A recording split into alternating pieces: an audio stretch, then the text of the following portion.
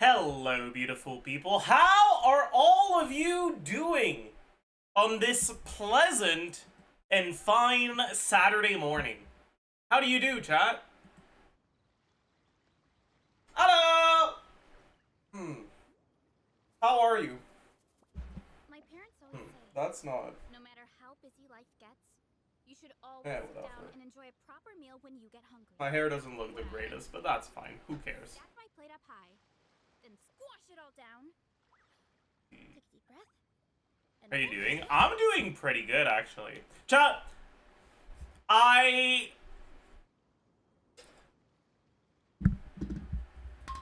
think that I finally properly understand the appeal of romantic stories. I think every romance story I had read up to this point, and I've read a lot, right? But still, I didn't really find romantic. I thought the romance was just one plot element like any other. But something that I started reading yesterday, I actually found really romantic, and I was like, damn, that's kind of pog, dude.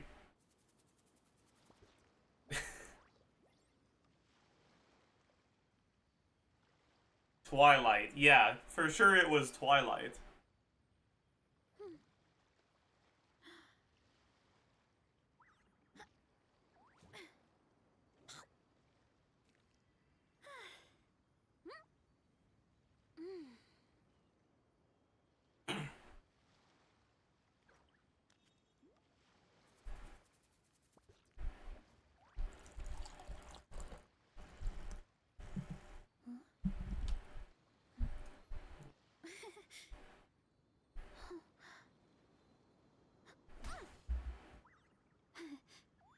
Reading books or manga? I'm mostly reading manhwa right now.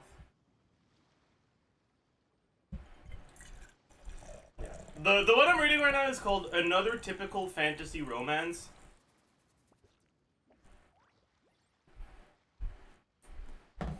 And I knew like 5 chapters in that it was gonna be a banger. You have a special place in my heart.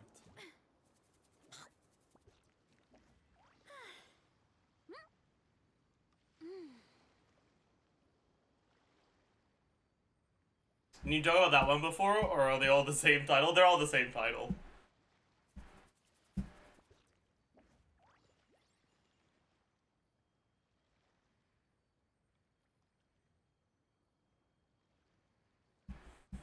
Um...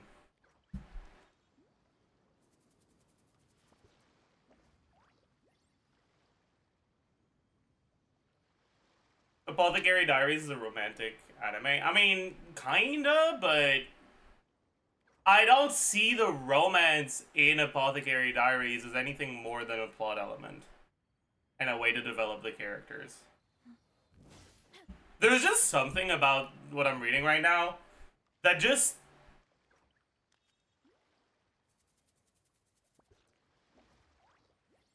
I don't know how to describe it, honestly.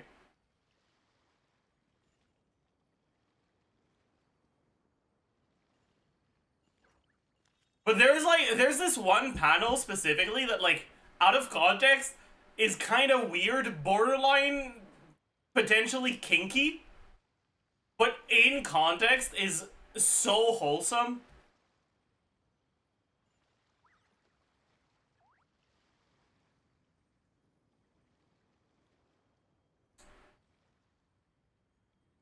In many such cases, true. Show it? Wait, I'll be right back. I'll try to go find it. Give me a second.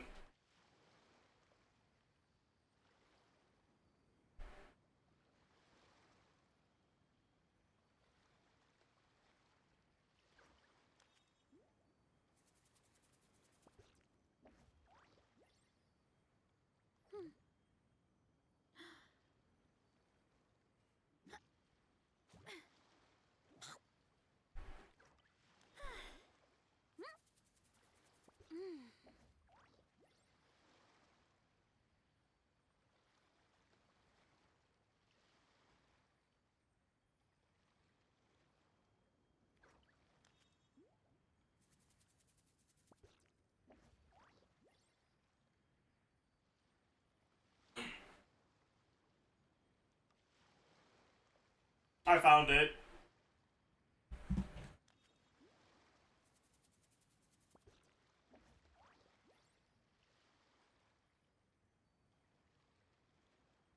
There's a lot that goes into managing an orchard.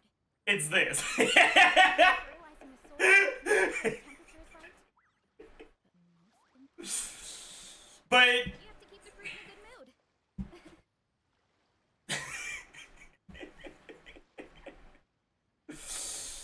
so the premise is that Yowie? That's not a man.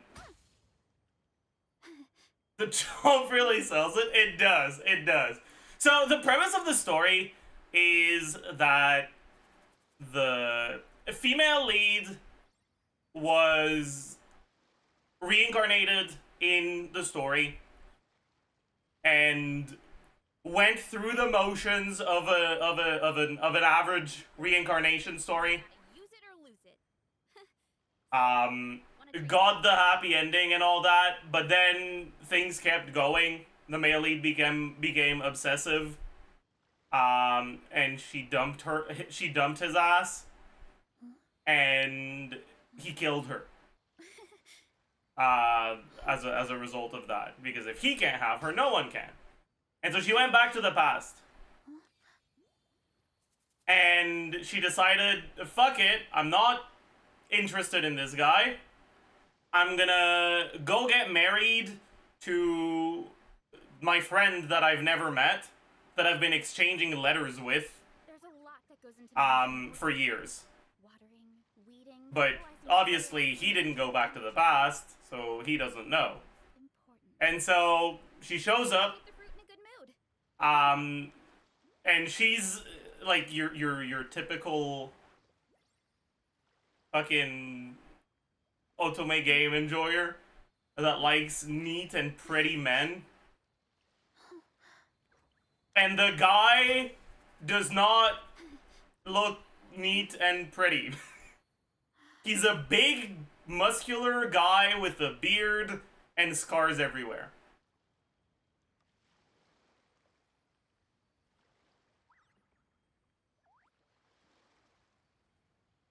And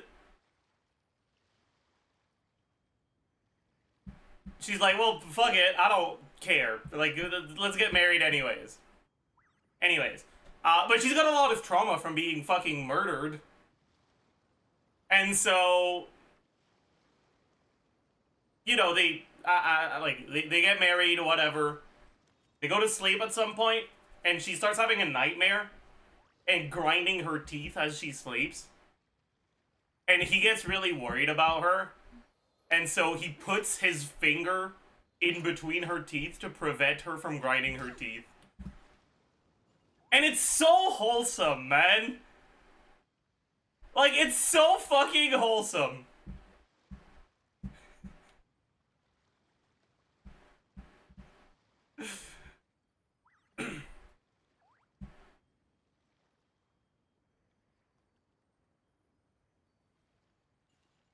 Anyways.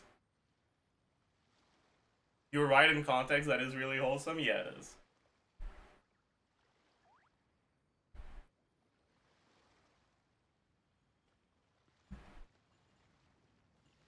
Thank you for the 100 bits, Maury.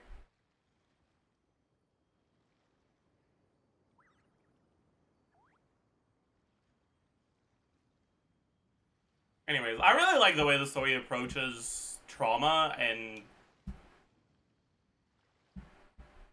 just the ways that it can impact relationships going forward.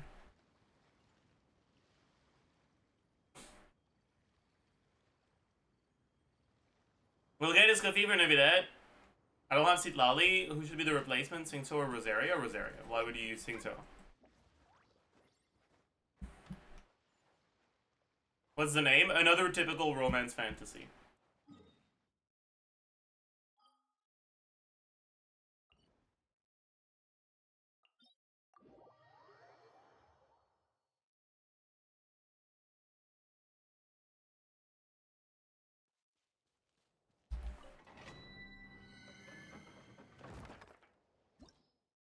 Alright.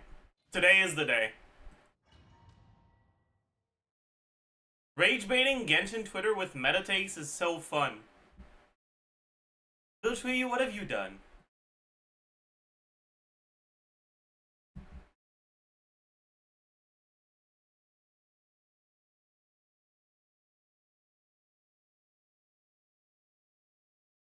Lali worse than Lila.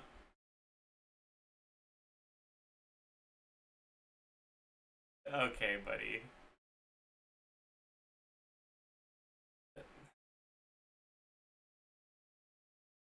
I preferred this tweet.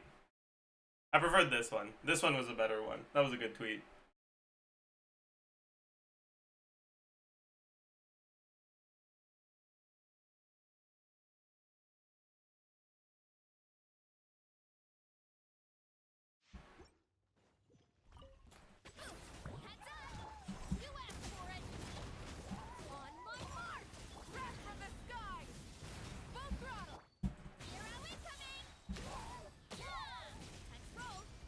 Let's roll.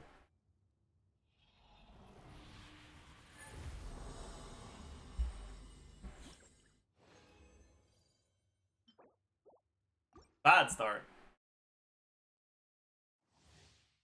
Yeah, sure, Lud, you can activate them again. Rise with the sun. Final warning. Stronger. Let's light up the blazing sun. Hi. Yeah. Running late again. Running late again.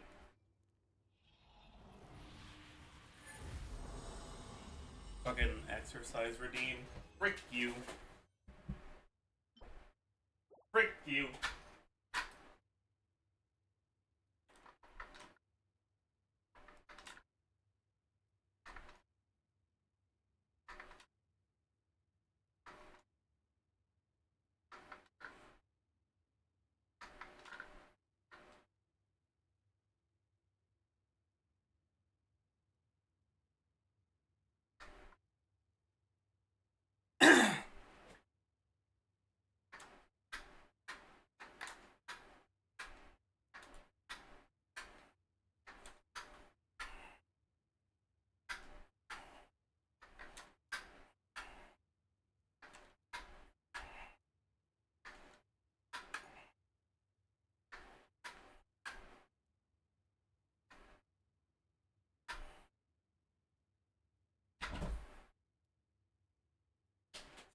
Hmm.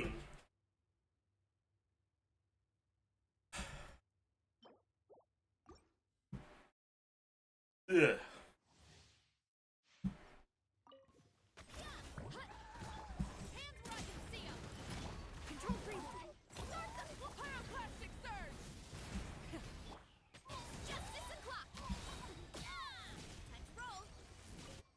You still enjoying playing Verisa as much? Yes, sir. Ah.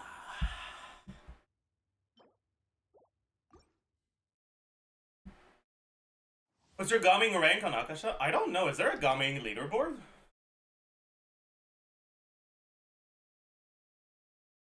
I don't think there is. I'd probably be top 1% though, if there was. Burn it down. Stop right there. Stronger. Let's crash from the sky. I might be top 0.2% actually. If you're looking at gaming builds at 140 ER, I'm probably top like 0.2%.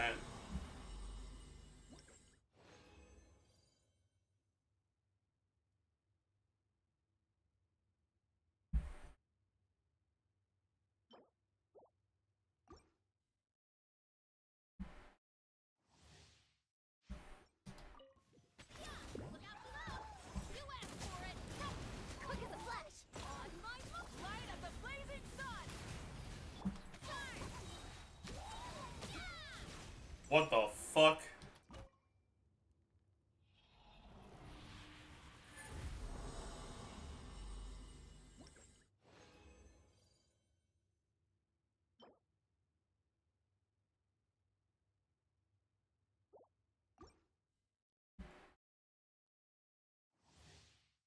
He's gonna roll crit just to make fun of me, by the way, because I already have 2 Cryo Goblets that are pretty good.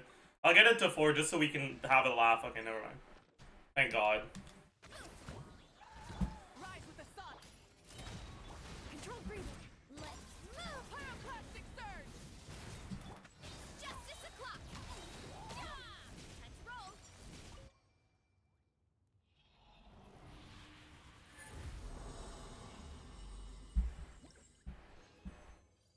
Oh, we got a double.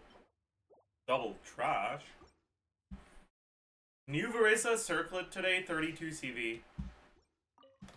32 CV doesn't mean anything if it's a crit rate circlet, though.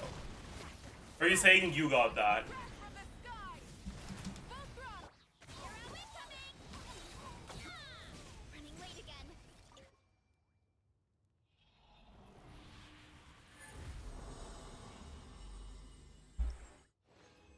Oh, you will get it? Oh. 16 crit rate trust. Loogie. Loogie. Justice will prevail. Control breathing. Let's I would kill for a 32 CV crit circlet. Well, personally, I think murder is wrong. So I wouldn't. But I'd be pretty happy with one nonetheless.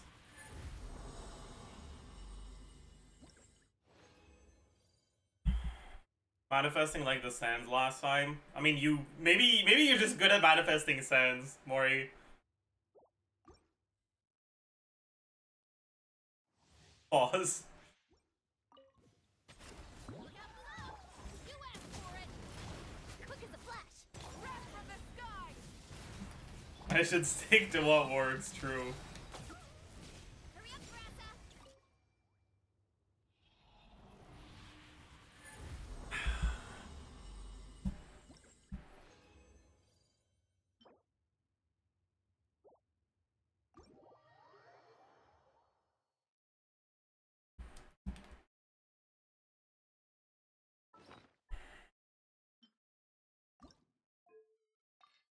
Crit. It won't be good.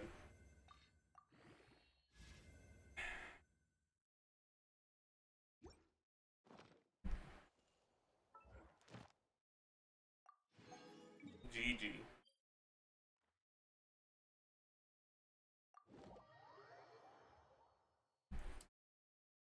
Every single fucking pull on this fuck-ass weapon banner has been the bell. Am I cursed?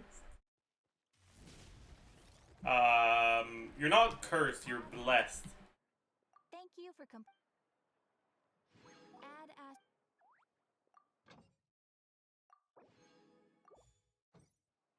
as They're church bells. And they're ringing.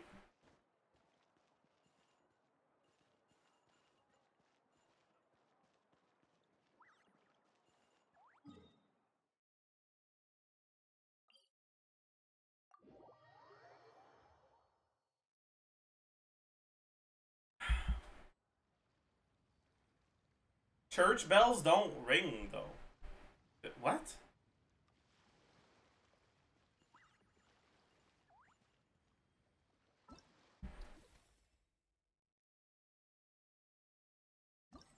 What do you mean? Also, let's do the event. I mean, we don't really care about any of this, right?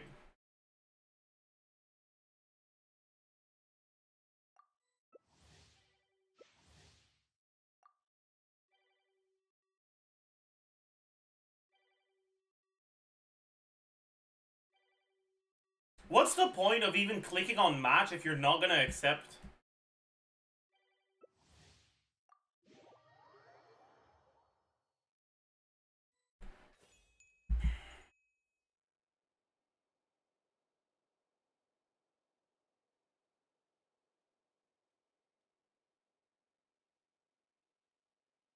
Do you need to win, by the way, or does it not matter? No? It doesn't matter? Okay. Big.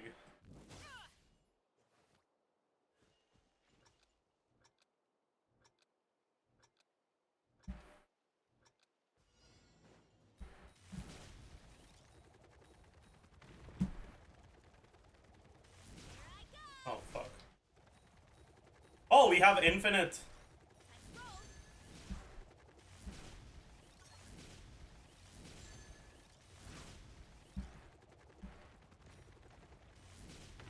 We have infinite Night Soul.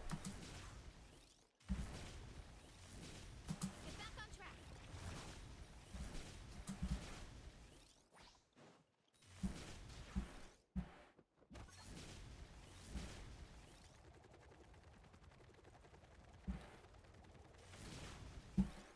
Hurry up, Brassa.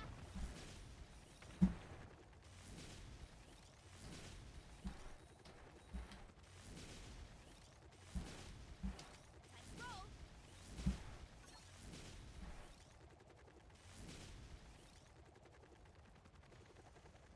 Gotta steer clear of other people. Hurry up, Brassa.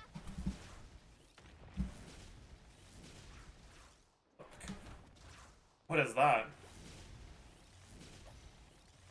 The fuck does that do?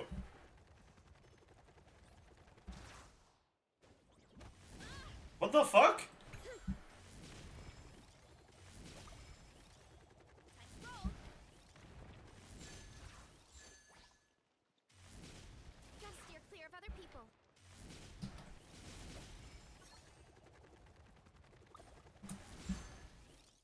Here I go. Well, I don't really get it, but it's fine, I guess.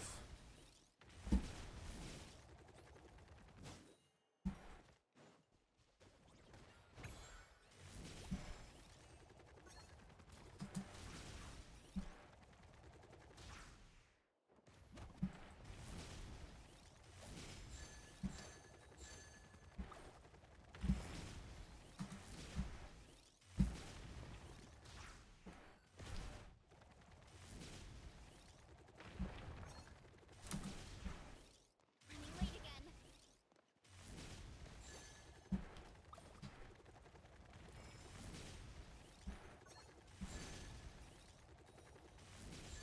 Hurry up, Brassa. Frick you. Wait, that goes through walls? No, it doesn't. Okay. Let's roll.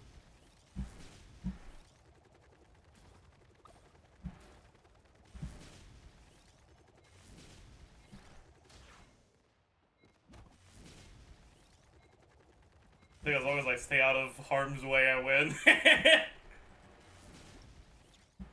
Alright. Easy clap. Easy clap. Completed the match.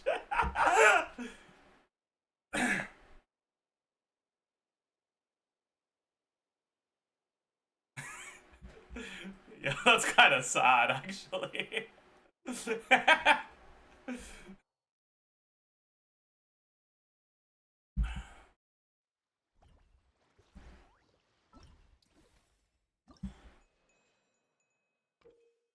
Okay, I get it. You need to get 4,000 points in total.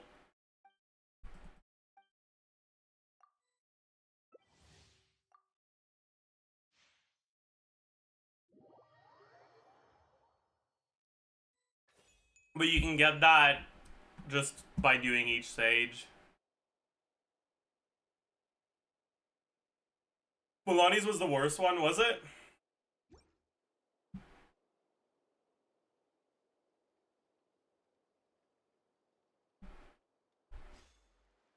Kinich is the worst?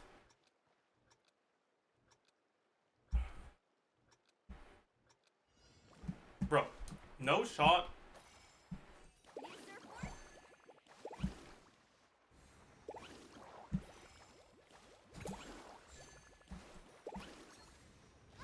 Did I just hit myself? I think I just hit myself.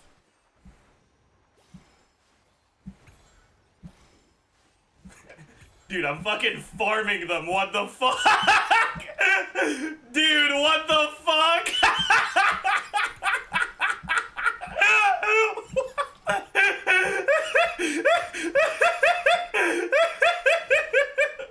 What the fuck? Oh.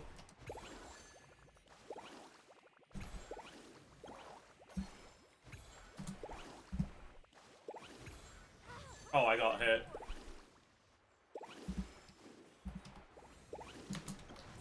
I got hit again.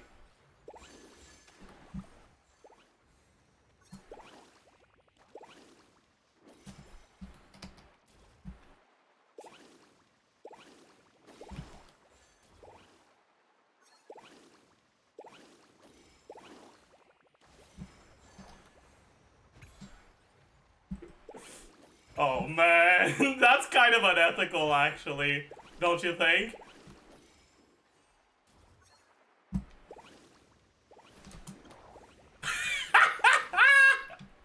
Wait, this is actually kind of fun.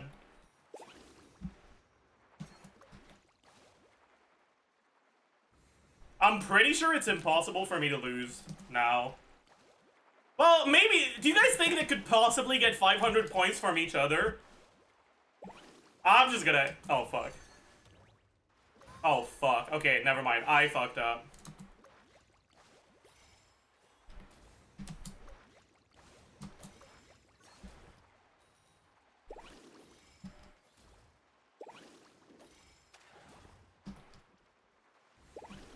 Oh, I framed it with a dash, that's crazy.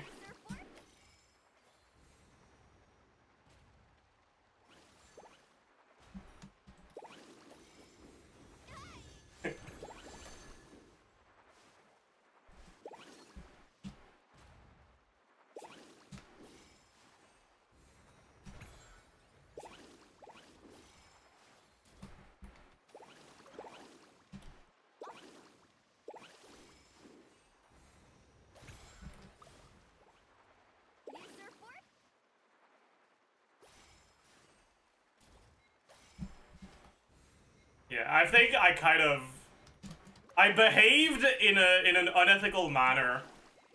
I think.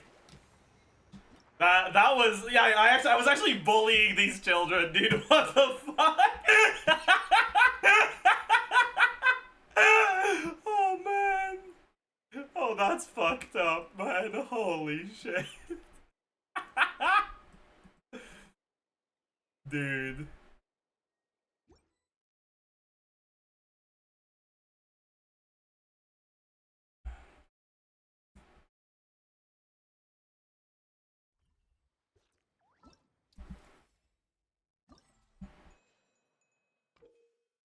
Alright.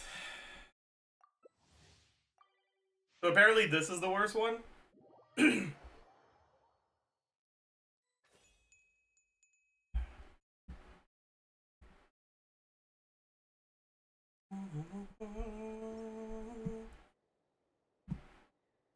This Archaea? There's a Kea one? What do you mean?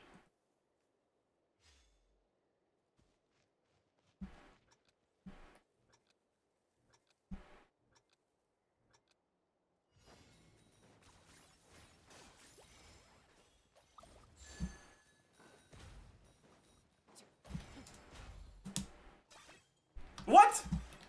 What are you doing? Nah, that's fucked up. Why did he...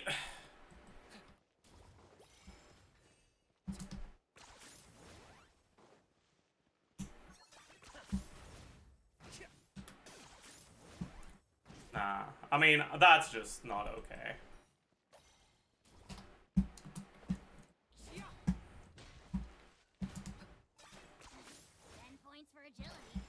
Whatever, man.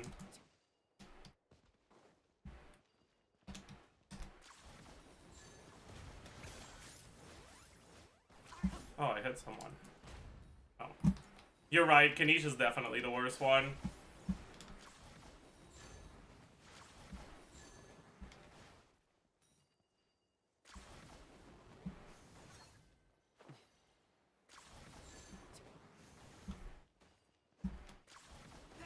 That's cringe.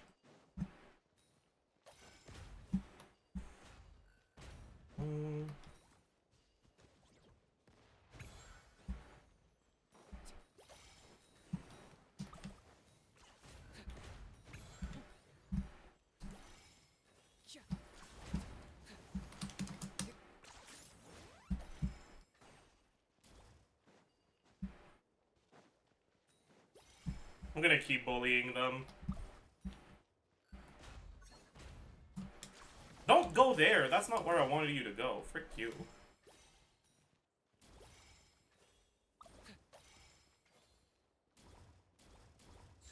Why are you just giving me bombs? I don't want bombs.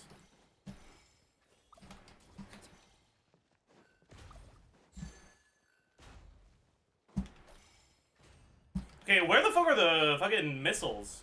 Why can't I get them?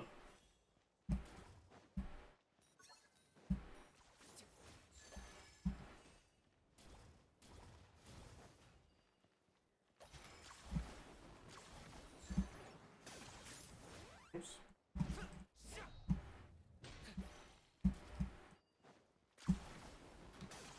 Oh, fuck.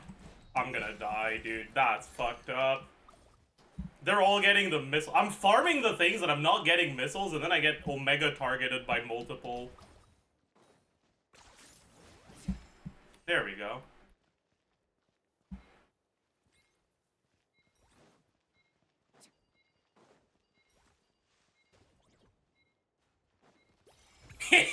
Loser. Fuck you.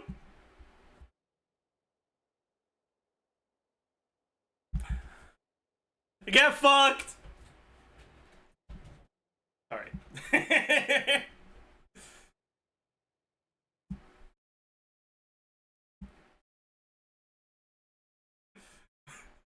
Final Sniper Glorp. How are you so bad at this one? Dude, I got missile twice out of like 20 special attacks. I guess it's just more rare. Oh fuck, it's Mawika. Ah! That's bad. That's awful.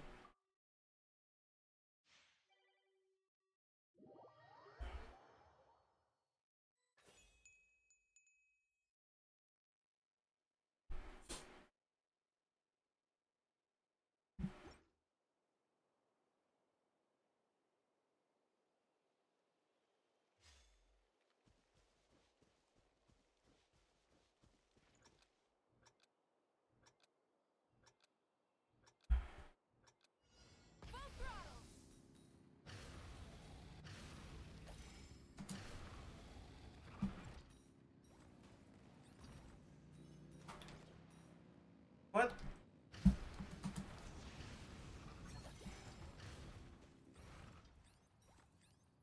Okay, whatever, man. Just target this loser.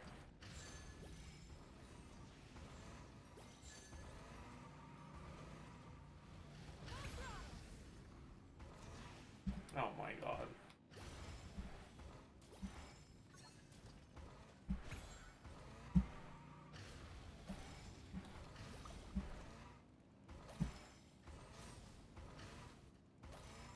You know what? I'll just get some fucking... Oh shit. It was a missile. I didn't realize it was a missile.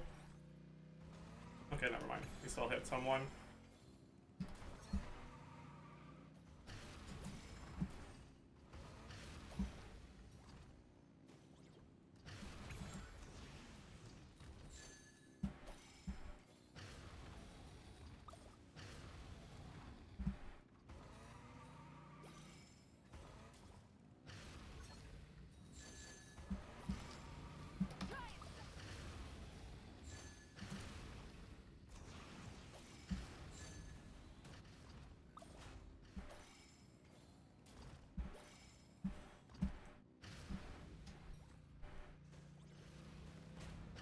Fuck. I got hit. It's because I'm bad.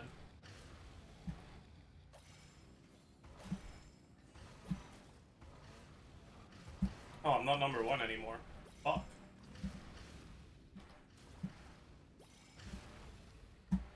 Where is number one?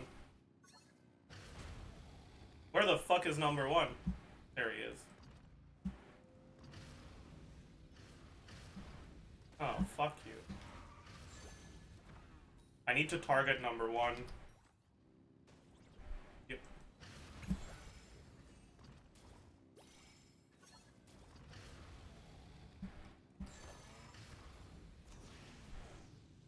I need to target number two now.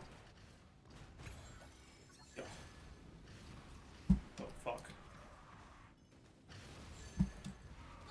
Bro, no shot, man.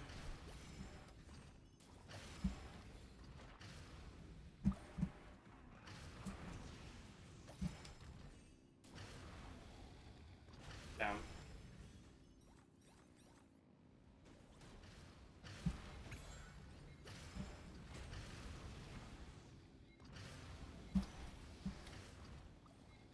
Sniper Glorp? Wait, you can iframe it?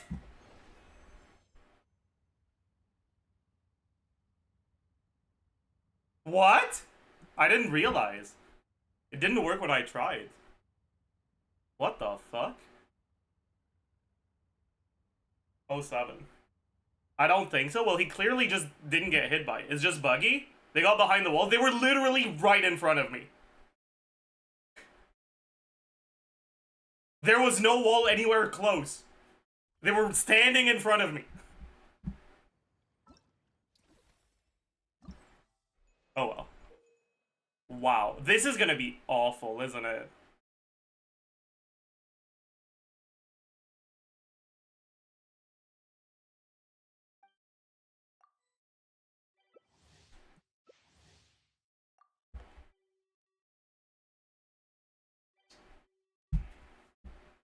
Dude, Hannah Ray, fuck you.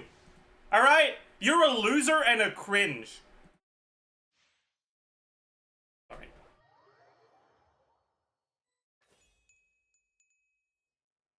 Enhanced scatter bomb. Oh.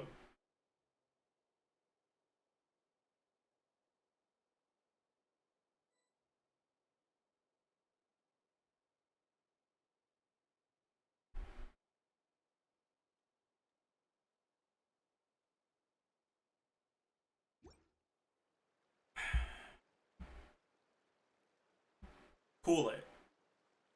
I should have had in-game volume on.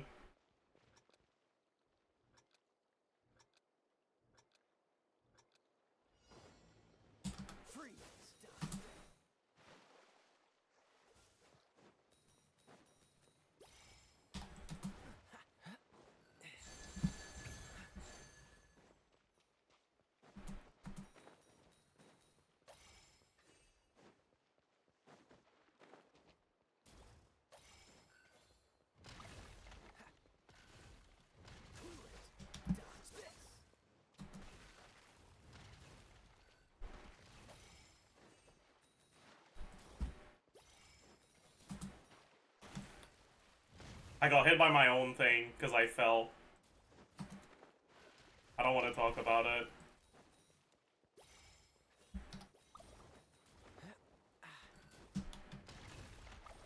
Dude. That's fuck you.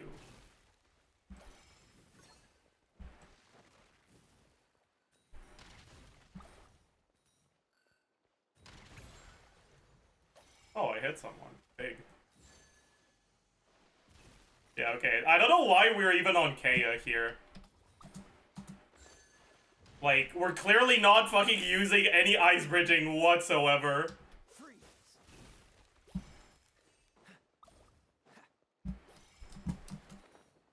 Okay, dude, that's...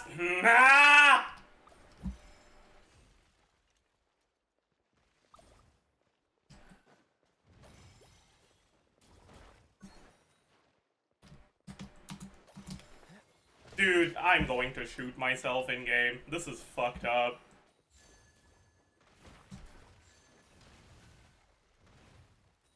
What an awful one it is. Holy shit.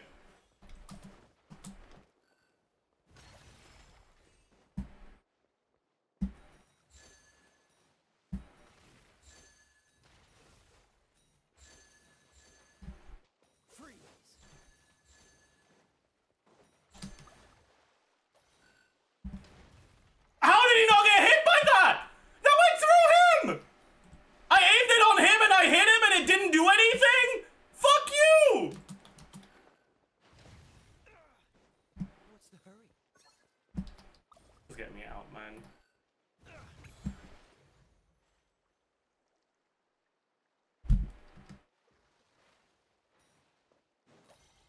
Nah. Like, no. No, that was clearly not... That was clearly not it, man.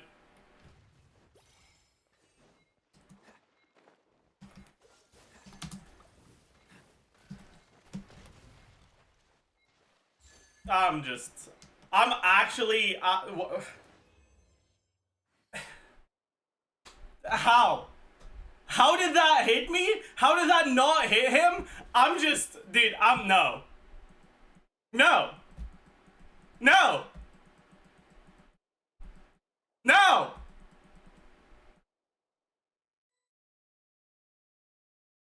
Whatever. Now you know how those 6-year-old feels? I mean, listen, okay? You're right, actually. I'm just bad. Do I need to do this one too? Okay, I didn't need to do this one. So the fact that I played like shit actually forced me to do one more, didn't it? Damn. Which one's the fastest one of them? Are they all the same amount of time?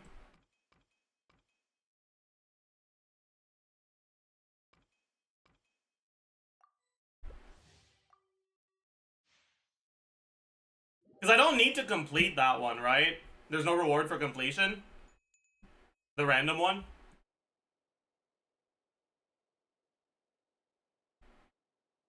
Let's ride.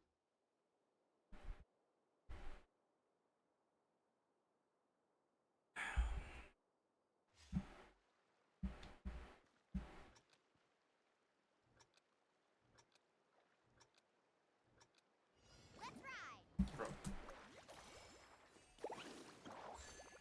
New surfboard? Okay, I got hit by my own thing again.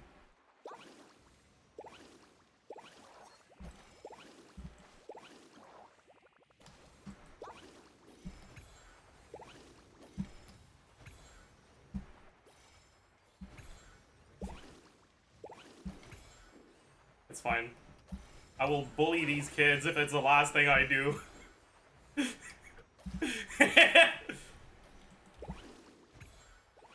It just disappeared.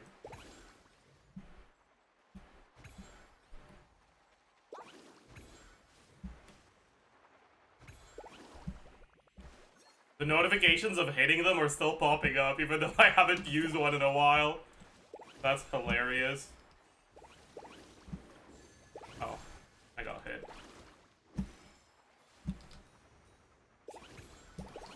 Fuck. New surfboard?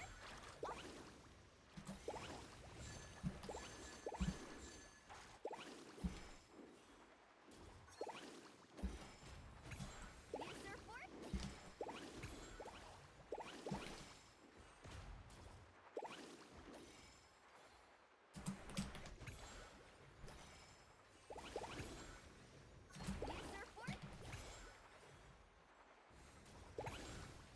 How did that hit me? I didn't get knocked back, but I still lost the points. What's the surfboard? Me when ping.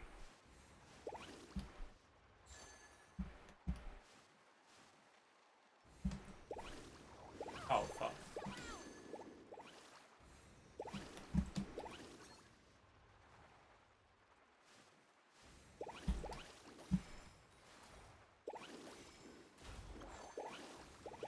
Okay, fuck you. New surfboard?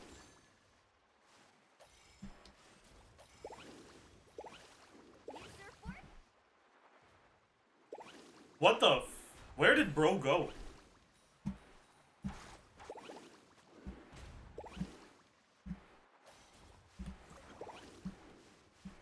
That definitely should have hit me.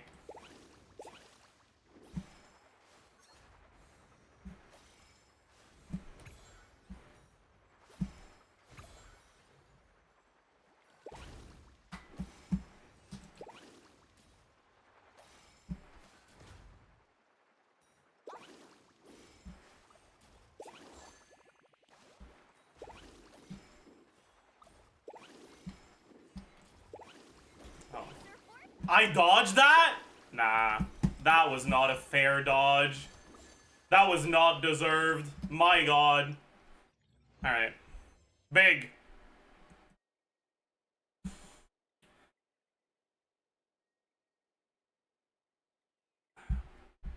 Alright, we got all our rewards. Honestly, it wasn't that bad. The KO one was pretty bad, but the rest was fine, honestly.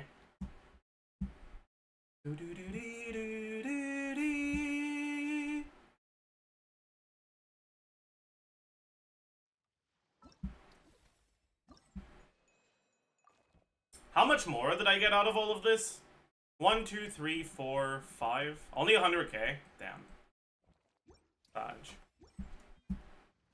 Exercise redeem? Frick you. Ugh.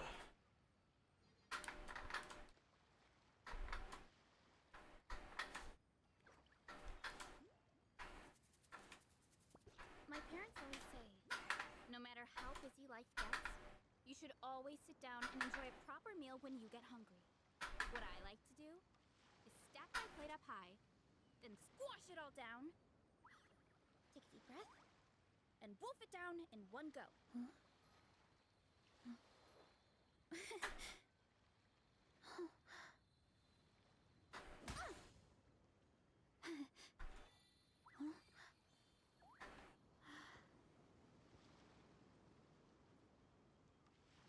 Ugh. God, it's starting to get hotter, and honestly, ugh. Man. There's a lot that goes into managing an orchard. Watering, weeding, fertilizing the soil, making sure the temperature is right. KO1 should have been in Seed Lolly 1, agreed. You have to keep the fruit in a good mood.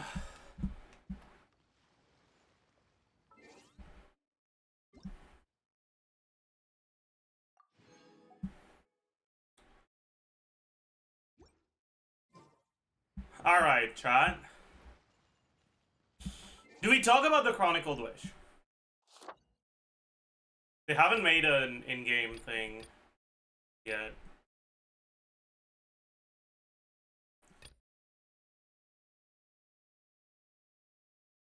Why is this even still in the notifications?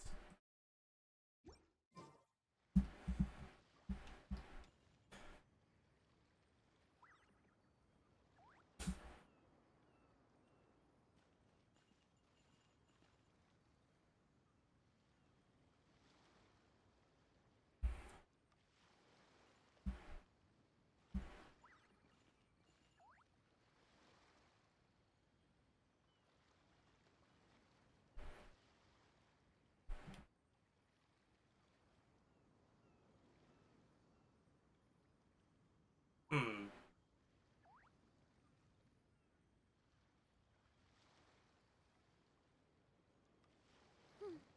Chiori in there, but not Mizuki? I mean, yeah, she's a standard character. Why would she be there? You watched in a video Jamie made 6 days ago? Yeah, I did. Yo.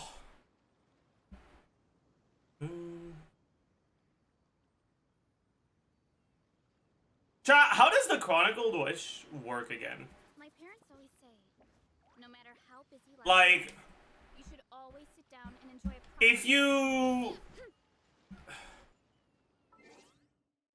You can't get a standard character, right? If you lose your 50-50, it's guaranteed... It's guaranteed one of the other ones, right? Hmm.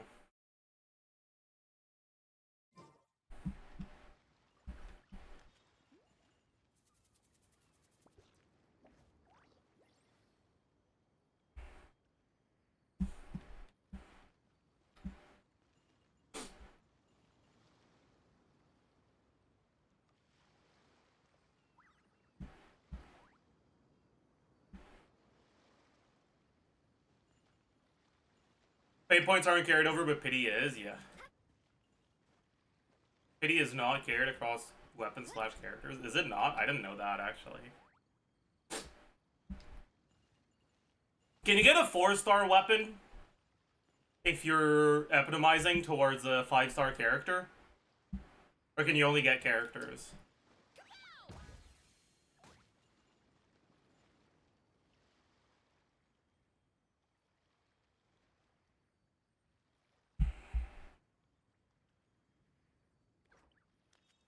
You can get weapons? Okay, that's what I thought, but I wasn't sure.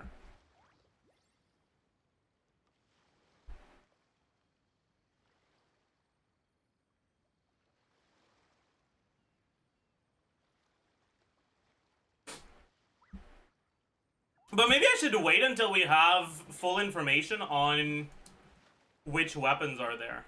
Because for the Chronicled Wish, Chronicled Wish details, Genshin.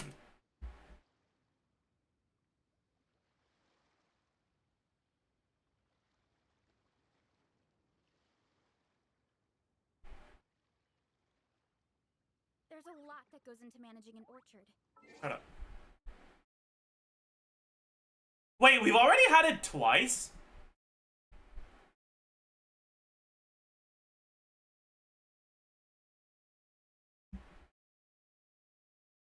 Huh. Anyways, you could get the Favonius weapons here, right? So the weapons don't seem to follow...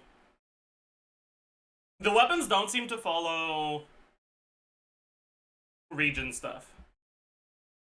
Because the Leo Chronicled Wish gave us access to Fav weapons. Lithic Blade is there. Was it there on the first Chronicled Wish? No. Ali Flash was there instead.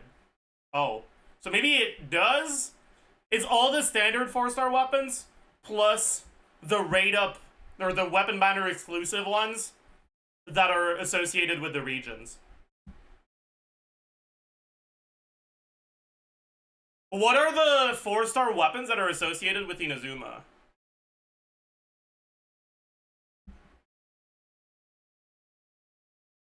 Pretty cute.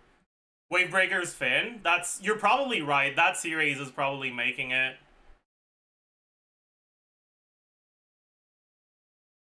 Like, was there a sword for it? There wasn't, right? No, Zyphos? No, Zyphos was Sumeru.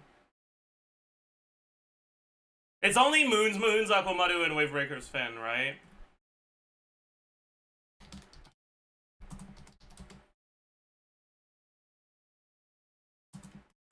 Is that how you write Moon's Moon? I forgot. No, there's 2 U's. Sorry.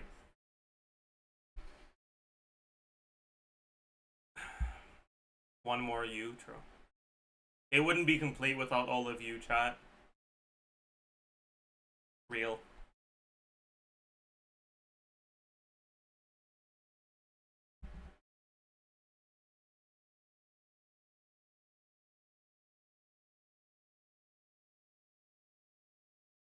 But yeah, so we can expect these 3 on top of the standard 4-star weapons.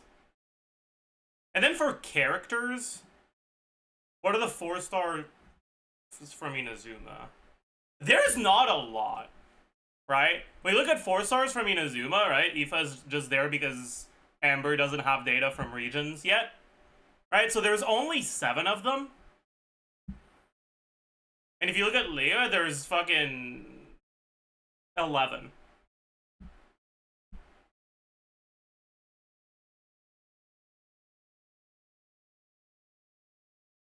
Yeah.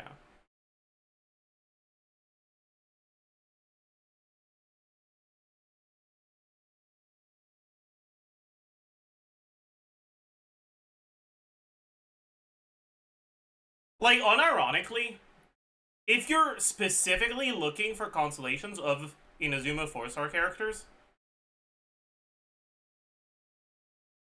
when they're rate up, right, the odds that you get a rate up 4-star are 2 out of 3, and the odds that it's the one you want are 1 out of 3, right? So it's every 4.5 4-star item is gonna be the character you want. On the Chronicled Wish, it's 50-50 that it's a character, and then 1 out of 7 that it's the character you want. So it's every 14.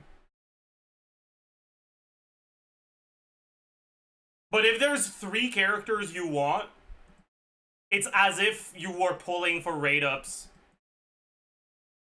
on those characters. Like, if one of them was rate up.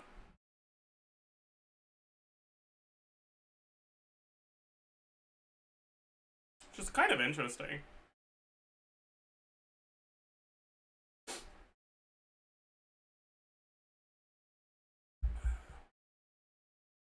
Although, unfortunately, a lot of the Inazuma characters are kind of whatever, right? Heizo's fairly bad. Kirara can be fine, but like less and less with time, and then on top of that, I mean, her C4 can be useful, but like, meh. And the rest of her cons are kind of ass.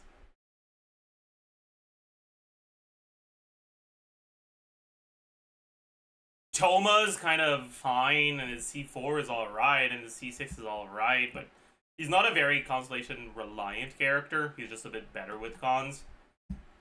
Sarah relies on her cons, but she's not that great. Sayu's pretty ass. Goro's kind of meh. Like, your 4-star lineup here.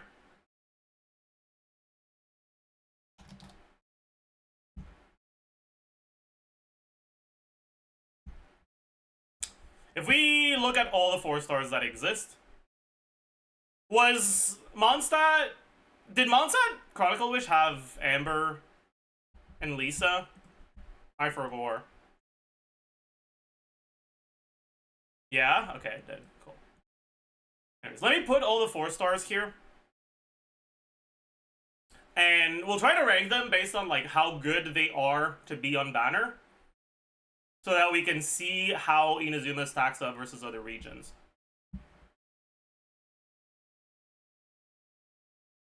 Goro's in the best team of a DPS while Shinonen isn't. He's not, though. Sorry. Wheelchair is better than Goro for Ito. Sorry, Bucko.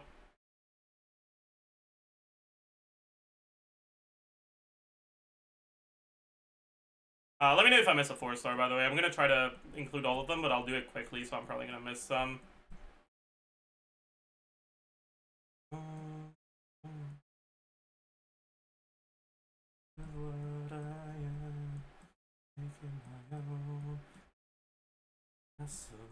I'm not ashamed what I am.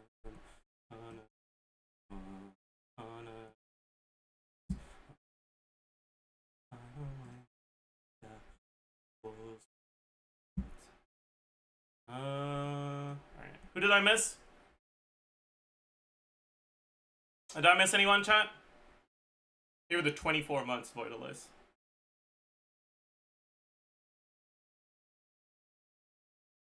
Aoife? Did I not include Aoife? Oh, that didn't drag him high enough. Oops. Okay. So, in terms of how good they are to be on banner, just in general, and I guess we can aim this towards like somewhat newer players. So, Fischl. Let's start with the ones you're really unhappy to see, actually.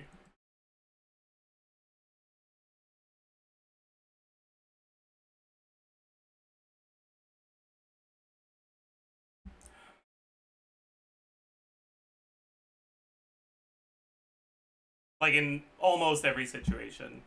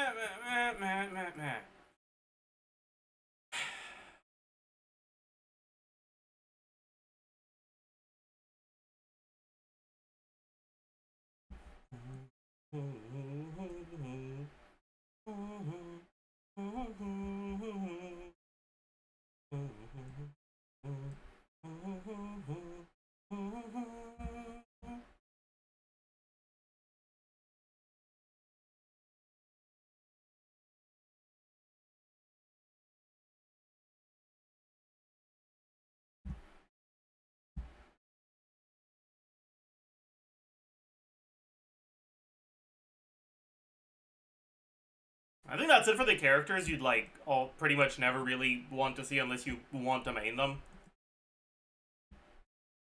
Then right above that, you'd have the characters that some people might want to see, but unless you fall in a very specific category, they're just as bad as the other ones.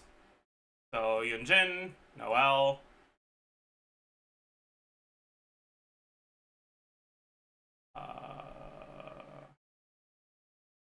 Goro,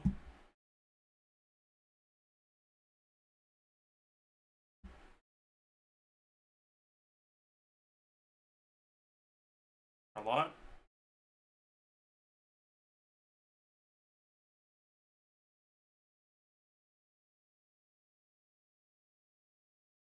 Now that I think about it, probably Kachina as well.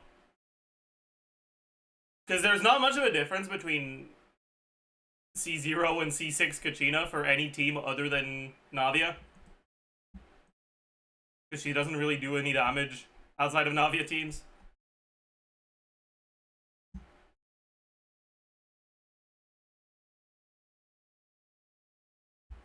And you get C0 for free anyways.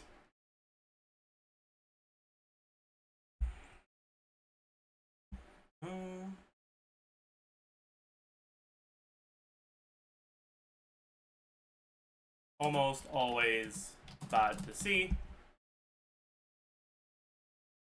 Bad to see, but some people will want them.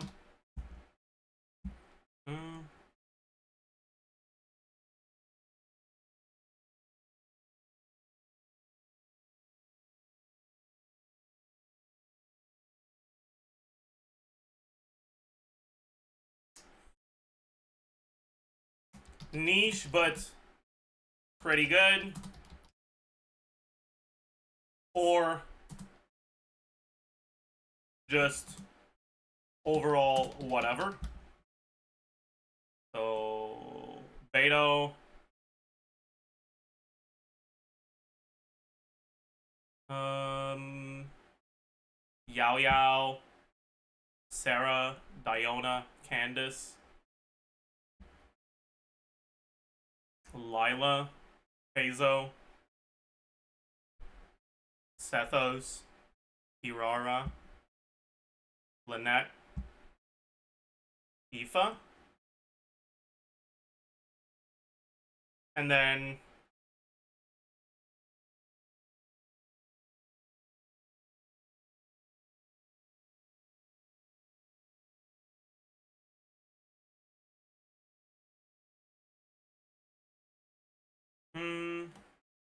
okay, so here's the thing, right? I think a character like Farazan and a character like Shalors are inherently kind of different. Because they're both technically niche characters that benefit a lot from cons. But Shalors is a lot more flexible because she works with more than 2 carries, right?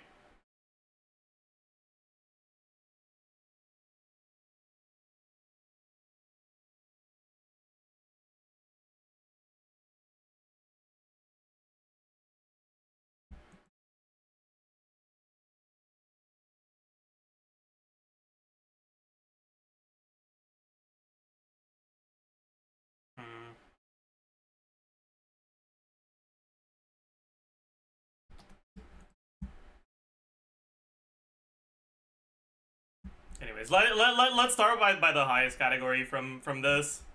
Official, Bennett, Sucrose, Shangling, Kuki, Singto, Chevreuse, Lanyan, Eon-san, most likely. And then the rest probably goes here. Maybe not Kea, because his only con that really matters is C6, but C6 is pretty good. I'll put it here, I guess.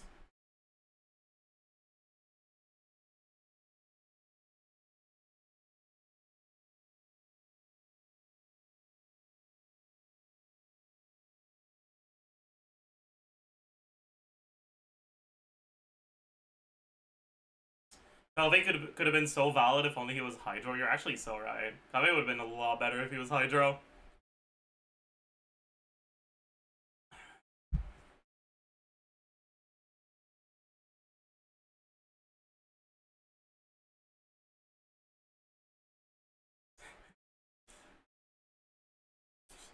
And when you look at this and you try to find the Inazuma characters, you'll notice, okay, we have Kuki here. We have Toma here. We have Heizo here.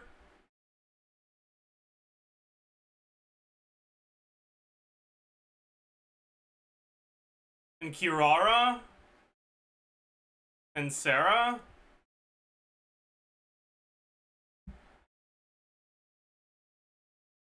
But there's just not that much presence in the like at the top. When you compare it to Mondstadt with Fischl, Bennett, Sucrose, Rosaria, or when you compare it to Leah with Shangling, Xingtou, Lanyan, Gaming.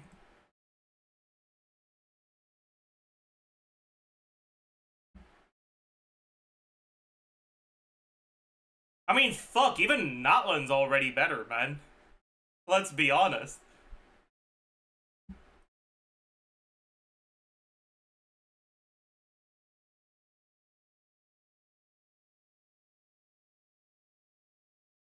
Like, imagine if this was your lineup. That'd be kind of goated, man. Yonsan and Auroron cons, pretty good.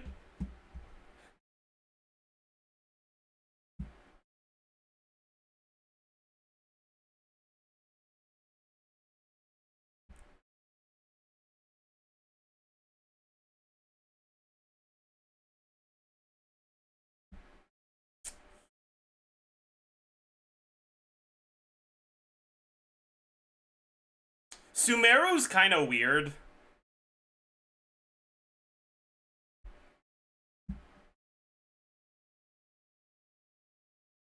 Sumeru has terrible 4 stars. The thing is, yes and no.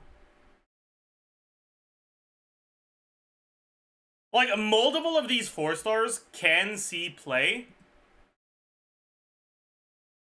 but only really at C6. Alright, like, C6 Dory is not bad. C6 Candace does see play in Arlecchino teams. Even non-C6 Candace sees play in Milani teams. C6 Farazan is important to Animo carry teams. And Sethos in general is pretty good but hard to play. But they're all characters that are gonna end up benched on most accounts, is the thing, right?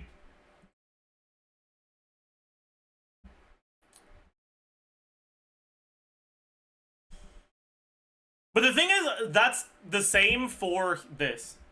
Like, as much as Cookie is one of the better characters for there to be, if you don't play Hyperbloom, your Cookie's gonna be benched. And Hyperbloom is an archetype that only really has one dedicated carry with Alhaitham. And because most people build their teams around carries they like,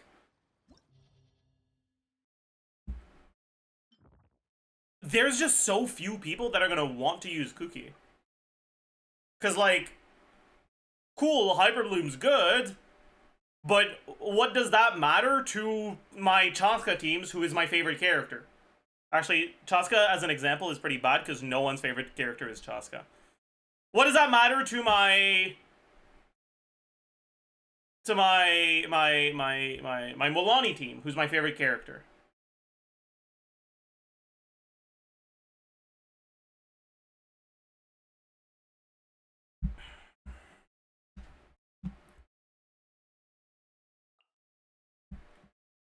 Anyways. And so, while Cookie is very good, maybe I should actually have a category above for characters that are gonna see play pretty much on every account. Maybe rename this to, like, very good characters, and this to will get played even if you don't like them. Be honest with yourself, bucko.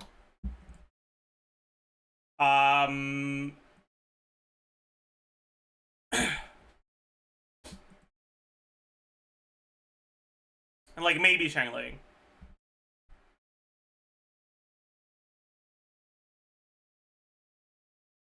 And like maybe Fischl.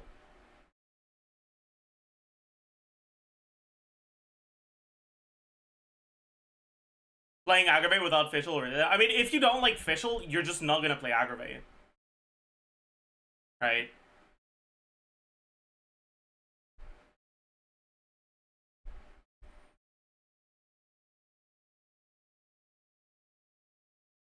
Like, if your favorite character is Chlorine and you don't like Fischl, you just don't play Aggravate. You play Chaveurs with, like, Sarah or Yonsan.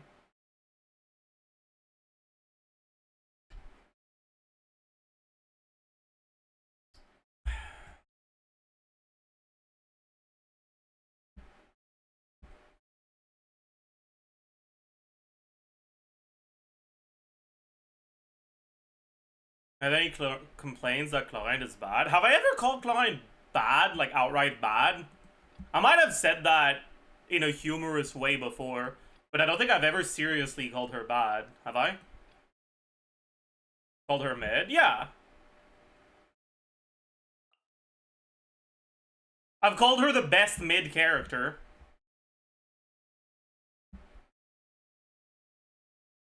And I think that's a fair assessment.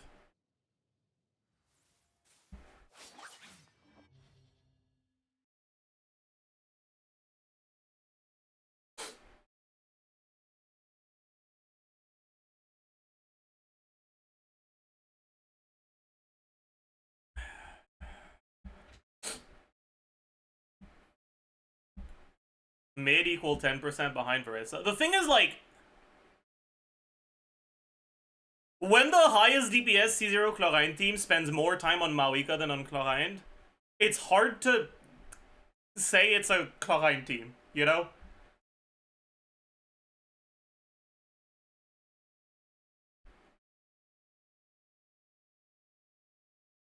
Also, I'm pretty sure it's more than 10%.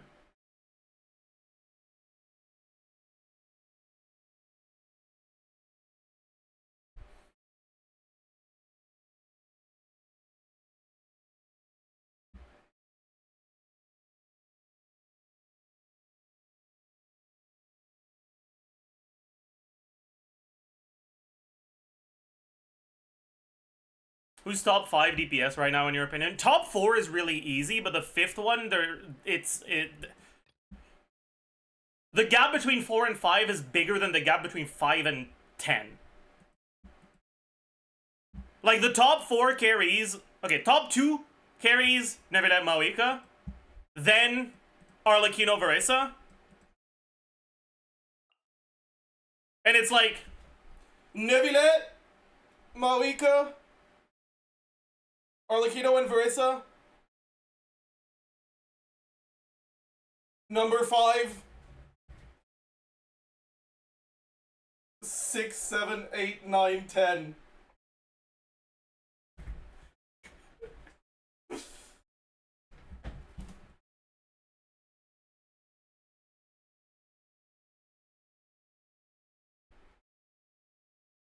Gaming? I wouldn't say it. I don't think it's Gaming.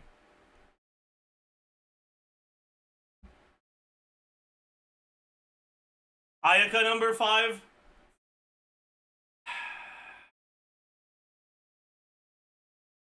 So, my only gripe with that is that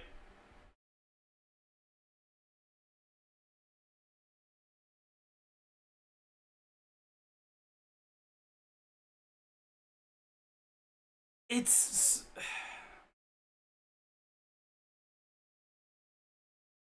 Ayaka's technically doing more damage than Escoffier in that team, but like, not even by that much.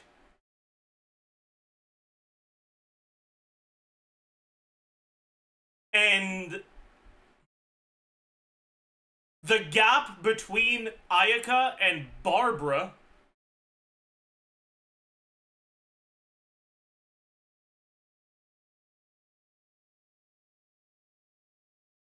is like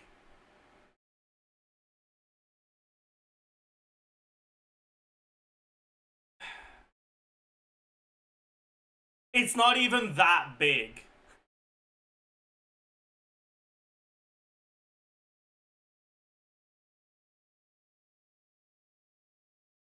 Navidad is also doing 50% of his team's damage. Yeah, but it's different. Well, it's more than 50%, but it's different because the main thing that makes Navidad so good is not his damage, it's how easy he is to play paired with how easy it is to do AoE stuff. Ayaka is a significantly harder character to play. If you don't do perfect rotations with Ayaka, you get heavily punished. Because your energy generation in an Ayaka team is incredibly important, because Ayaka's burst cost is pretty high. Which means you need to do proper rotations that do 2 Shenhe skills and 2 Ayaka skills.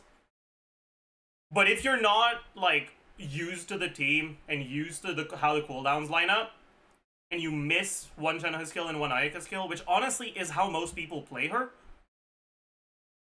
she loses like 20% of her team DPS. Because everyone has higher ER. And that's assuming you build higher ER accordingly. Most people don't, and end up losing fucking half the team DPS because they burst once every 40 seconds.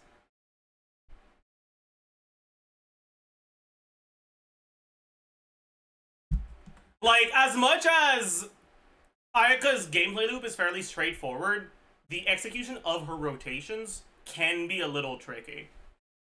And a lot of people don't do them properly. Which makes sense, because it is tricky. That plus the fact that against unfreezable enemies, they can just move out of your burst. And they will move out of your burst fairly often.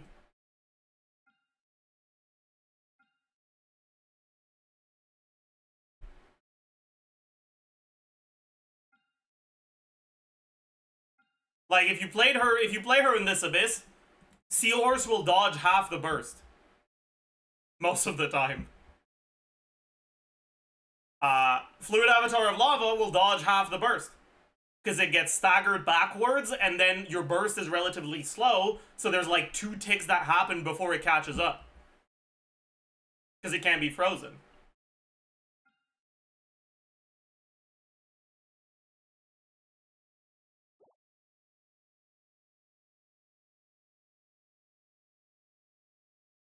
Did you lose weight? Yeah, I lost a lot of weight in the first couple months of the year. But I've been very lax with my diet lately, so I've kind of plateaued on my weight loss. But I'm planning on implementing it properly again. Man.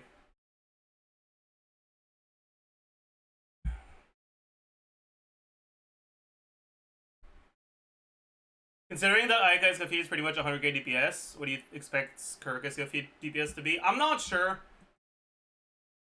But I would expect 120k. I think 120k is what I'm expecting right now.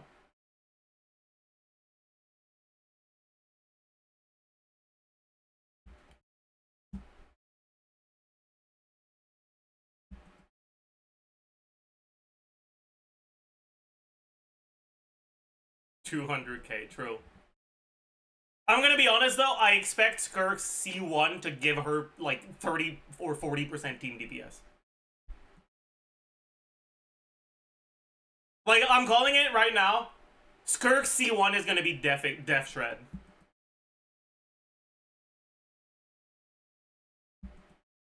It's gonna be the same as like Ayaka's C4 or whatever.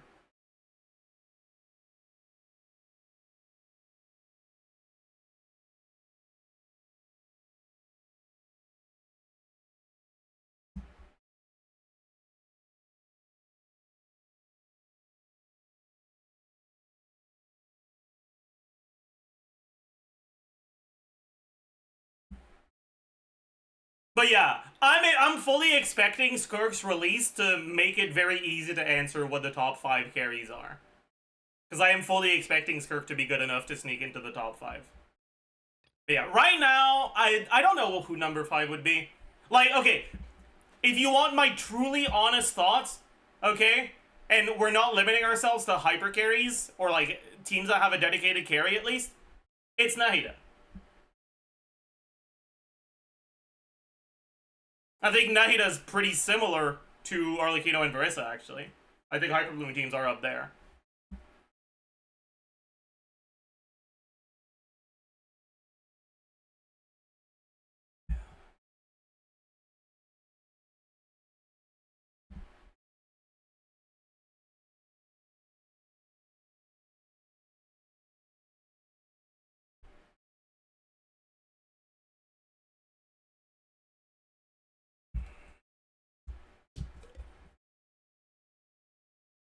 Is that only at C0?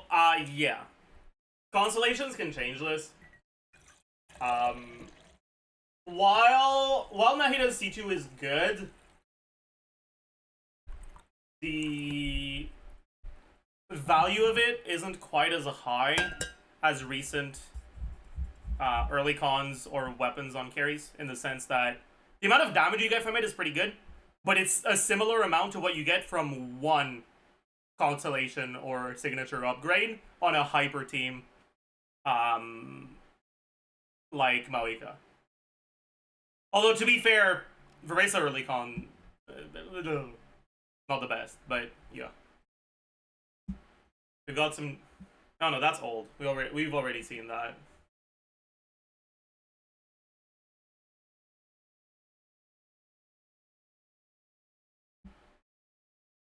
Who are the other contenders for number 5?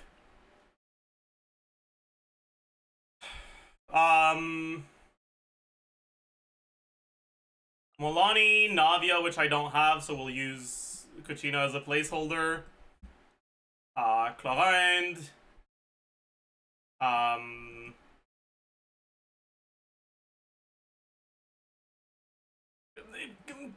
Kinda Chaska, kinda Kinich, kinda Hutao.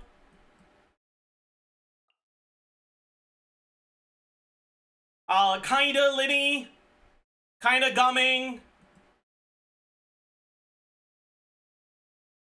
Al-Haytham, I don't know. A little more sus. Kinich Sneak. Okay, the thing about Kinich is, like, an average played Kinich wouldn't make it there, but 5e Kinich is really strong. It's just that getting 5es on Kinich is not reliable for most people.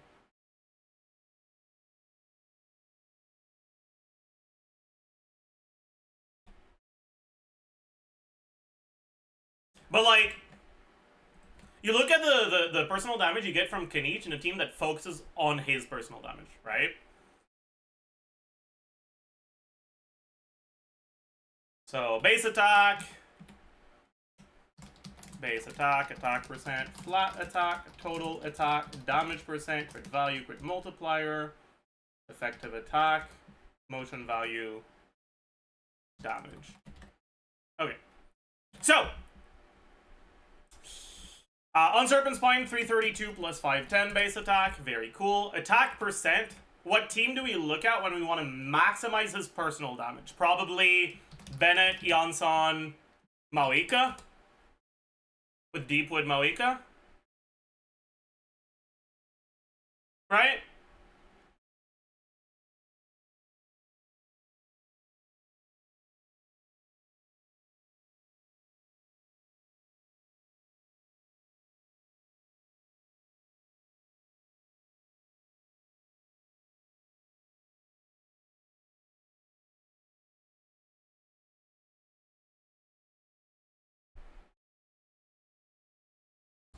Anyways, attack percent, you get power resonance, you get noblesse from Bennett, you get about 20% from substats. Is that it for attack percent? Well, obviously main stat, but I think that's it. I forgot a percentage somewhere. You get Yansan C2.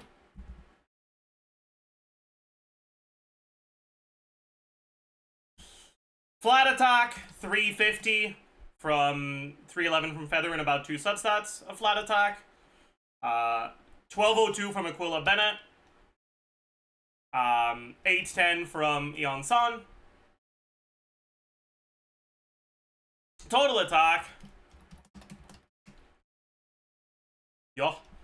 Damage percent, we get Goblet, we get Two-Piece, we get Cinder City, we get Eonsan C6, we get Maoika damage percent, like decaying damage percent, which is gonna probably average at like 25-ish. What else do we get? Is that it? We get Serpent Spine.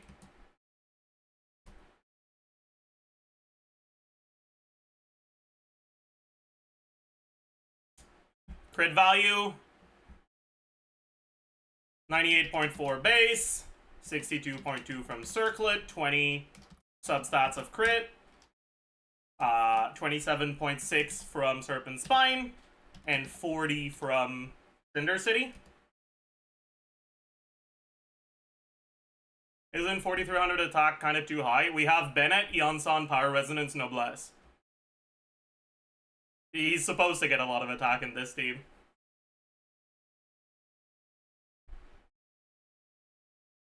You give him Cinder City damage percent? Yo. Anyways, effective attack. This times 1 plus damage percent times crit multiplier. Motion value, he gets 1168.6. By default, he can get 4. And then 97.4 times 2. And by default, he's gonna get 8 of these.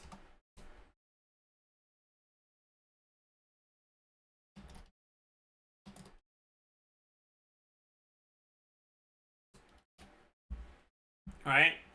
That's a 4E setup. Oh my god.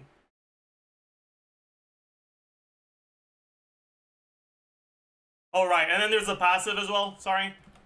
Which gives us... every Night Soul burst, he gets 320 more motion value.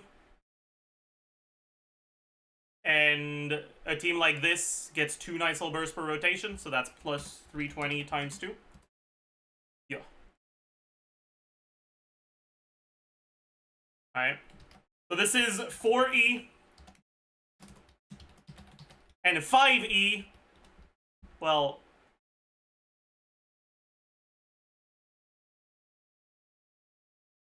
it's quite a lot more. The problem is, it's very possible for your buffs to fall off. If you're not doing frame perfect stuff, your buffs will fall off, actually. I don't think I can show it against Tulpa because I'm just gonna die. But if I ungear...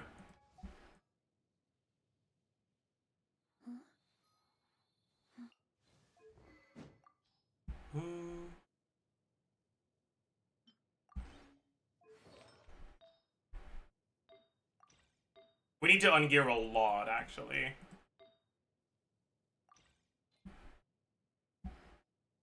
I'm not gonna bother with Maoika.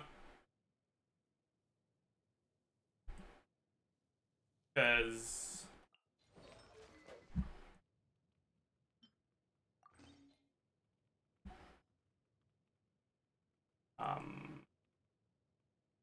you'd cast her stuff early anyways, and her buff isn't the one that matters the most. Where is... Yeonsan? Is she in my team right now? She is.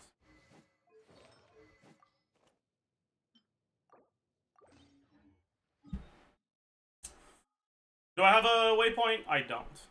No. No, I do. Big. Under 1 hour. Oh boy. Under 1 hour left to my waypoint. Oh boy. Holy saved. One of those things where you gotta use it or lose it. Anyways. For now, let's just take a look at Eonsan buff, because it's very easy to keep track of whether Eonsan buff is still active or not, right? What shall we do? All you have to do is take a look at whether the Night Soul stuff is still there. Guess we're fine with this. Okay. So. Stronger. Teamwork is true. I got him cornered. Oops. Oh my god. I forgot how cringe. I forgot how fucking cringe the Aeon Blight Drake is for Kinich. Quick as a flash. I forgot that Kinich is coded fucked. Like, the coding for Kinich is fucked against Aeon Blight Drake. And he doesn't actually go, like, he doesn't actually encircle him, he just goes in a straight fucking line for some reason. So it makes it harder to get the... Whatever, man. Everybody stand. Target acquired.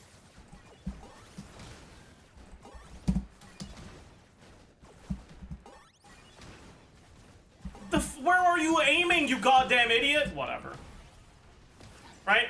As you can see here, my Eon Sun buff expired pretty much as my E was hitting. So we're really, really tight on timing. And that's with C6 Eon Sun.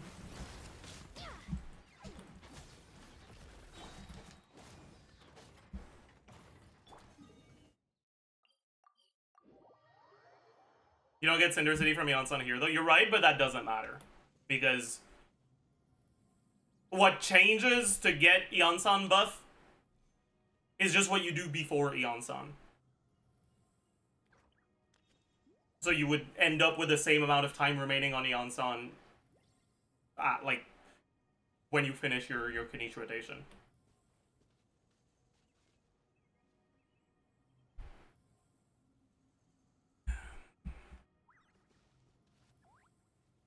Anyways, your buffs can run out before the end, before your last E, if anything isn't perfect.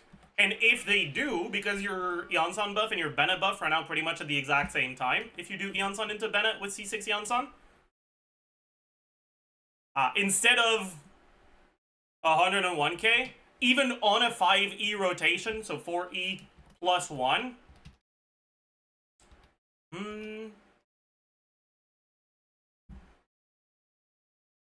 1, 2, 0.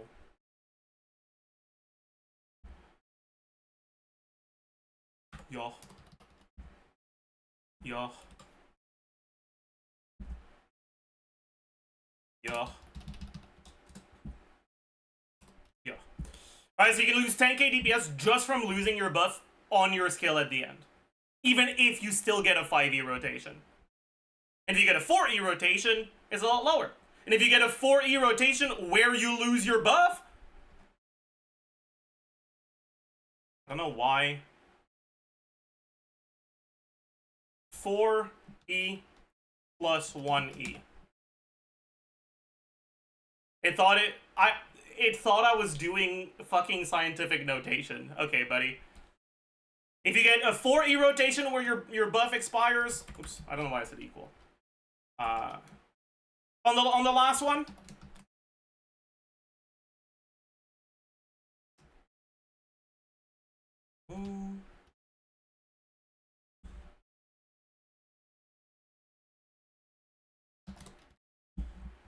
he's now at 70k DPS, right? So you can lose 30% of his damage just from slightly suboptimal rotations. Won't 5e be difficult without burst? It's hard against the Aeon Blight Drake because you can't fucking reach the... 70% goes. He knew 70%. He knew it was 70% of his damage in practice, true. It's hard against the Aeon Blight Drake because the hitbox is fucked. But if you do short holds, you can do it against most enemies without that much of a problem. As long as you're good at it. I'm not good at it though, so I might not get it reliably.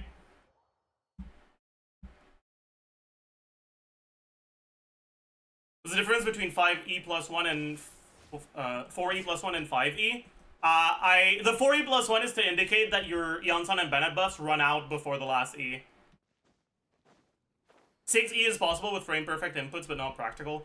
Is that possible without burst?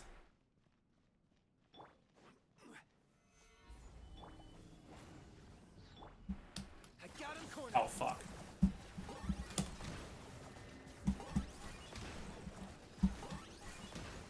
Okay, I missed it literally every time. I missed literally every single one of them. How am I so bad? I mean, it's not even bad, it's bad and bad RNG. Like, even if you just do it at random, it's a 50-50. Which means I lost 4 50-50s in a row. Stupid ass game, man. Whatever. Adventure time. Locked up. Okay.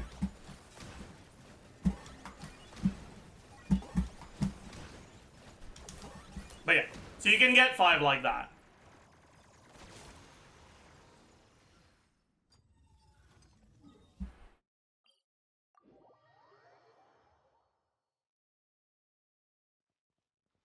But the point is that the practical performance of Kanich and his teams varies a lot depending on how well you're playing him. But a perfectly played Kanich actually is really strong. A perfectly played Kanich is doing team DPS similar to Arlecchino and Versa. But because he's a lot harder to play, I consider him to be noticeably worse.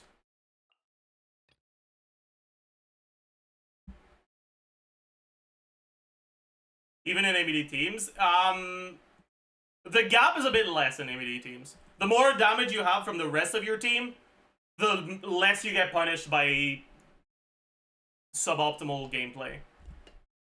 Because ABD's damage doesn't change when you fuck up. It's just Kanich's damage that does. But if you're doing perfect rotations, the teams that focus on Kanich's damage are noticeably better.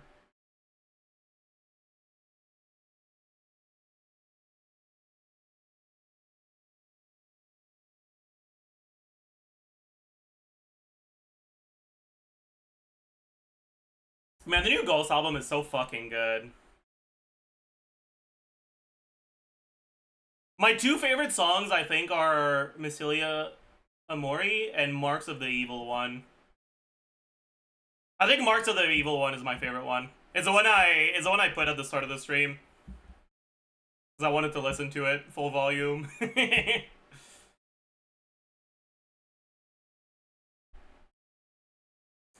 Oh, right. There's a modulation there, right, for a board. Will you do Kanich as Zajef before second phase? Yeah, definitely. Is attack percent circlet and Escaffi much worse than crit? Yes. If you have shit sit circlets but a 48 CV attack circlet, I guess it'll depend on what team you're using her in. Are you doing with Shenhe? If so, don't even consider attack circlet. Otherwise, maybe it's fine. Just use the optimizer. It depends on how shit is shit and what the rest of your build looks like.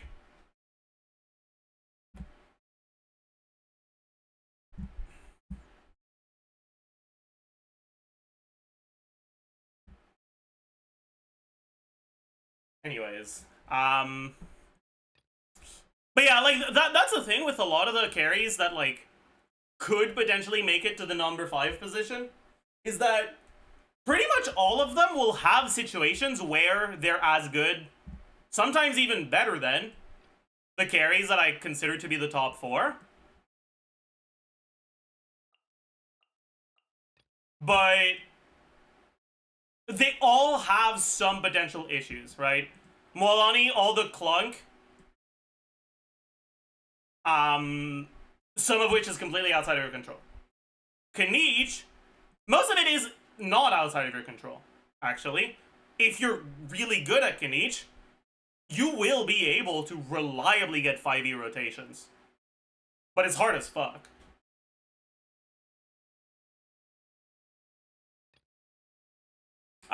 Chaska is good, but her best teams by far are just fucking Maui Kasitlali teams. And outside of Maui Kasitlali teams, she's just okay.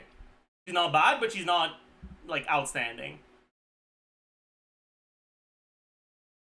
She's also single target lock, there's that.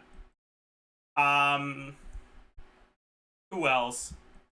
Who else did I mention? I forgot. Navia.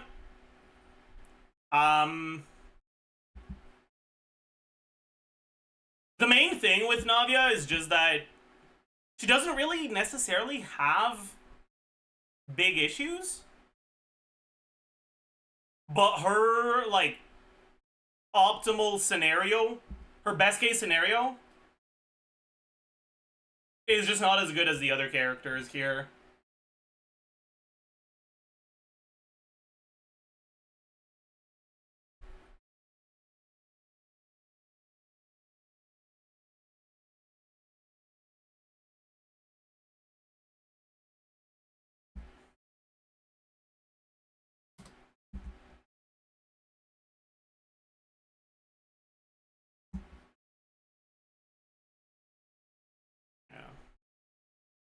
Like, the highest simmed Navia team is wheelchair for a reason. You know? I mean, part of that reason is that wheelchair just is really good for Navia, right? Like, Navia's a geo carry, so it makes a lot of sense for her to be good with Shilonen.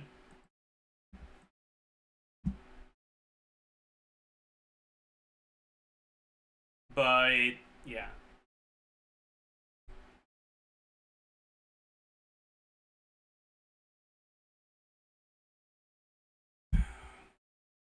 Navia deals a lot of damage on that team. I mean, sure. It's not an insignificant amount. And that's not what I'm saying either.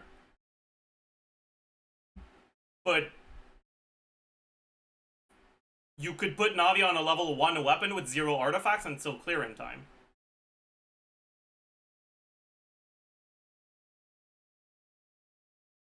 Like, the 50k DPS you get from the rest of the team is enough to clear.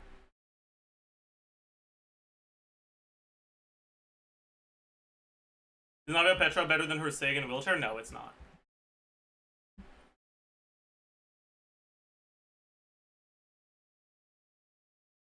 She does do enough damage to justify using her Sig set. You gotta think about it this way, right? Petra gives you 35% hydro damage to about half of your team's damage. Her signature set gives you... how much does it even give you again? I forgot.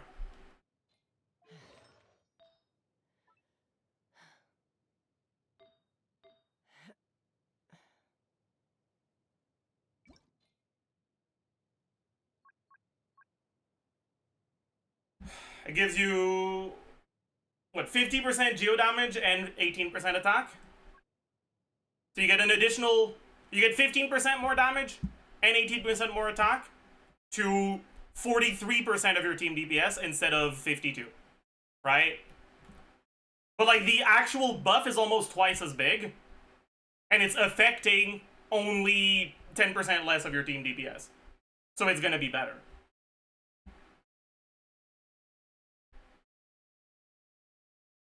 If she had access to a set that does as much as Cinder City, it would be better.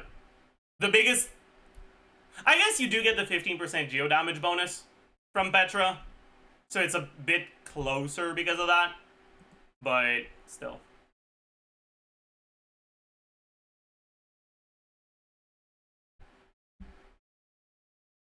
I'm actually kind of curious how far behind it is. Isn't what 91.5?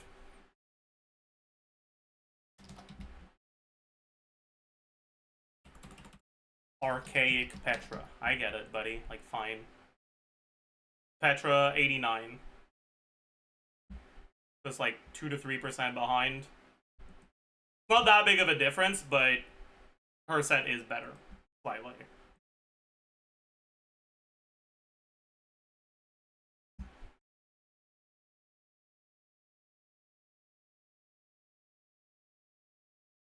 It's just because Petra's not a very good set. Like, 35 damage bonus isn't actually that great nowadays. And it doesn't affect the whole team. Right, Petra's good on, like, Kea and Rosaria and those fucking Mawika teams because all your damage is Pyro. So it's 35% damage to all your damage. But in a Navia team, it's only to about half your damage. But yeah. Anyways, that aside,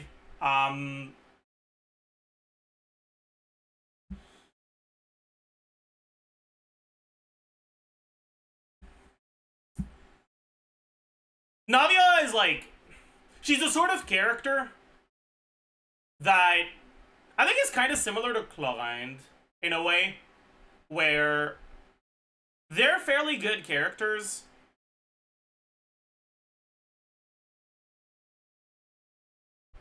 but they're also pretty well balanced.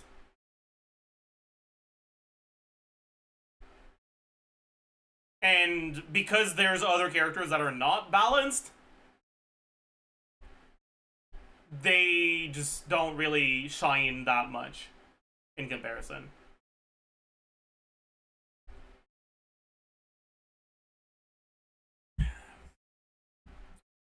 So, like, I think that depending on how you look at it, you could make an argument that these three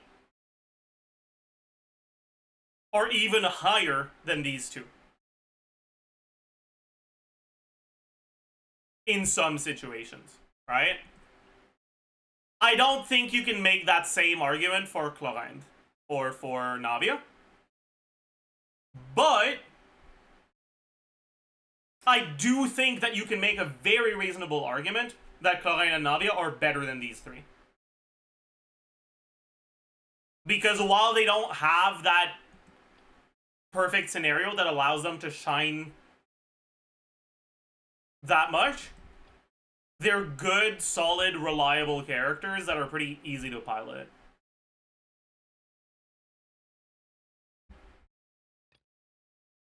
So that's why I think there's still considerations for 5th best carry, even though these three characters have situations where they shine quite a lot more.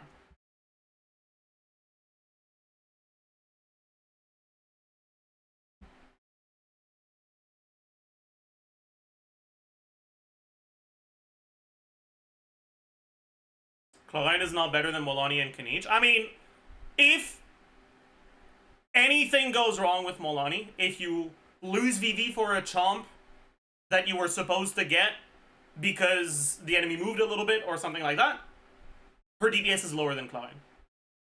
If you miss a chomp because it bugged, DPS is significantly lower than Chlorine.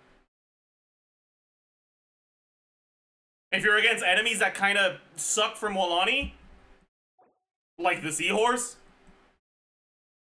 she's worse than Chlorine.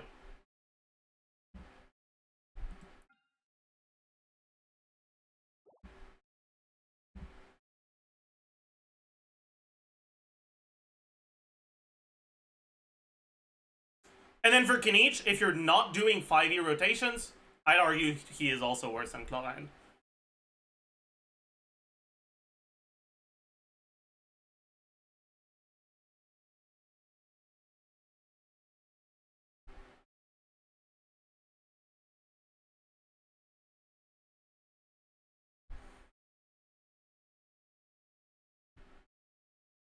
You know you want to put Xiao in there? I'm sorry, man.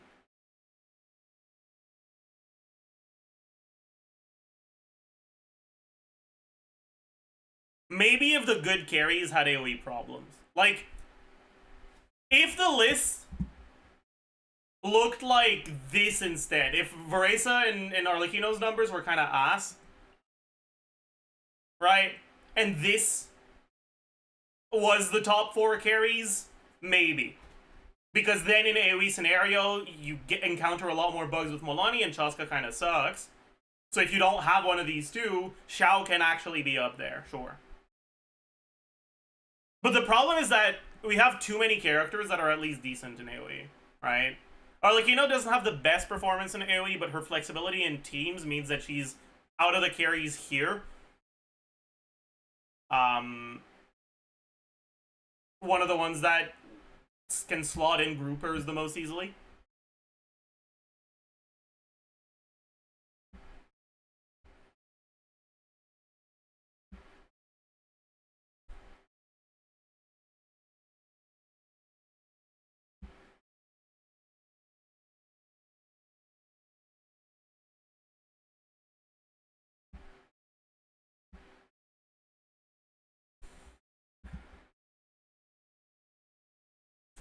Exercise redeem. Frick you.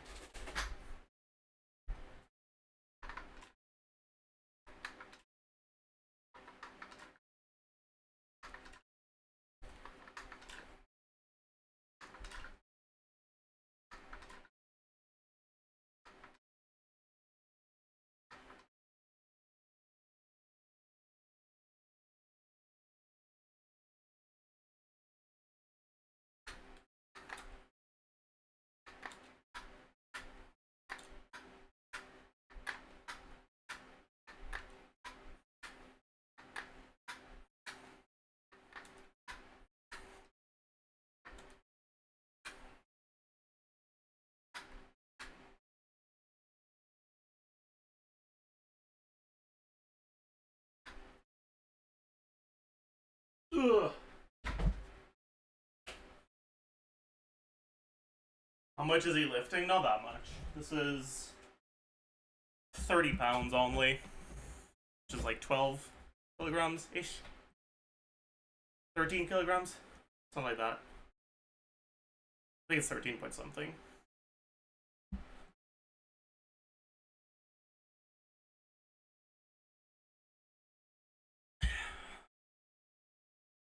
You run this morning? I haven't gone running in a while, honestly. I honestly don't think I should have started. Because I dread going running a lot more than I used to dread burpees. And so my motivation took a big hit. And I don't even do burpees when I don't go running, so I really feel like I shouldn't have started. Riz is not that good to be in the first four, especially when she's really bugged, and Hu Tao is still competitive with Harlequino. It's not just Chlorine and Navi. I mean, okay, first things first. Even if you encounter the Veresa bug, which, by the way, all you have to do to not encounter the bug is to not mash your E like an idiot.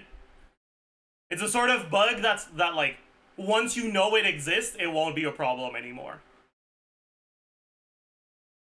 It barely affects her DPS as long as you know it exists. It's kind of like if there was a bug on Arlecchino that makes her do half damage if you press M first, or if you press your letter U. Like, just don't press U and you'll be fine. But yeah, also they're saying they're gonna patch it, so yeah.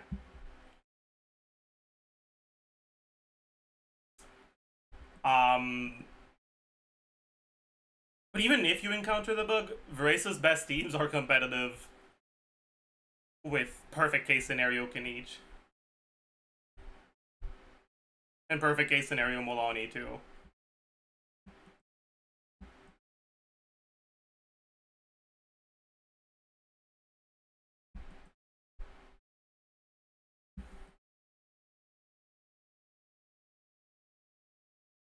And then Arlecchino, just in terms of DPS, he's not that far ahead.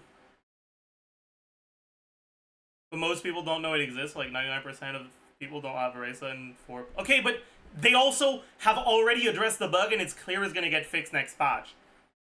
So like, it's not that big of a deal.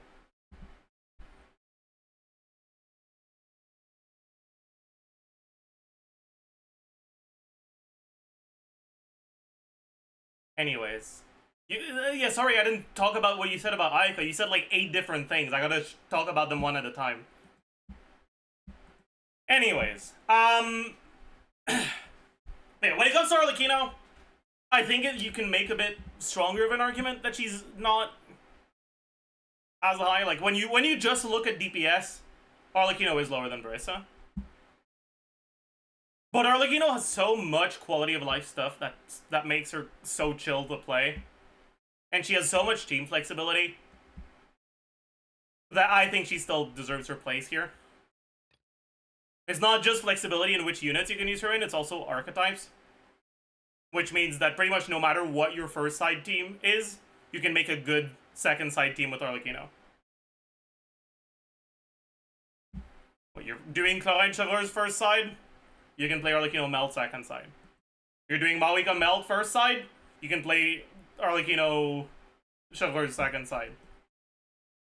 You don't have Chauffeurs? Play Fate. You've got a lot of options. You can even Entussi it up if you're really feeling spicy.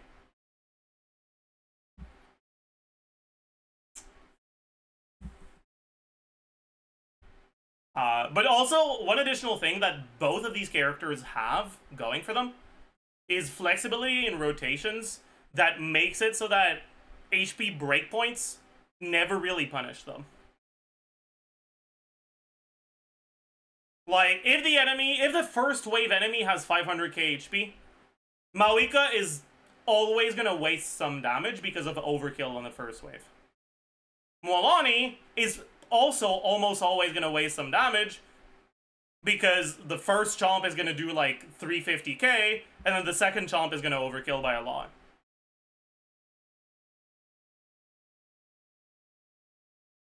And then, even if you were able to properly kill it with the first chomp, your second wave doesn't have VD. Anyways. Just saying that Hu Tao and Ayaka are still in the conversation versus Chaska, Kloin, and Navia. I think, okay, for Ayaka, once Escovia comes out, I can agree with that. But she's not out yet, which is why I haven't mentioned her. And for Hu Tao, I did already mention her earlier, but I can talk about her again a little bit. The biggest problem I have with, like, considering Hu Tao as one of the stronger carries is just that her best teams are kind of just wheelchair teams. But like she's not bad in those wheelchair teams. She's pretty good.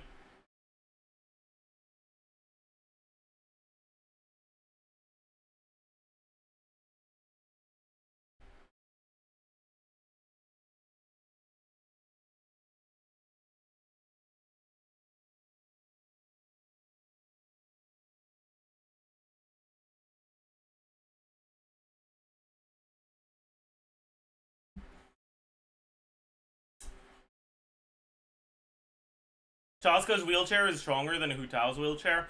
I mean, I don't know if I agree with that. Because technically, this is a Hu Tao wheelchair team. And that's probably stronger than Chaska's wheelchair team.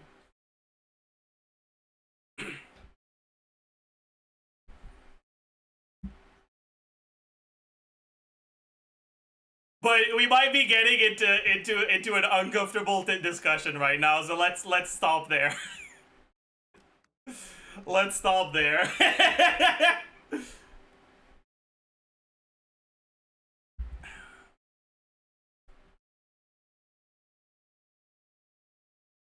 That team is playable, yeah. Varesa Overload teams don't have a great Pyro outfielder. Even Maoika is not even that good. Like, she's good, but she's not even that good. High investment Varesa, if you don't have Cons or Sig on Maoika, prefers Bennett in speedruns over Maoika.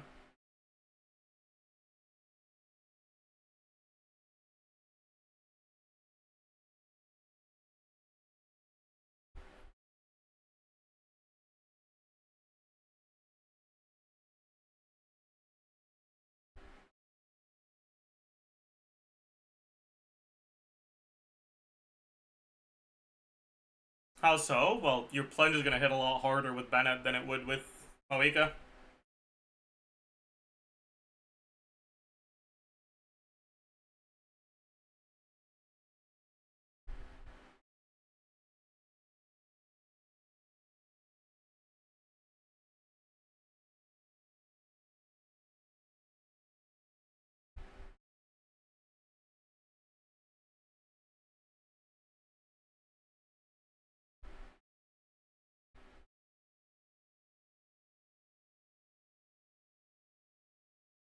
What's the best Chaska team if Mawika is on the other side? The biggest problem with using Chaska when Mawika is on the other side is that your Mawika teams also use teammates that you want on Chaska.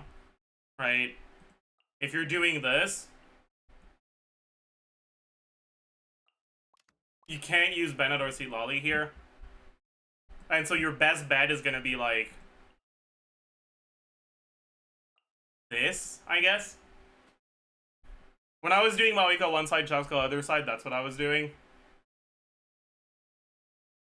And this is not a bad Chaska team, by the way. Like if you look at the Sim doesn't have Yansan implemented yet. But if you look at Chaska teams pre-Sitlali and Yansan implementation, the highest C01 is obviously just Mawika doing Mawika things, but the highest non-Mawika team is actually a Shovelers team. It's higher than the Bennett one.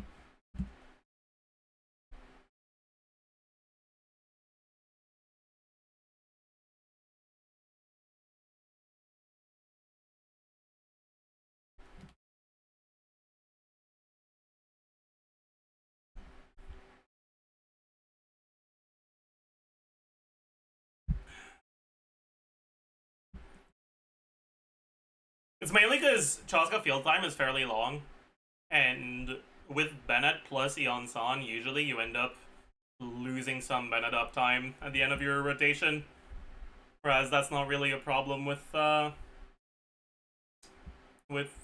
Shovelers. It's less of a problem, at least.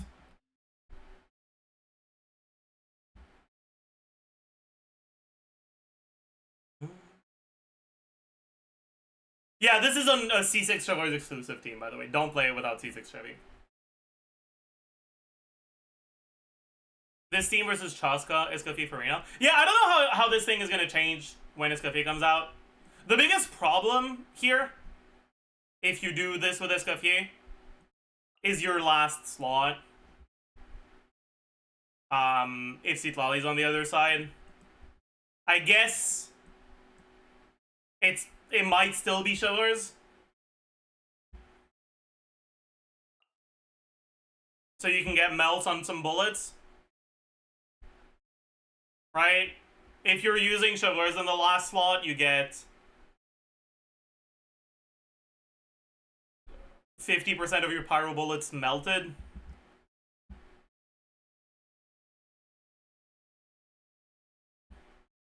Why not Bennett?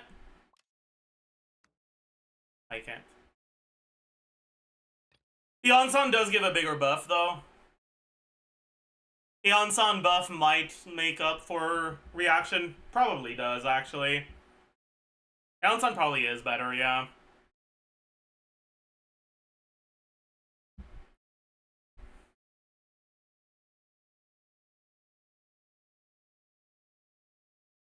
Especially because you're not buffing an Electro Bullet with Chevy C6 if you're using Chevy here, instead of replacing Escoffier with an Electro. Yeah, so it would probably be this, yeah.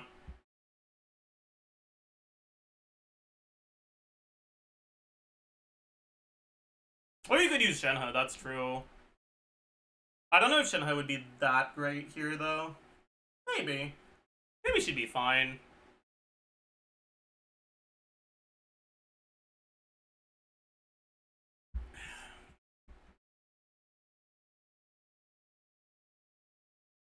What do you recommend for people who want Skirk but don't like Escoffier?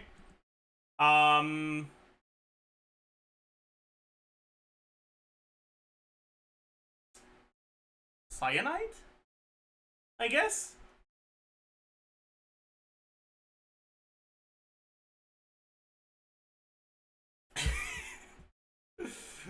I suppose?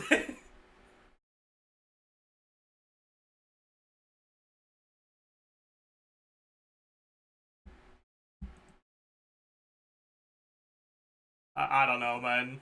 You're probably cooked. I'm sorry.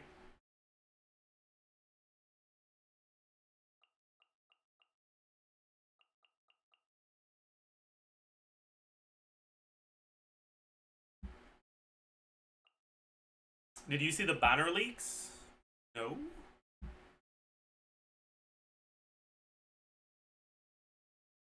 Do we have new banner leaks?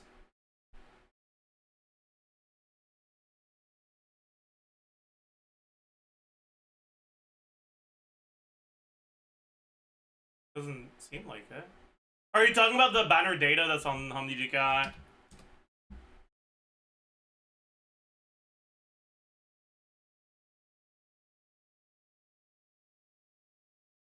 I looked at them a while ago, but I haven't looked at them in a while.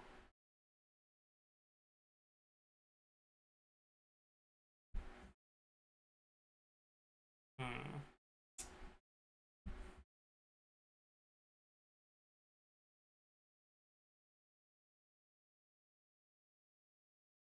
If we're lucky, Lila and Lynette on this banner, because I don't think I have either of them at C6.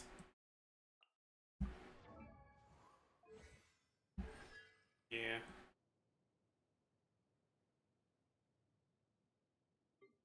That'd be nice.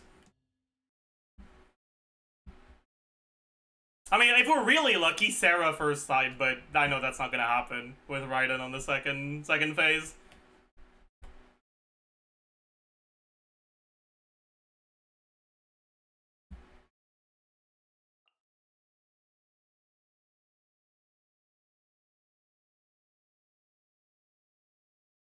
Is Lila a good shielder?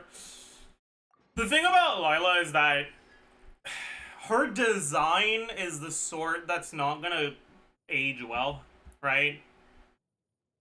Like, her design intent is a shielder that has a little bit of personal damage. But the problem is, it's not 2025 levels of off-field damage. And so, because of carry power creep, as a general rule, your supports that give you small buffs will perform better than your supports that give you a bit of personal damage. And so characters like Lila that are designed around providing a little bit of personal damage as their secondary role are gonna age a lot worse than characters like Diona that give 200 EM on the C6. Right?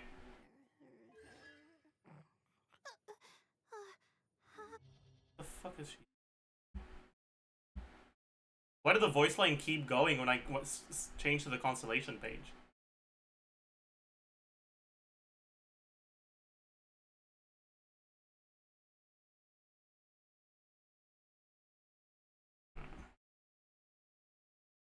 Anyways.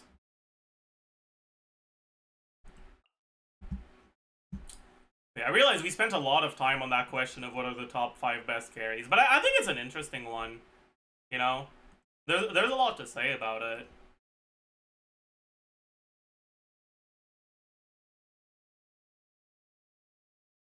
You have a least favorite character. Least favorite character to play is probably Ganyu, maybe?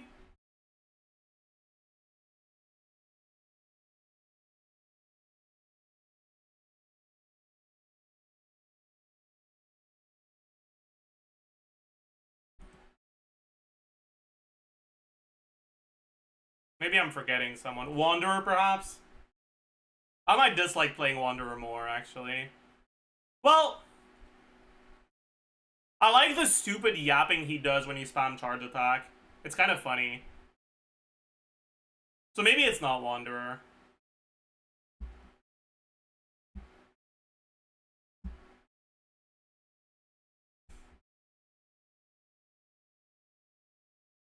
The problem is that I only ever play Wanderer when I do Viewer Abyss or testing on other accounts.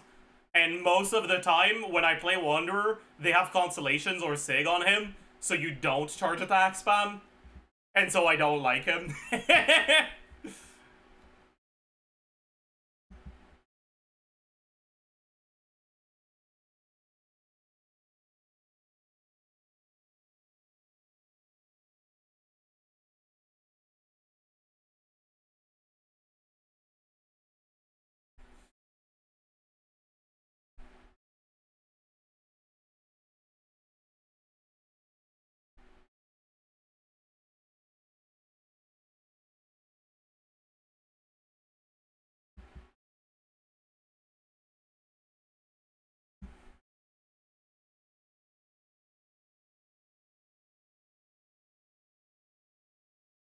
It probably is Ganyu.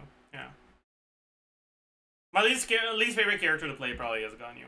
My least favorite character, kid design wise, is probably Risley.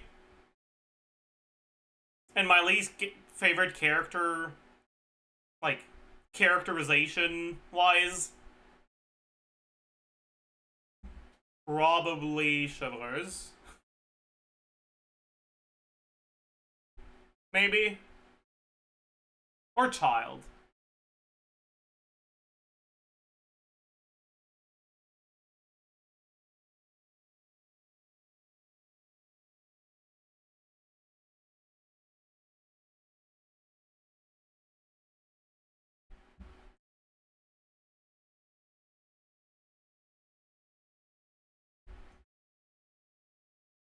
When you play Molani, it's impossible for you to maintain your humanity. The thing about playing Molani is that, like, it can be fun because of how awful it is, right? In the same way that people enjoy playing Elden Ring. When the clunk from Molani comes from difficult rotations and dying, it can be fun. When the clunk comes from bugs, it's not, right? The biggest problem is that the clunk comes from both. It's not always just her design, like, limitations. Sometimes it's the bugs, and those are just so fucking annoying.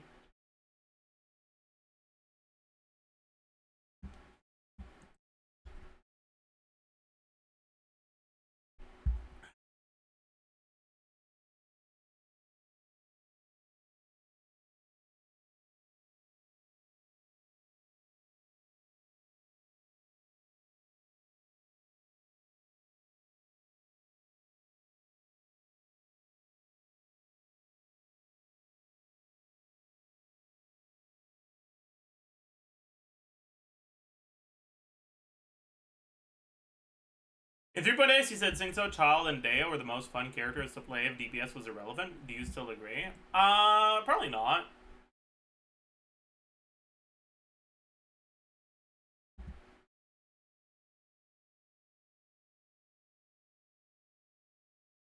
There's two things that are fun about Child. There's the, like, satisfying Riptide effect, but those never fucking happen because we don't have AoE content anymore.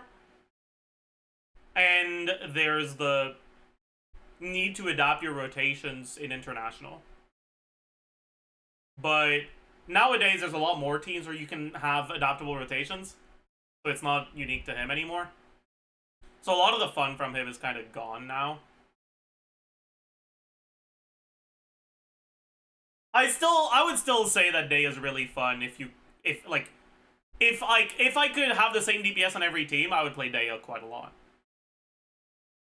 And then the main thing that makes him so fun to play is how much more chill teams that have him were to play at the time than teams that didn't. But because they keep giving carries resistance to interruption in their base kit, or synergy with characters that give them resistance to interruption, reliance on Singso for teams to feel pleasant to play has been a lot lower lately. So both Singso and Child are a bit less fun than they used to be. And then there's also a bunch of new characters that are really fun. Arlecchino's really fun, Veresa's really fun, and they're also good, which is nice. But even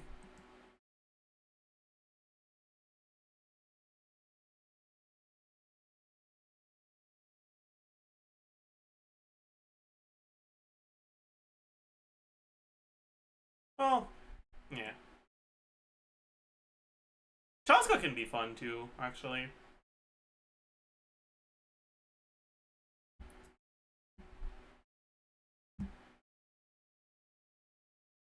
Do you think Alhaitham is still fun? I think Alhaitham is a sort of character that can be fun from his design, but because his best teams are just Hyperbloom, he's a lot less fun.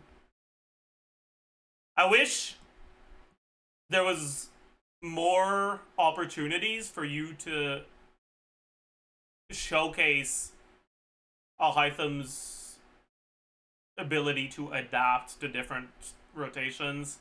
I wish there were more different teams that are good with him, basically.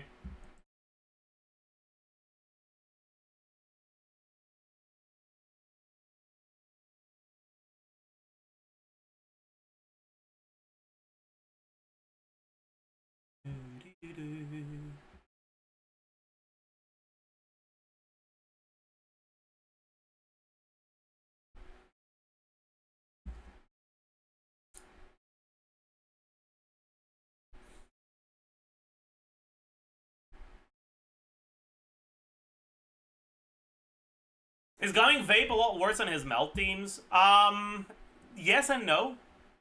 DPS wise, yes, but his vape teams, at least the ones that aren't reliant on getting a VV proc, tend to be pretty chill to play.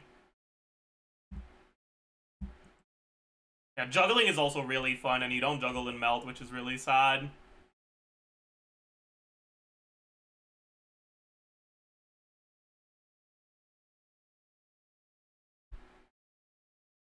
It just feels so satisfying with Gaming when you're juggling. When you get good RNG, Manchai spawns in a direction that you can pick it up on the way up with your skill, and you can immediately plunge. And then when that happens like 2 or 3 times in a row, you just feel like you're so good, you know? And the fact that you need to keep an eye out for that makes his rotations feel a lot more dynamic. Like, you're reliant on RNG, but you're reliant on RNG in a way where, like, you still need to be good, and you still need to execute things well to capitalize on the good RNG.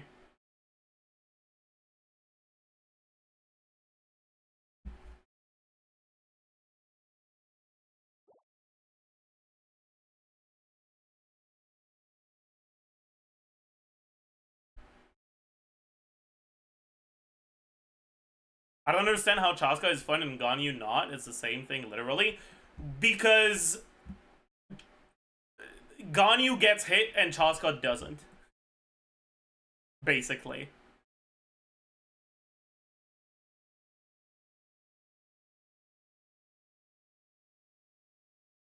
That's the main reason. Like, sure, on both of them, you hold your mouse 1 to boot up a charge attack. Yeah. And that's the main gameplay loop. But with Chaska, you get to actually move while doing that, and you can dodge a lot of attacks while doing that. With Ganyu, you cannot. If the enemy doesn't attack while you're charging up, sucks to be you. You gotta dash, bucko.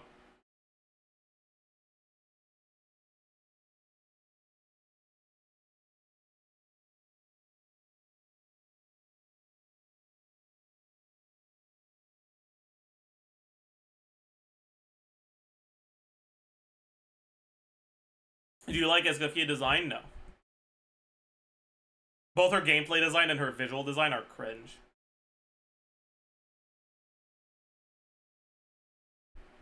I don't know if there's a clip of my first reaction to her visual design, but I'm pretty sure the first thing I said was ew.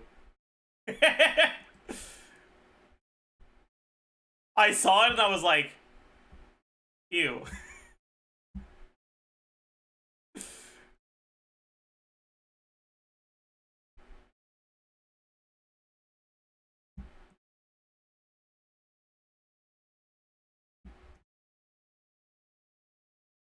Is it because she's of France? True. No, it's just so weeb coded.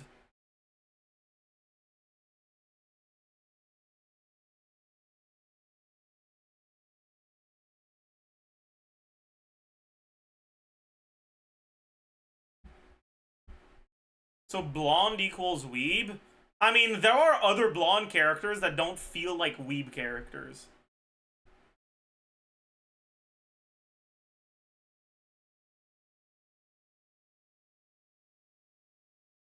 You know?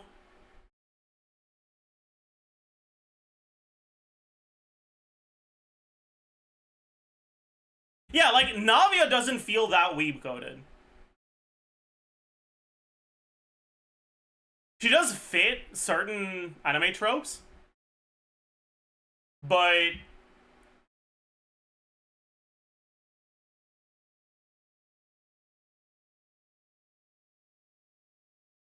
it's not the sort of tropes. How do I even describe it? I don't know, man.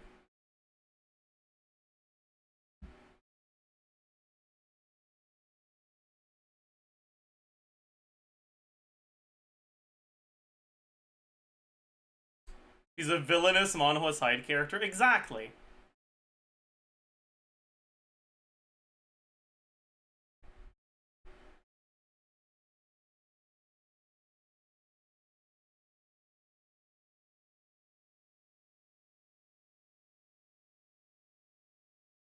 Manhwa equal not weeb. Exactly. You get it.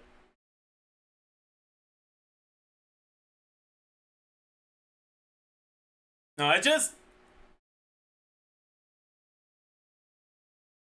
that she's got more going for her than just the weeb stuff, and it doesn't feel like Escoffier does.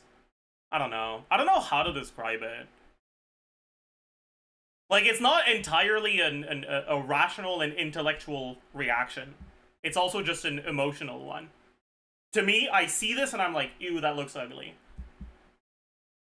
And I can try to explain why I think, ew, that looks ugly, but I'm only just guessing and trying to figure out why I think it looks ugly.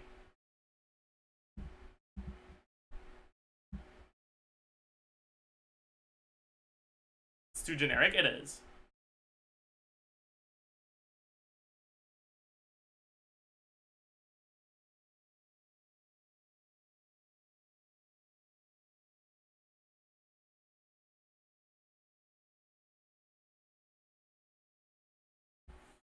Is it because her VA is British? That doesn't help. I'll tell you that much. True.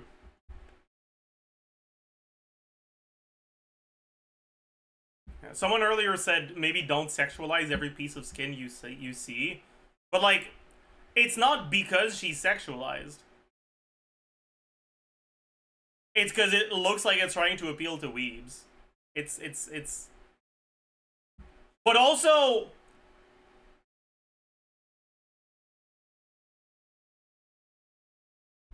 this doesn't look like a skirt or anything like that. It looks like a frill, like a decoration. And so it feels like she's wearing a shirt, long, like, stockings, and no sort of pants or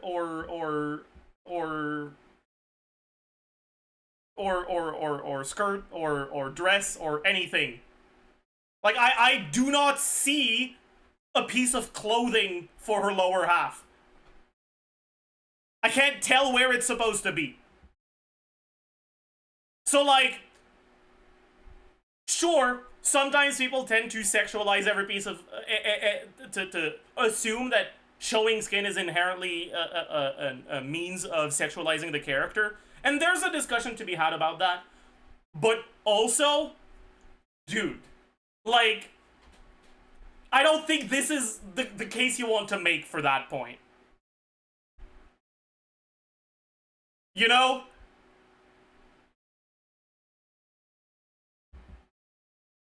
I don't think this is your I don't think this is the hill you wanna stand your ground on. No shirt, no pants, just apron and stockings. Yeah, pretty much.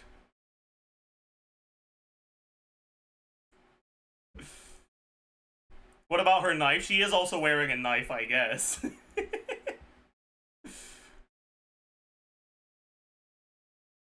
Cool. She also got a hat, too.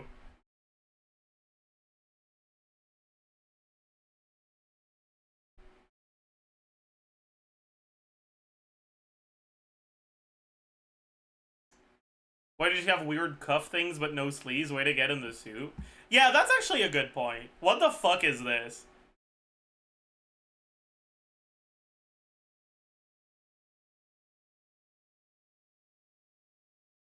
You can't have frilly cuffs like this if you're cooking. That's gonna get in the way.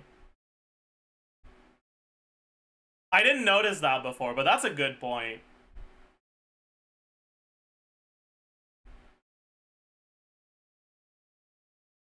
Yeah, also, very high heels to work in a kitchen.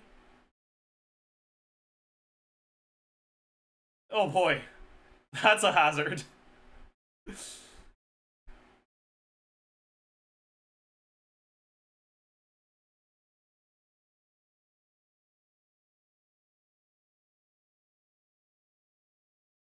She got fired? Yeah, I mean, that's probably why she got fired, true. Every female character has high heels, though. Isn't Veresa the first character that doesn't have high heels? That's not true anymore. Milani? Does Milani not have heels either?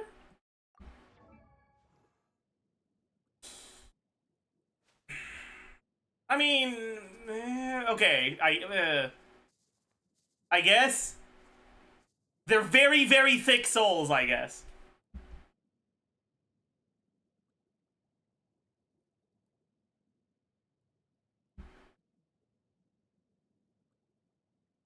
But, like, the soles are thicker than the feet.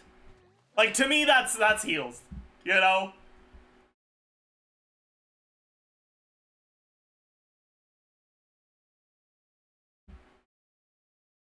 Yansan has shoes.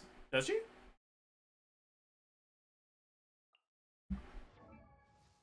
Oh. That's my goat right there. Holy.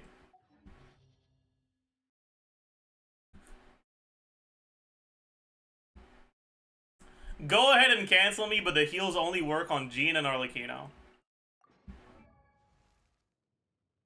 Okay, I'm gonna be honest with you, buddy. What the fuck is this?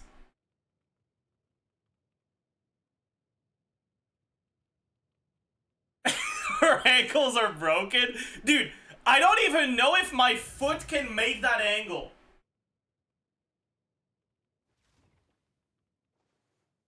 Like, even just once, let alone fucking walking in that.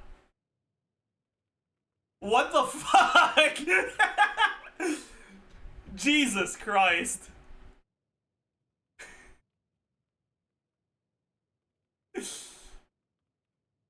Fucking hell.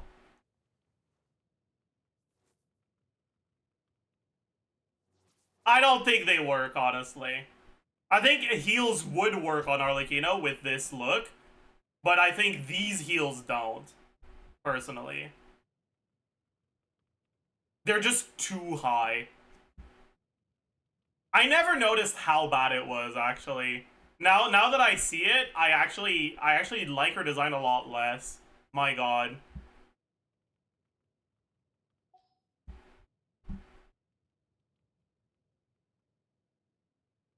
No wonder she has a throat and her idol girl just wants to sit down. Tro!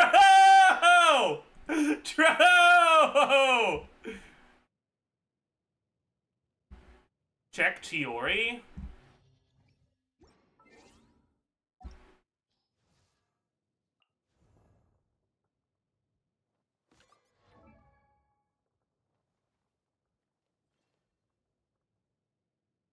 Is...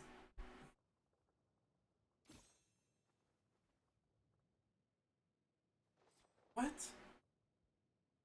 How does that work?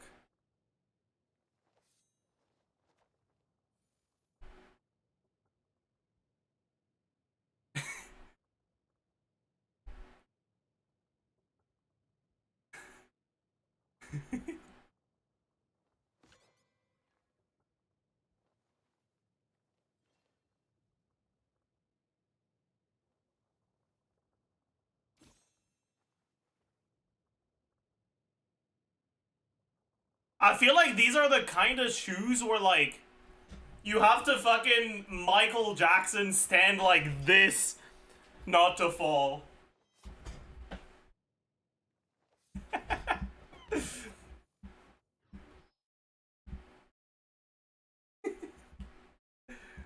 Hehe, true. They exist IRL, do they? That's kind of crazy. Shoe tier list? Who has the best shoes, do you guys think?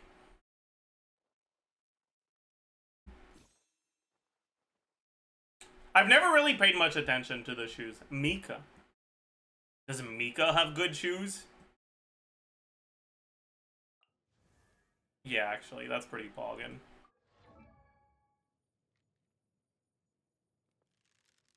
These look kind of good, actually. You're right.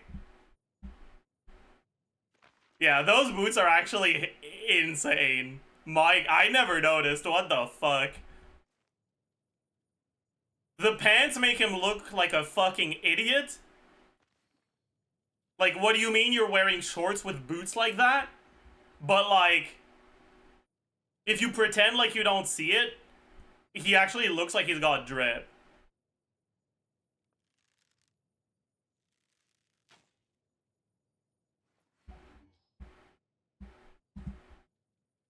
Who else? Look at Sarah's. I know what Sarah's shoes look like. I don't think they look great. So they're kind of just whatever. Like, cool. Okay.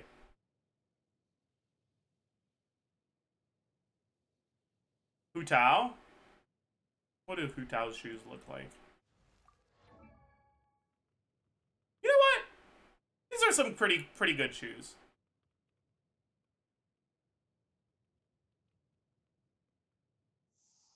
Normal shoes. We take those. Albedo? Yeah. Those boots look pretty poggin. You're right. Yoimiya? No. Not at all.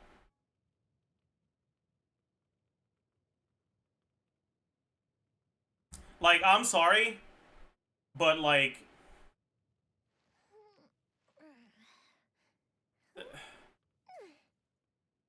What are these fucking bows supposed to be?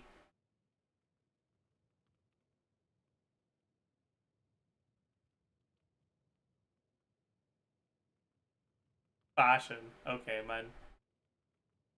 It ties her shoes?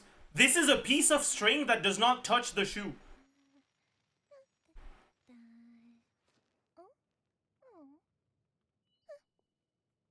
It ain't tying shit.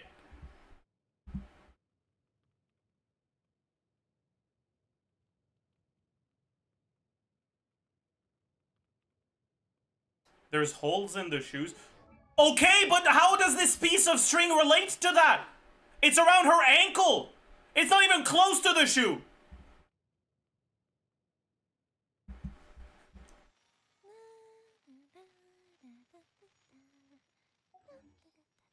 Hello?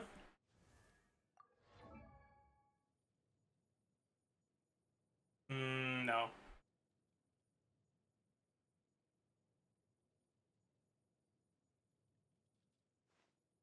No, these are pretty shitty actually. Risley? That's fair.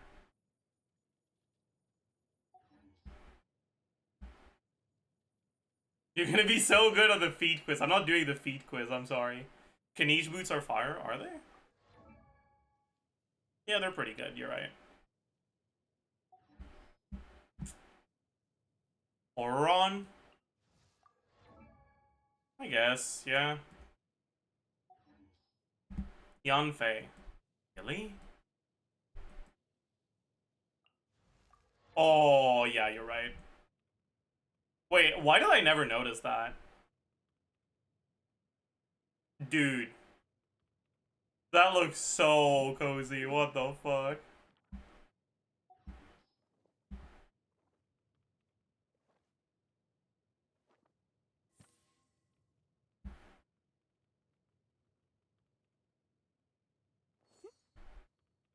Yunjin?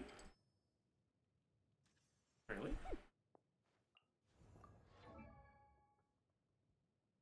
Yeah, those are pretty cute.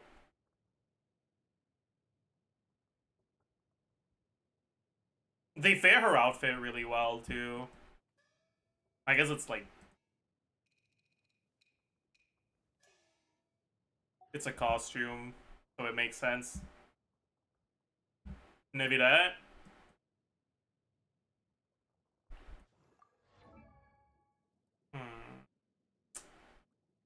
I never noticed how thin his legs are. What the fuck? Buddy, eat something. What the fuck is... What? Wait, what? The flaps of his what is that, like an overcoat or some shit? Whatever. The flaps hide his legs, so I never noticed how thin they were. What the fuck, man? But he looks like he's starved.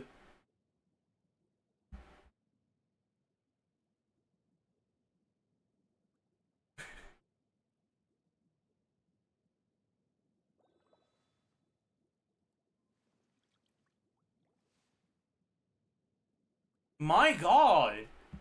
I didn't know Nevinette was a twink. What the fuck? Dude!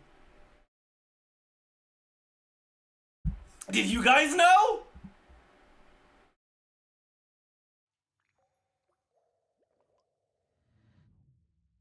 Yes? Dude. My god. Aren't all tall males the same model? I mean, you look at Risley and he doesn't look like he's got twink legs. Maybe the model is the same, but the clothes are so much thicker that it makes it look like reasonable sized legs. I mean, okay. I'll give you this, the thighs look pretty thin. The thighs do look pretty thin.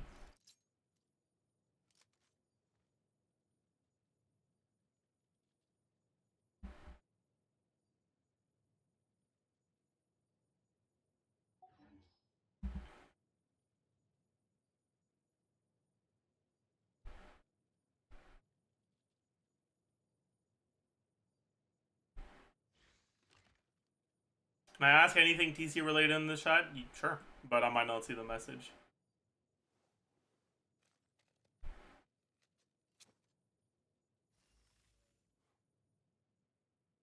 It's as huge as Venti's waist. Wait, what? That's not true. Okay.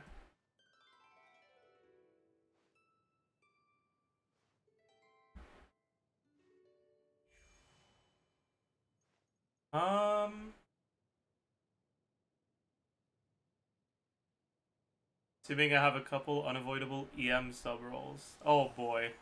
That's... My god. That's cursed as fuck. But like...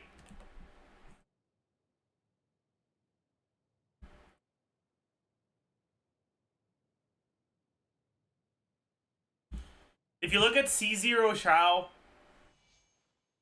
and the team DPS he gets, his highest team DPS is VV Shao on Nevirette. The second highest is Pyro Vape Shao. So like...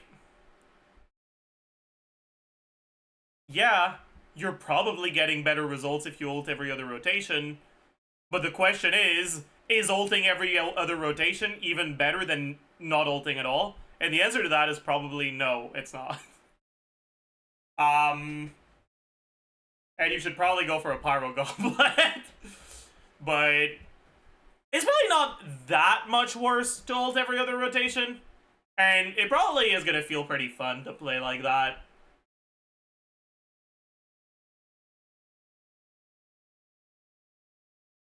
I'm actually kind of curious. If we change Shao from Pyro % to attack %, and if we change the rotation...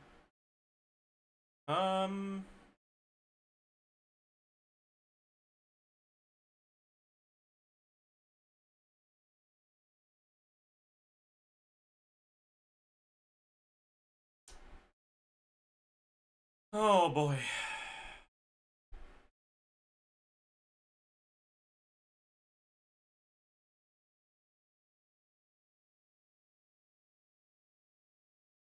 I need to do... How do I do an if statement that looks at whether the skill is, or the ult is available or not? Maybe if I look at Molani rotations, they're gonna have some of that.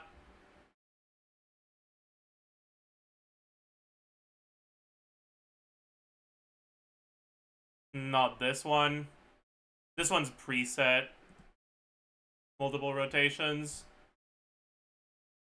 Is there one that just ults when it's up? Probably the vanilla team, actually.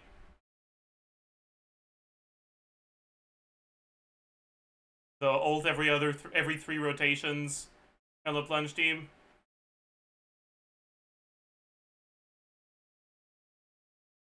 Yeah, this one. This one probably has.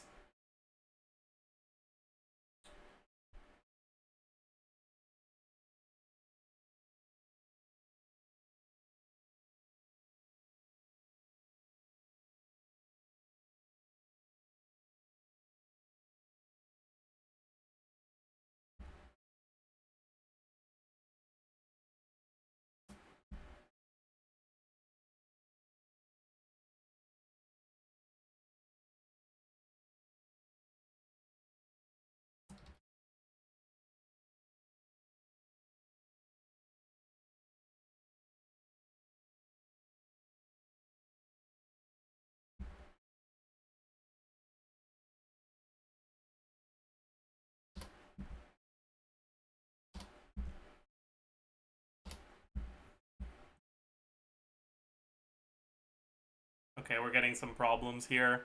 We're running into energy problems that are fucking things up. Why?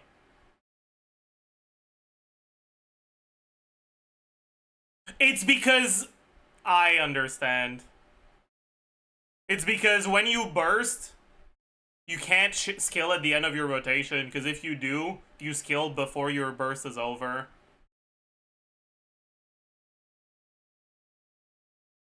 Damn. Fuck. So I can't do this properly. Damn.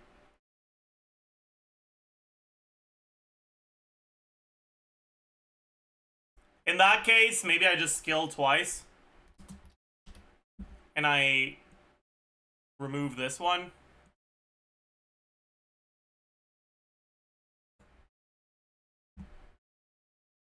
We're still getting some problems. Yeah, alright, it's cooked. I give up. You're on EM Sands? Oh, oopsie.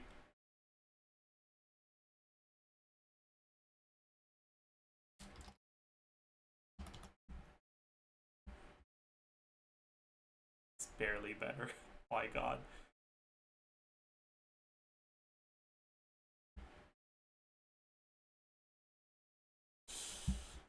Man.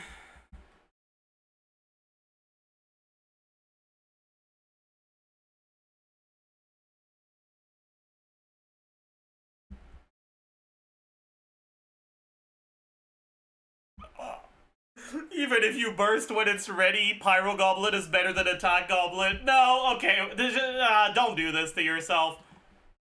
If you're not gonna burst every rotation, just play Pyro Shao, man. Like,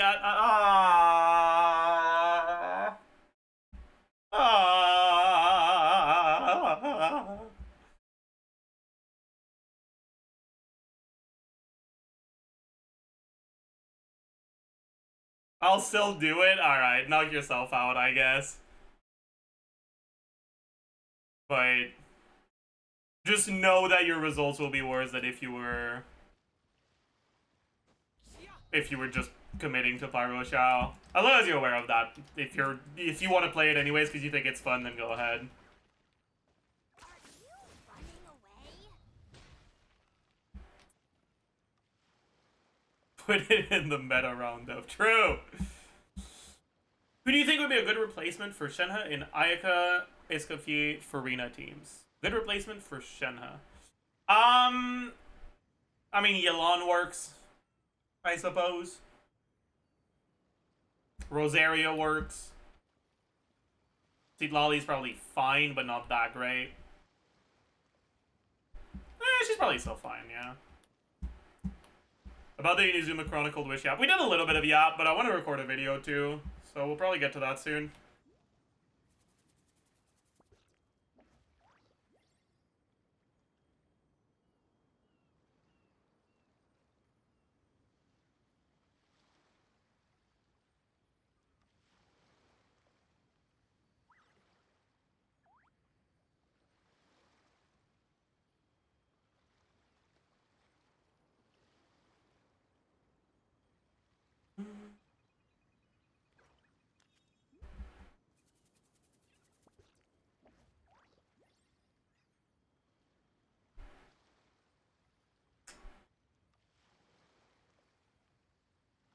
Do I pull Ayaka or Escoffier? The strongest Ayaka team without Escoffier is significantly weaker than an Escoffier team that uses Barbara instead of a carry. So no, Just don't pull an Ayaka, man. don't let him get under your skin. If you don't have Escoffier and you're pulling for meta, don't, yeah. Circuit said if a character does hydro slash cryo damage, you think Animo units will be able... The most recent wording we've seen was when hydro characters deal hydro damage and cryo characters deal cryo damage. Sorry, buddy. Dream is dead. But yeah, for a second, before we got that one, I was really excited about the possibility of doing Chongyun melt teams with Skirk, where like you would use Chongyun to get a stack on Bennett and on Maoika, so you could get all of your stacks for Shenhe on a melt team, and I thought that would have been so fucking cool. And then, as soon as I started thinking and talking about that, they posted the leak that said cryo characters deal cryo damage. And I was like, oh, that's fucking cringe.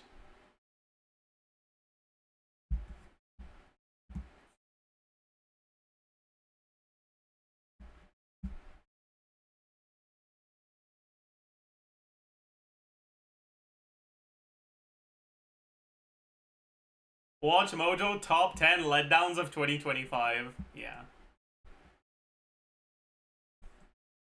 It's fine. I believe. They'll change it. They'll change it.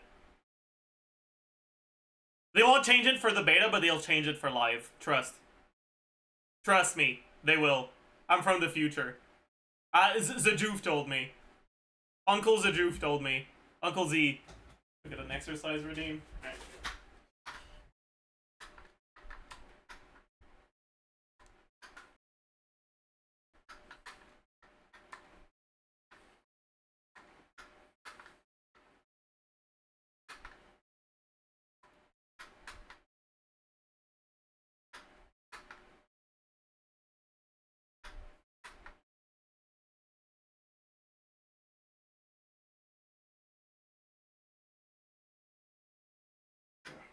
Trying to do a resistance one on the last rep.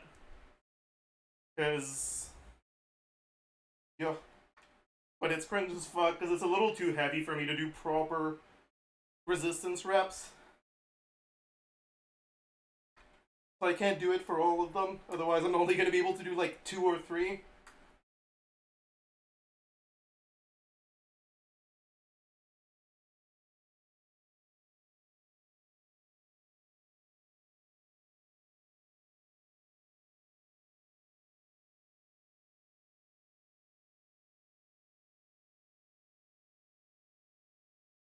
Oh.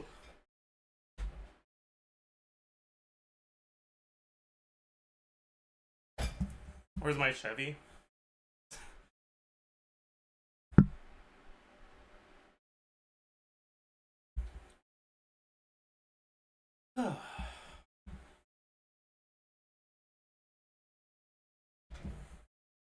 Dude, this fucking hair strand is annoying as hell. Maybe if I do this.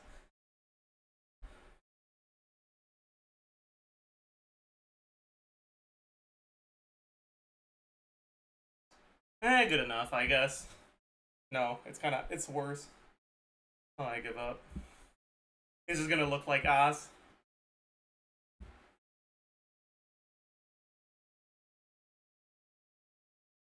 Push your headphones from forehead to the back? No, that looks too bad.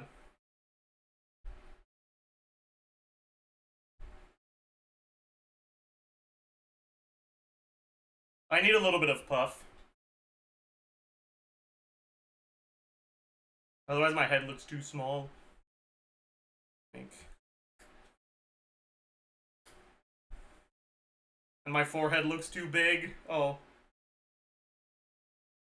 I need the puff, man.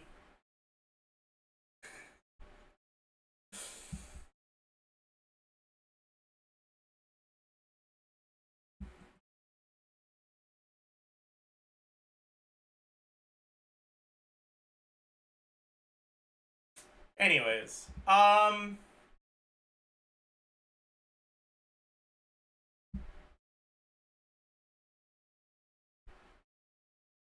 still have the... Yeah, I do. Oh, but it's the fucking low quality one. Did they post... Was there a high quality one posted? Yeah. Higher quality pog. Bad.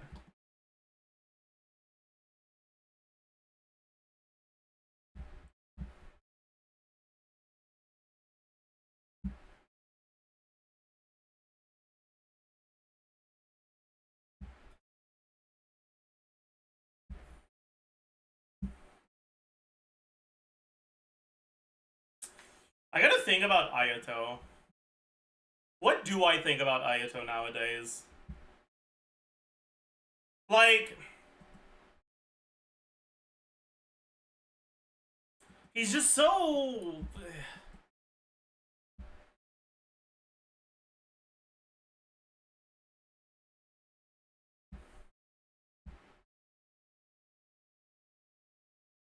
Who's the best character to lose to here if you already have them? Like, who would you be happy to see if, say, you don't have Ayato, you want Ayato, and you have all the other characters? Like, which C1 would you be happiest with? Probably Chiori.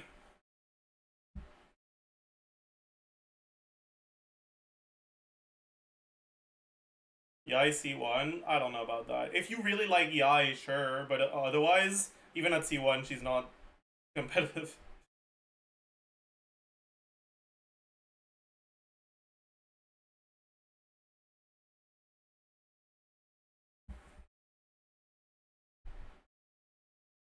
Ayaka C1 is pretty ass. Icho C1 is pretty ass. Kazuo C1 is pretty ass.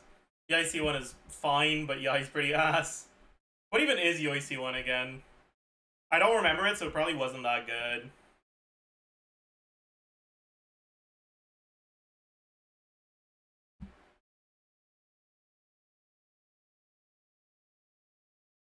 Oh, it's E uptime. You know what? That's actually probably not that bad, now that I think about it.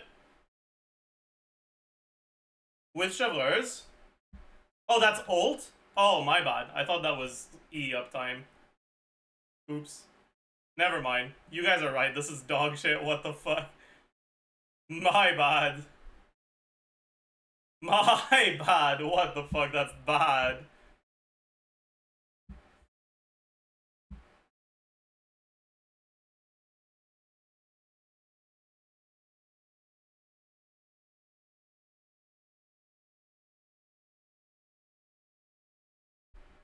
What's Ayato C1 again?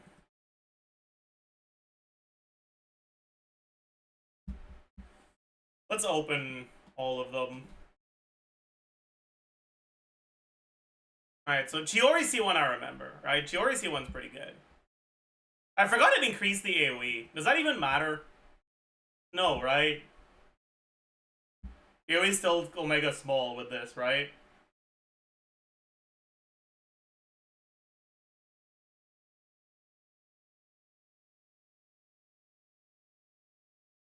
Only attack range? Oh, right. You're right. I remember now. That's why it was ass. Ayato C1 is... Now that I think about it, by the time you swap to Ayato, you've nuked the enemies with Maoika. So, this is probably 100% uptime. Thoughts?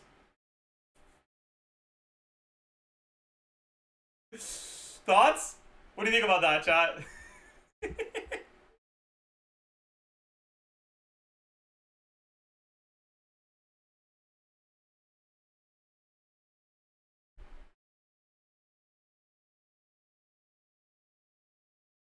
But yeah, it doesn't seem pretty good, very good. And his C2 is also pretty bad, right?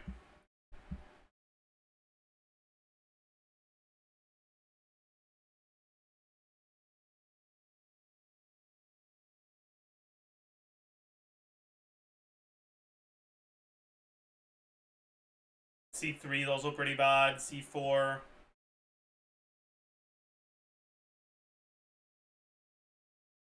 It's also pretty bad, actually.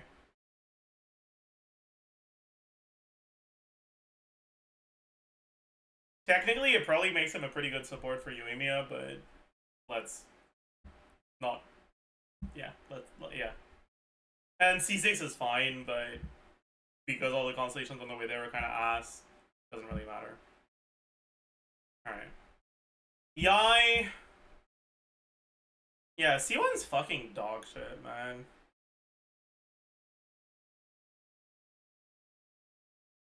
Dude.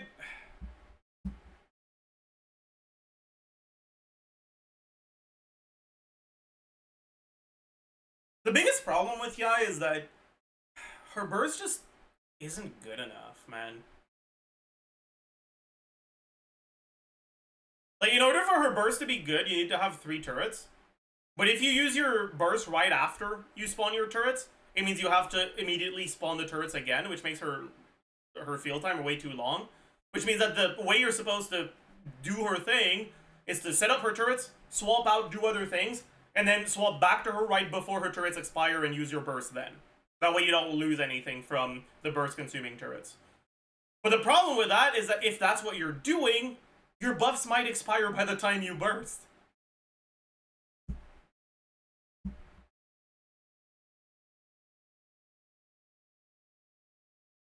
And you also don't get to front load the damage whatsoever. Why not just not use burst? I mean, often that's what you do. It's just, if your burst doesn't eat into your skill up time because you use it right as your turrets are about to expire, it is worth using. But like, I'm actually kind of curious. Let me take a look at some Yai sims and see what happens. Okay, can we skip past the C6 bullshit? This is probably a team that skips Yai burst entirely, right? Yeah, there's no Yai burst here. This one probably skips Yai burst entirely.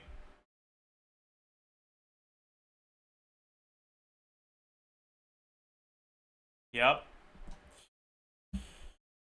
This one probably skips Yai burst entirely as well. My god, we're gonna have to go down a decent amount to find the first one that actually. Yeah, okay. This is the first one that uses her burst. What the fuck is that, man? Anyways.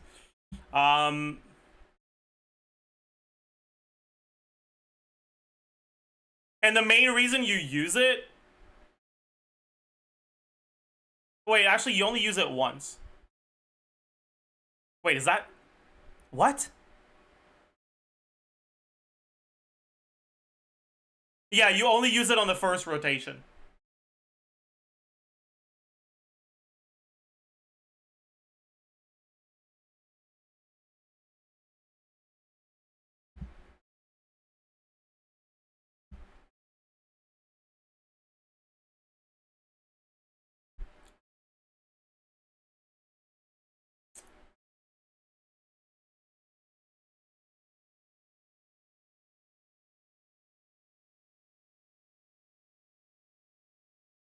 No Yai burst. That's Kagura's. But I guess we can still look at this one. What in the fuck, man? Eh, whatever.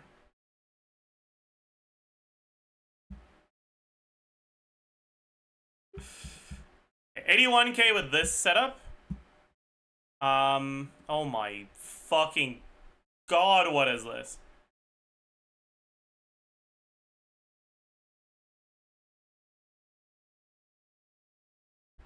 If Yai's oldest totem will expire within 4 seconds of her burst and is ready, then burst.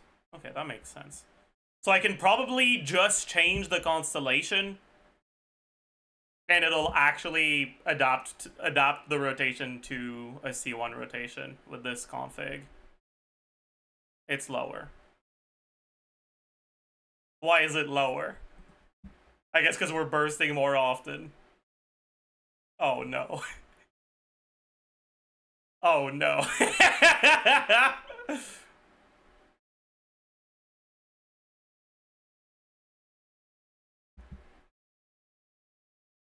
And it's delaying some of our it's making it so that some of our buffs are expiring.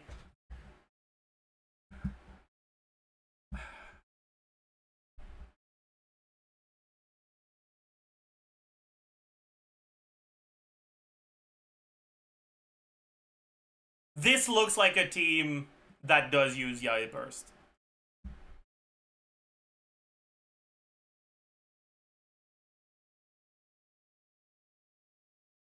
But you already have enough energy without needing to build. Or you already have enough energy without C1.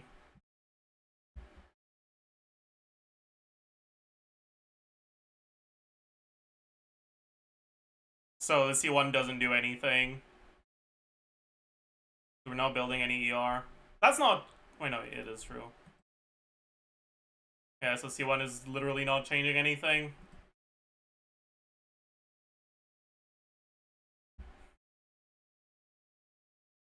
Surely we'll find one team where Yai's C1 matters, right?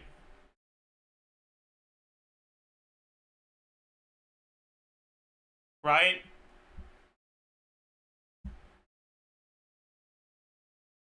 I guess the teams with Fischl, you get the energy. The on-field Yai teams with Fischl, you get the energy anyways.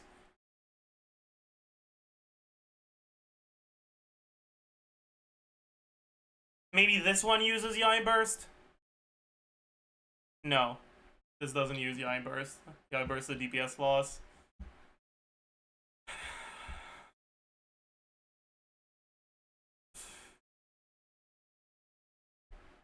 Oh. This might be a team.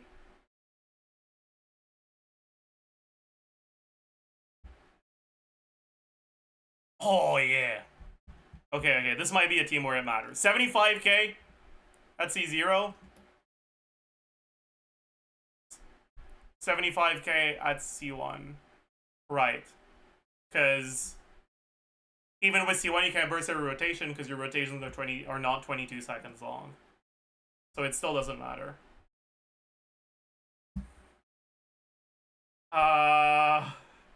The quest to find a Yai team where C1 does literally anything. Yeah, maybe one of the Tichnati teams.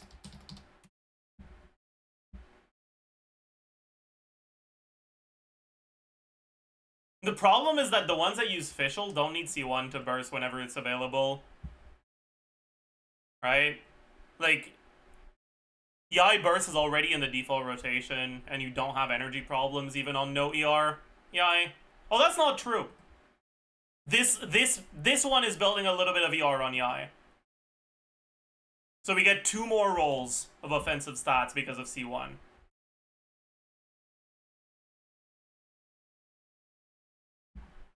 So 33.1 goes to 36.4. 79.4 goes to 86. It goes to 77k, up from 75.5k. That's 1.5k more DPS, which is like a little bit less than 2%.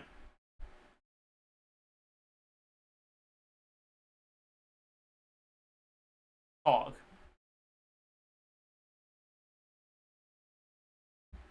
Huge. Yeah, it's dog shit, basically.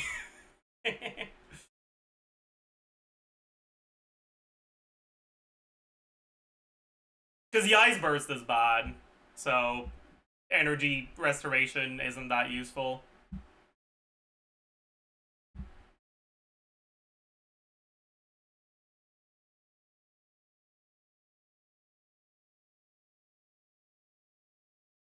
Maybe the Alhaitham teams.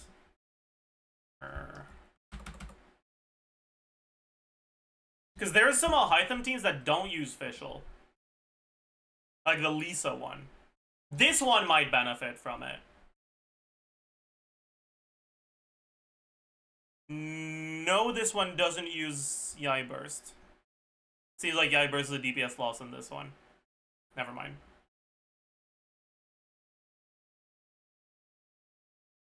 I'm sorry. I was overexcited. I spoke too soon. What about in this one? Yeah, no. Cooked.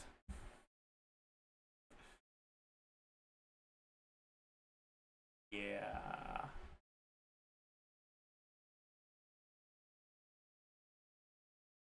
Like, quite a bit of Yai in the situations where you want to burst are 25-second quick swap rotations with Fischl. You can Yai skill, other stuff, Yai burst and skill. Yeah, the thing is, in those teams, you already have enough energy without C1. So the C1 isn't doing anything. Because Fischl plus Electro Resonance plus 25-second rotations means a lot of particle generation.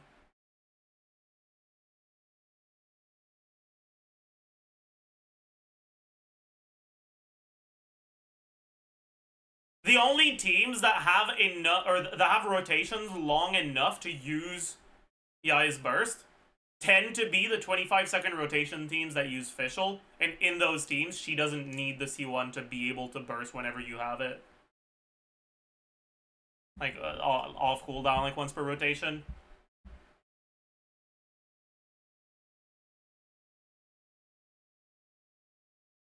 Anyways, and then C2 is, like, okay.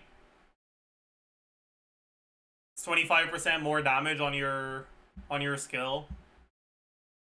But there's not that many teams where Yai skill like base damage is that significant.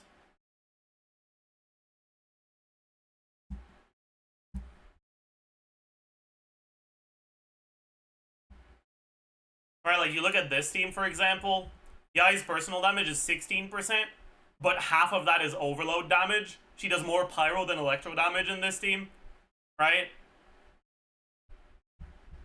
And so the team DPS here is at 99k. If you give Yai C2, it'll go up to like 103? 102. It doesn't even reach 102, actually. Yeah.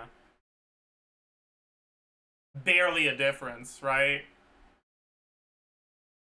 If you look at the teams where Yai is actually on a damage build, like this one, for example, is going to be a bit higher. Yai personal damage here is 17k, with most of that being electro damage. Team DPS 88k, with Yai's C2.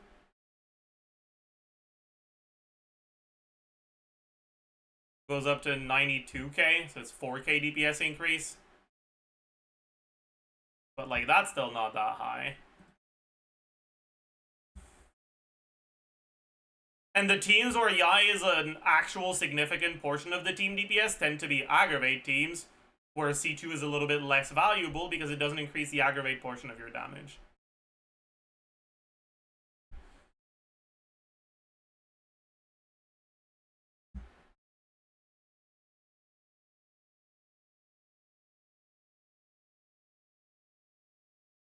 A team like this, maybe? Yai does a bit more.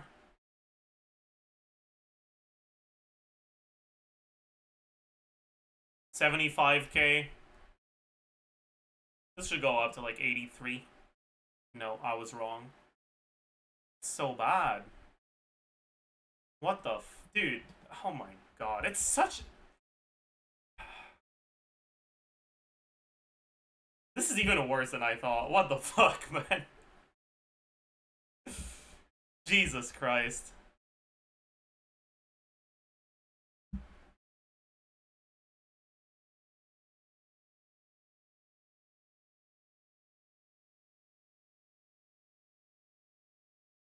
Okay, what's the team that has the highest Yai personal damage? Probably Xianyun, but the problem is that her cons don't help Xianyun nearly as much. Fuck! Okay, what's the team that has the highest... The highest skill damage coming from Yai?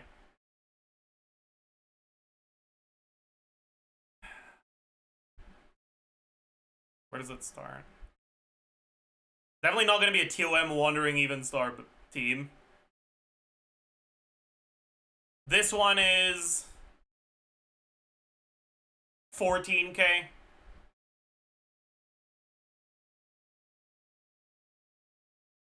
This one is 13k.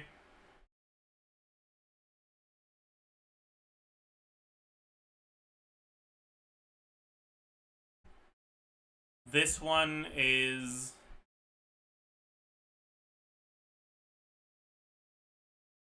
less. A lot of that damage is aggravate stuff. I mean, in most of the teams where you're actually going to play her is going to be something like this, right? It's like 13, 14k. Let's look at this one first.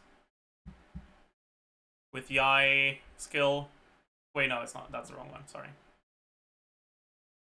With Yai skill, 14.4k. Team DPS, 88k. Getting C6 on Yai makes it go from 88 to 112.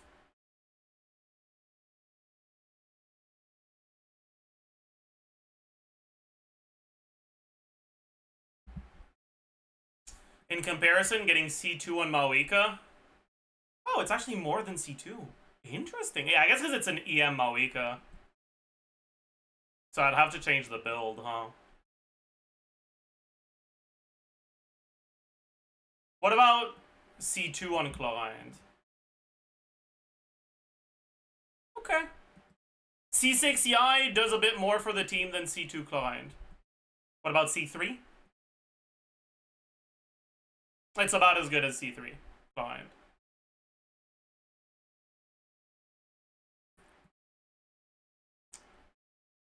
I've just had an idea.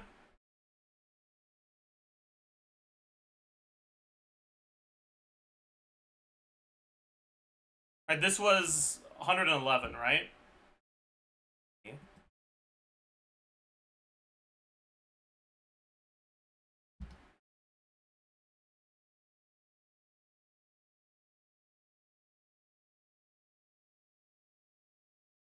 C5 Chevreuse, C6 Yai, 98k.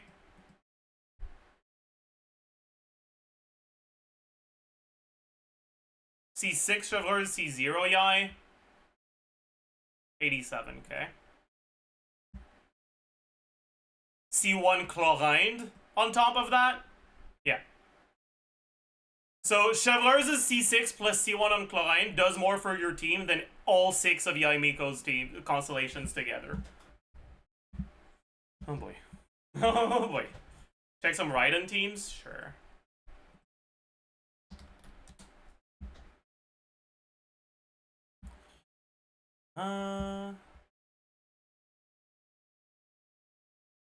What the fuck is this?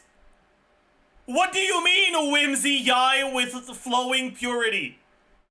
What? This is the most cursed sim I have ever seen. Flowing Purity, Whimsy Yai, TOM Deathmatch Raiden, Cinder City Maoika.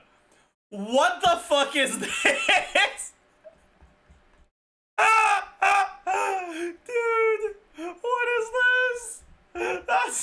That's so cursed. I mean, it's the highest Yai Raiden team, I guess, but like, man, that's completely fucked.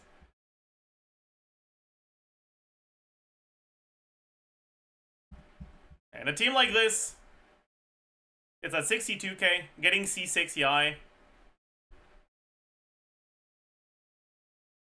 Brings it up to 81k. How much was it? At C0? 62. It's like 20k team DPS.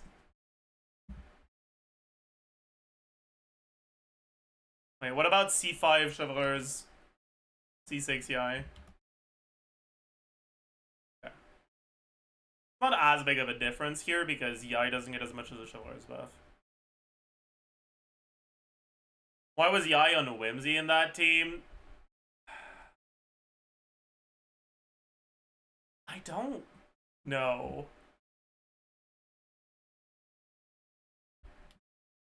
Like, you do get Bond of Life from Flowing Purity, but it can't be better than Golden Truth. Right?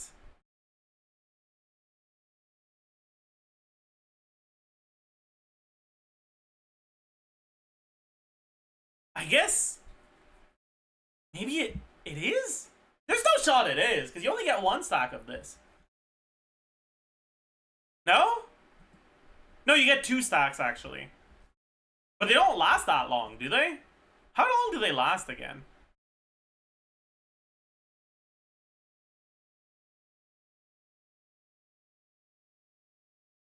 Only 6 seconds, yeah.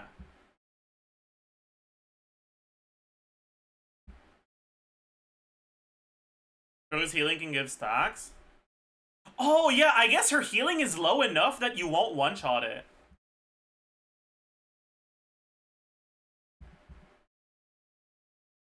Wait, this makes me so curious. I'm gonna check the sample and look at the incoming healing on EI.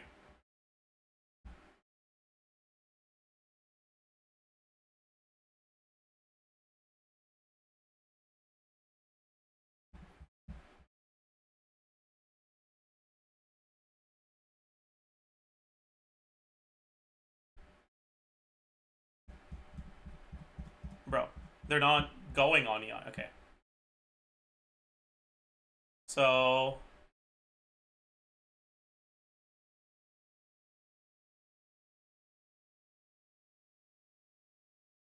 why? Where's the healing? Does it not get recorded on the Chaleurs thing? Does it only get recorded on EI? It looks like it does, yeah. Fuck. That's annoying.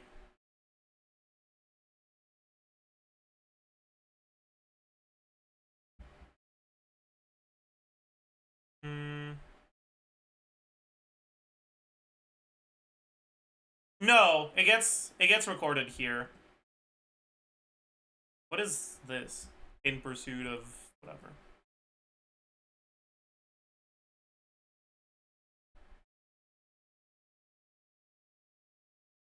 Dude,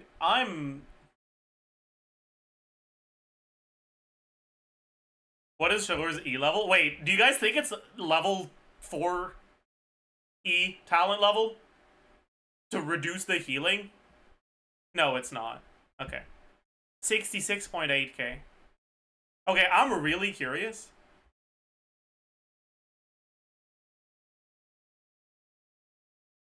If this makes it go up. It doesn't. Okay. That would have been really funny. But I guess she does enough personal damage that the E talent levels are better.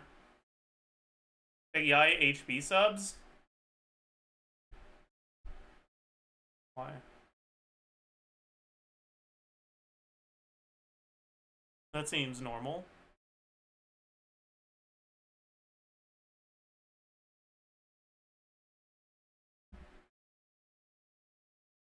Dude. But yeah, like this Chevrolet is healing, what, 35k times... It's gonna be a bit more than this, but whatever. About 5%. So it's like... What, 1700?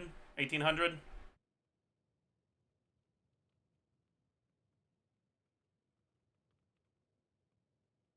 Plus 600, so about 2500 per. Which doesn't one-shot heal this, right?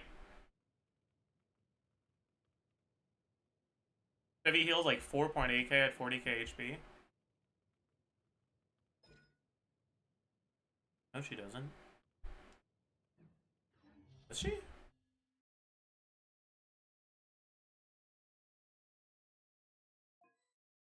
With heal. Okay, I mean, with healing bonus, sure.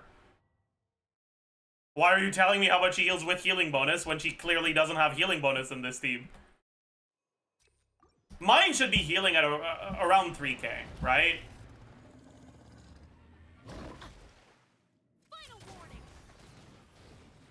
Yeah, 3k. Exactly. Pretty much exactly 3k.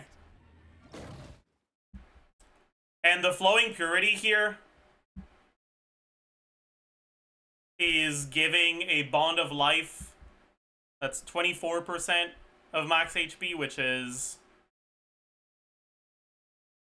a little bit over 4k. So you get 2 procs of Whimsy from the Flowing Purity healing, or from healing this off, plus 1 from gaining this. So you do get all 3 stacks, but it's not good uptime.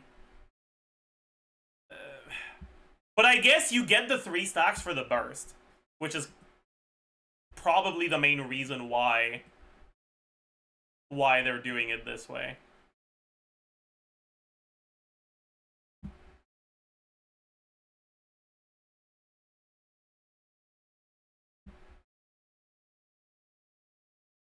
Alright, it's 66.8k with Whimsy. And with the Golden Troop, it's probably less. Yeah. A bit less. Not that much of a difference, but it is a bit less.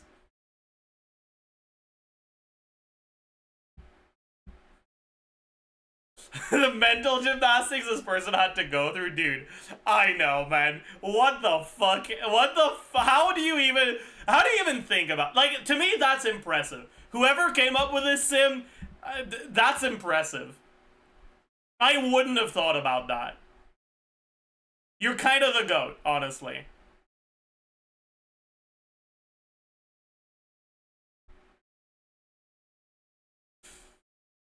Man.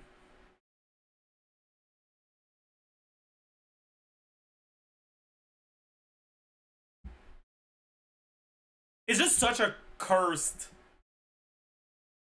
combination, right? Whimsy, Yai, TOM Raiden, Cinder City Moeka. It's just so fucking cursed, man.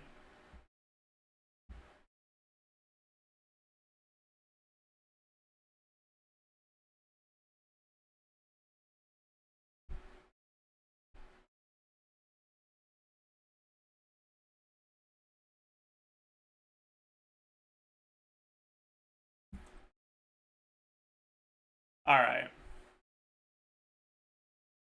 Anyways, let's look at the other Inazuma characters' cons for a minute. Ito cons are just tragic, man.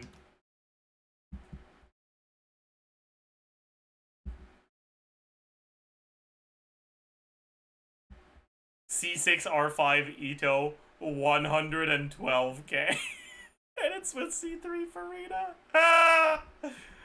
Oh. What about C0 Farina? Oh my god, that's so bad. Ah! What the fuck?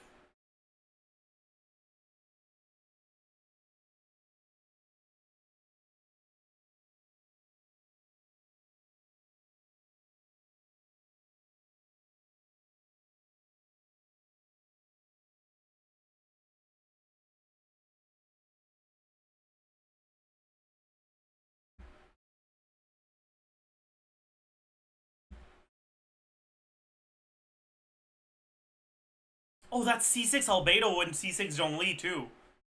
Oh.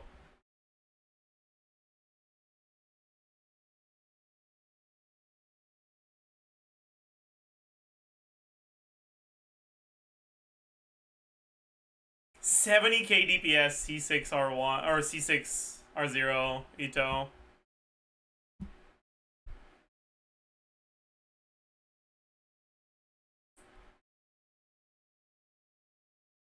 Highest DPS C0 Ito team, Plunge.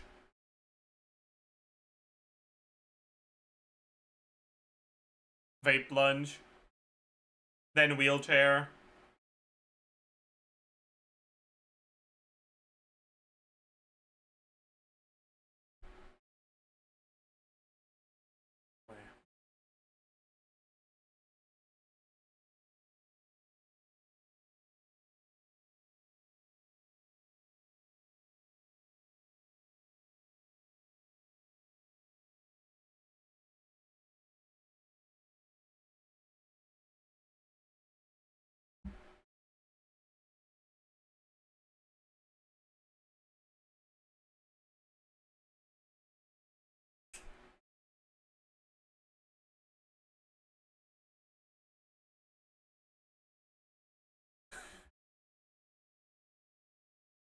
Ito sims are so outdated, yeah.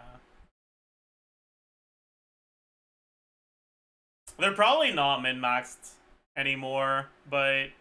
And I don't... Is there even a single Chiori sim with Ito? There is.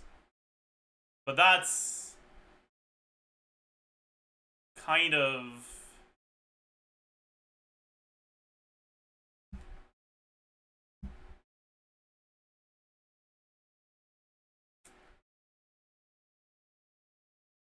That's sad.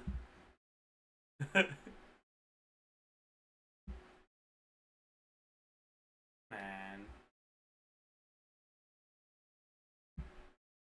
And Kokomi cons. How many high cons Kokomi or high con Kokomi sims are there, do you guys think? I mean, that's not really a high con Kokomi sim, that's an Ayaka sim. I guess you could say that's a Kokomi sim. That's no, something's wrong here. Something's clearly wrong here. I think they're trying to force Kokomi here. Because there's no shot a C6 Chiori sim is at 140k only.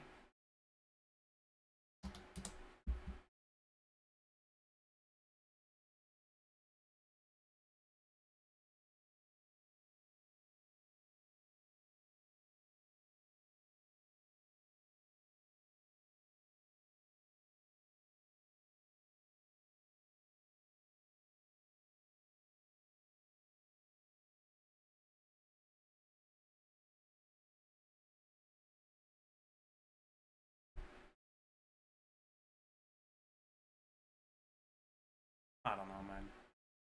I don't know about that one. Anyways, that's not really a Kokomi sim, that's a Chiori sim. Oh, that's sad. Well, Kokomi's better in Nilo teams than in Kokomi carry teams. Oh no, there's not a single C6 Kokomi sim that's like mono hydro. Huh. Interesting. I guess no one gives a shit.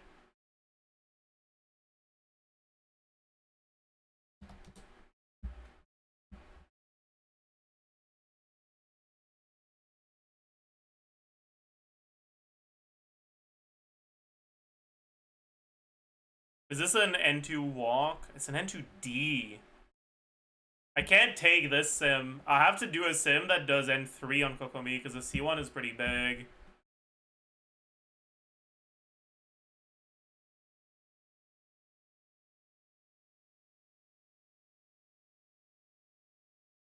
I don't think any of the sims do N3. The N2D sim is on Flowing Purity? Really? Oh, that's hilarious. That's so funny.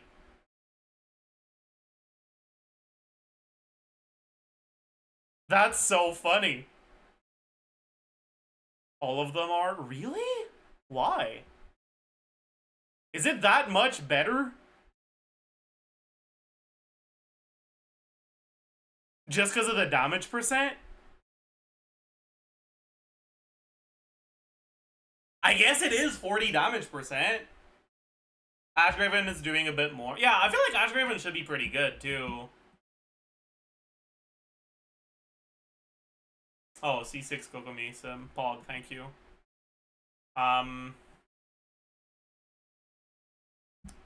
me change a couple things. I'll do C1 Yulon just so I don't have to change the rotation. There might be energy problems now, right? Oh, it's not too bad. And then change Petra to something else? Probably. Well, no. Alright. So, with C0 Kokomi, with all SIGs, this team is at 135. And with C6 Kokomi, it's at 150. Oh, boy. 10% DPS increase from all 6 of Kokomi's constellations. Assuming you don't have cons on anyone else. Isn't this on field Yon? Is it? Oh, it might be a Yulan team that at least like uses up. It's not on-field Yulan, but you do enough attacks on Yulan to consume her C6 stuff, I guess. Man, but no, yeah, this is I mean, yeah. Yulan is on marginal state. That's because most of her damage is the C6 procs.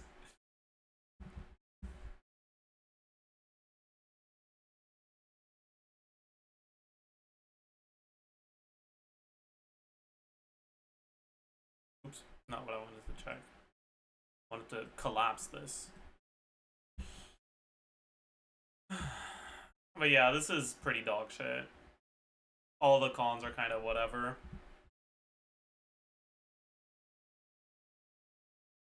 Then Yoimiya's also got some issues with the cons, with C1 being complete garbage, C2 being pretty awful, C3 being pretty bad, C4 I guess is kind of okay-ish, C5 being complete dog shit, and C6 being alright.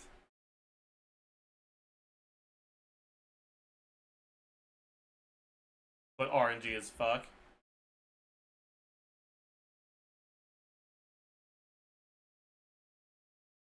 Is C6 Yoimiya better than C1 Hu Tao?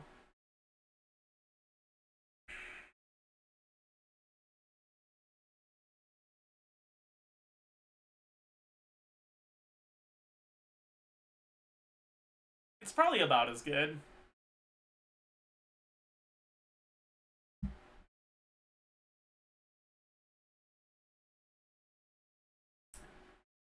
It's kind of crazy how much better Ayaka's cons are versus every other Inazuma character.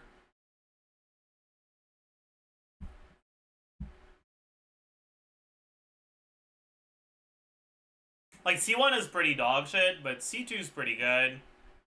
C3 is pretty good. C4 is pretty good. C6 is like, yeah.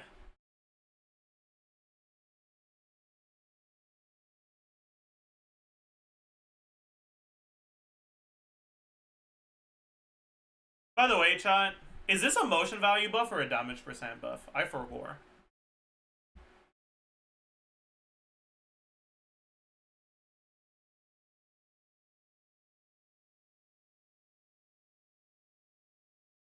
It's damage percent? Okay. It's like, it's fine, but it's not the best.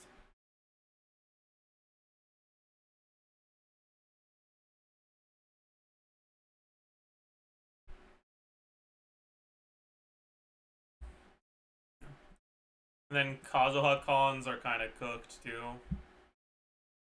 I guess his C6 is fine. The problem is that if I sort by Kazuha stuff, I'm probably gonna struggle to find Kazuha carry teams. Oh, never mind. That one's pretty high. Interesting. Let's reduce the wailing a little. The C0 for Rina. Aquila. Bennett. C1 Shanyon. I guess we can do Sig because otherwise ER is going to be a problem. Or maybe we don't. We just do Oath Sworn I, R5. But we're probably going to have to add an ER Sands or some shit. We're probably going to have energy problems. Yeah. No. Arena has energy problems. 33 seconds delayed. Wait, why? Does one of Farina's cons give her energy? I forgot. I forgot it did. C4 does? I see. Favonius Sword. Sure, let's keep R5. Why not? Okay, we don't seem to have any energy problems here. It's like a 130k DPS team.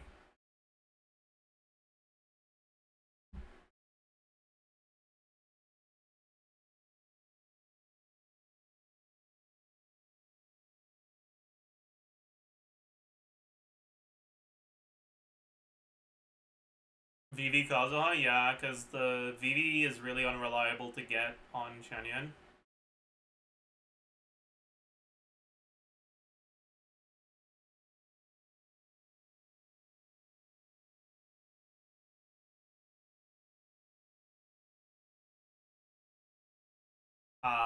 And it's trivial to get on Kazuha. What are the main stats they're giving Kazuha here? EM crit damage, that makes sense.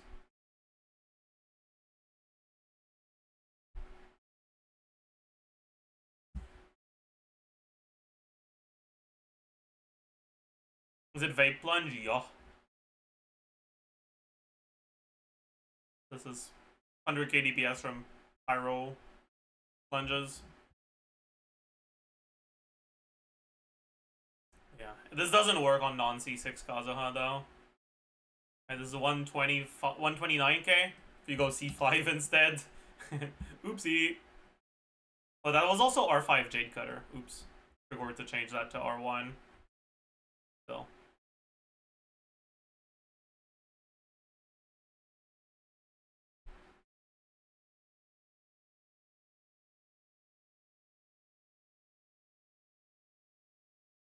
Anyways, I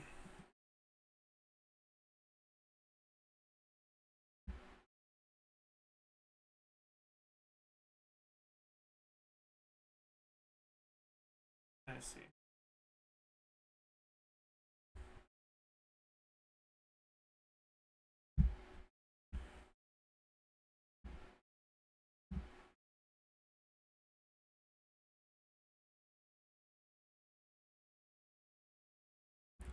Yeah, so in terms of how they stack up to one another, in terms of their constellations,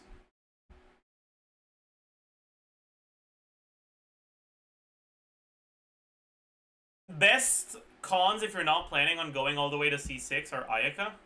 If you are planning on going all the way to C6 are Chiori, I would say.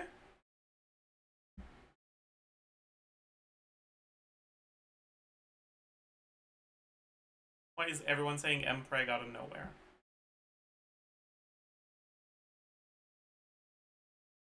Not Molani. We're talking about the Chronicled Wish right now. Molani is not on the Chronicled Wish.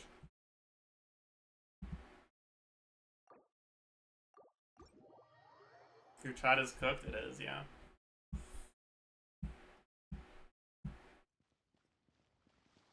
Is C6 Ayaka broken? Well, no. I'm actually kind of curious what the highest C6 Ayaka sim is.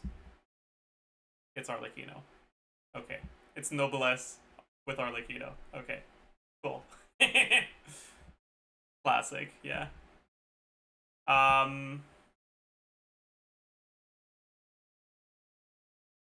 The highest one that doesn't have whaled supports.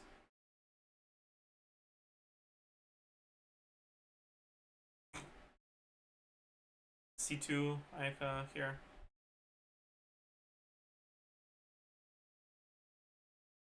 Let me take a look at this one with C6 Ayaka. Alright, 71k C0.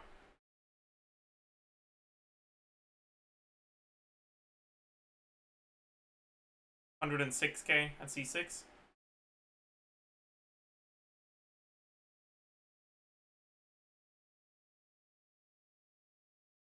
That feels small. That feels like a small difference.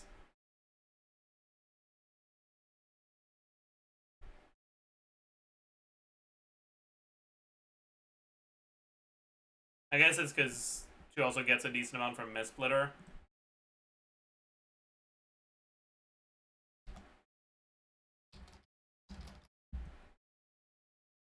C6R1, 111k, 10k.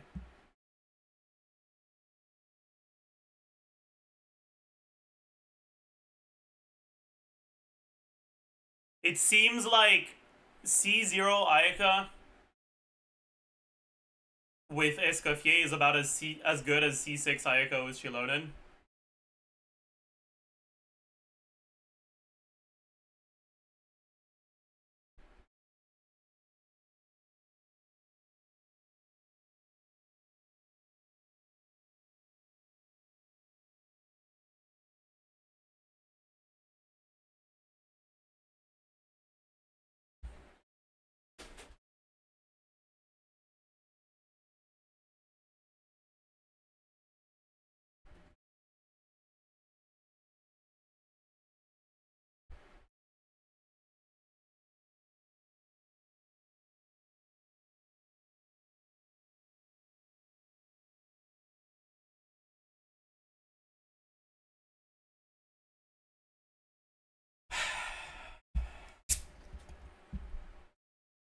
What's that? Is that an Escoffier sim? Yeah.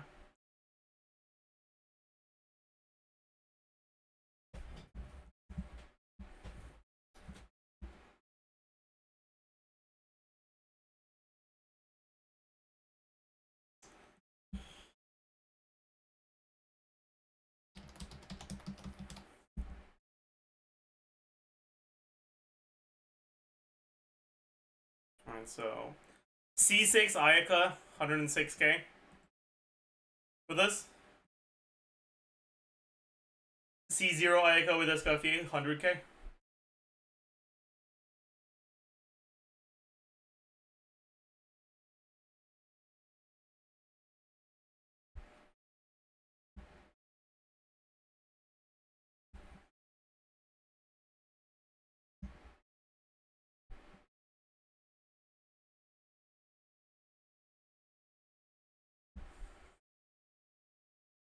C1 Escoffier. Yeah.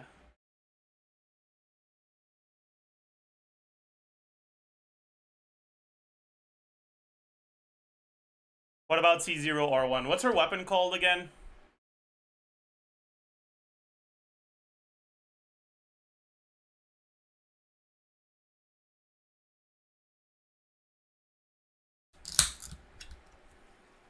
Symphony of Sense? It says at the top, does it? Oh, it does. Symphonist of Sense? Symphonist of Sense. Scrents. Okay, idiot. Yeah. So, with R1, it's also better. Change crit ratio, even without changing it, it's already better. Oh boy. Okay, okay. Back to deathmatch. What if instead we do Mist Splitter R1? Okay, that's about as good. Cool. But if we change the crit ratio, it'll be a bit better. Okay. Back to finale. R5. What if we do... what's it called again? Ooh, but if we change Fab, we're gonna have to change some of our stat assumptions. I can't be bothered with that. Never mind then. What about C1 for Rena? Yeah, it's also better. Okay, so basically, Escoffier plus pretty much any of the decent cons or SIGs in this team is going to be better than C6 Ayaka without Escoffier.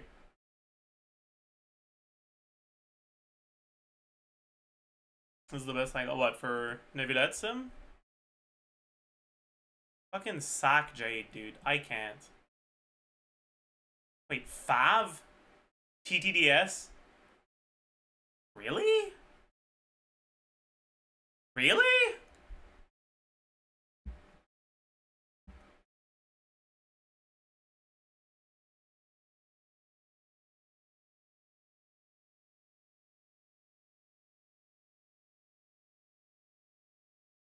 The RX are so ass, are they?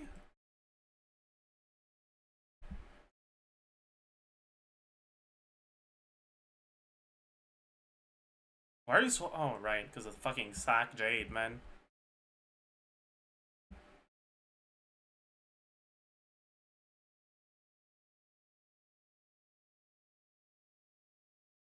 What's the point of Seat Lolly Burst?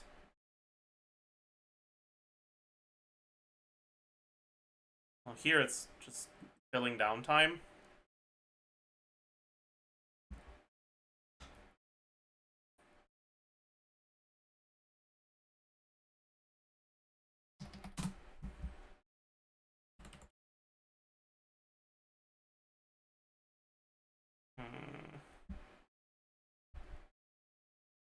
Yeah, this rotation is going to be better because it's like almost as much.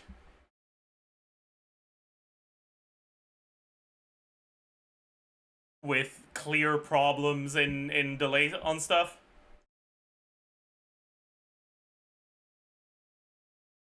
Has to be 4CA, yeah, I agree with that. It's just the main upsides. There's two main upsides of the SKF teams with Nevilet, and I feel like you're not taking advantage of either of them, right? You don't have to swap out of him to refresh bus, but you do it anyways because you're assuming Sack Jade. And you can actually do significantly shorter rotations because you can use your burst earlier.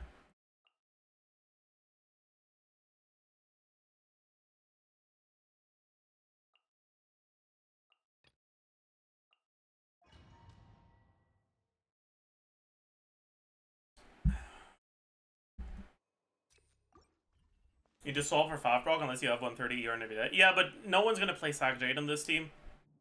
And the other weapons people use on Nevilet give you energy.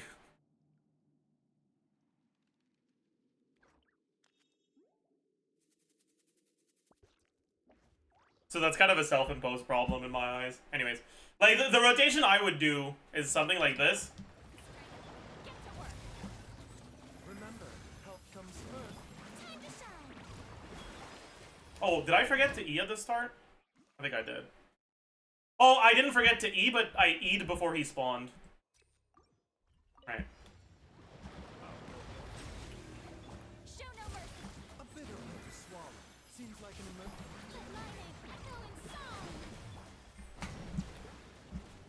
I had to dash, so I delayed my stuff a little. But use burst skill like that. And then you could refresh here if you want, but you don't have to. And that lets you do a proper 4 skill rotation that's actually 24 seconds. Exactly.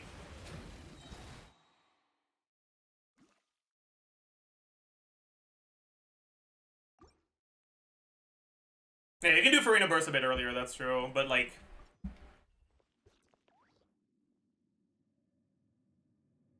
We're gonna pretend like Baiju is this Kafi, obviously. But like, something like this. Get to work. Mind the side effects. Time to shine. Remember, help comes first. The time beckons.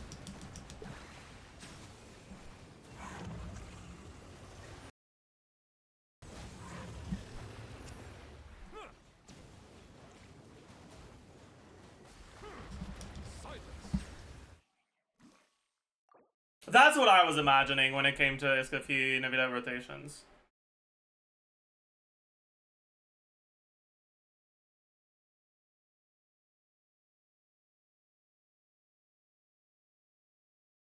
It seems so.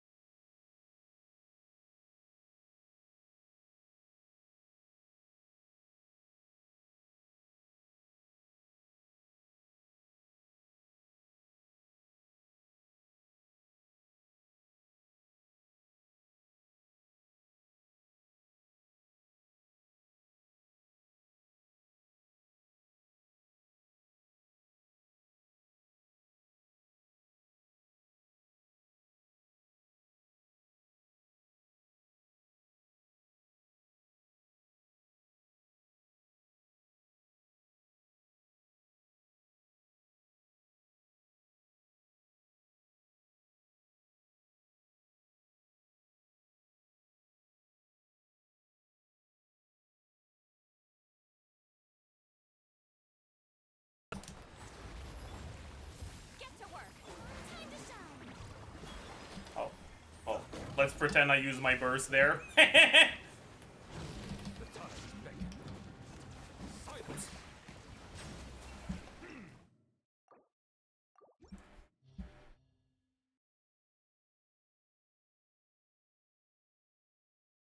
Like,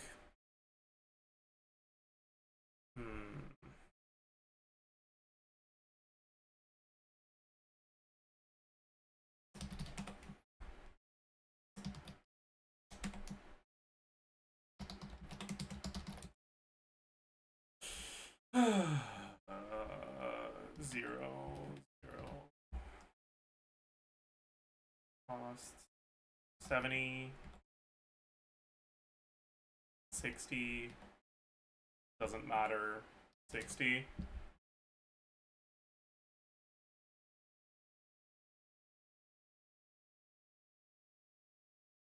What the?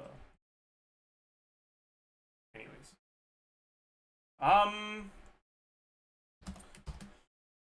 On a 25-second rotation, how many particles you get from Farina? 8? Ish? 7? 8? 7? 8? 7? 8? 7, 8? How much do you want me to use, Crustle? 7? Go say. Okay, buddy. Calm down. So let's say he catches 4, he doesn't catch 3.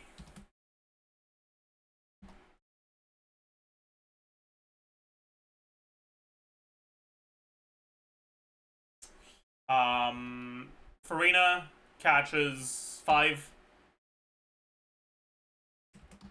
Doesn't catch the rest. Right, 1 of her own, 4 of Navidad.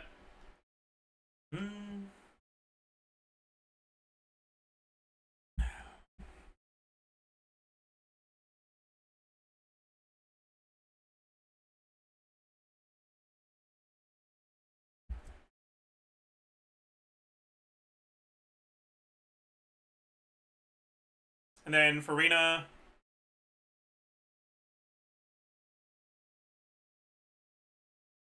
Alright, it's 4 plus the remaining 6. Yeah. Cryo particles. How many do you get from Lally again? Is it 4 or 5?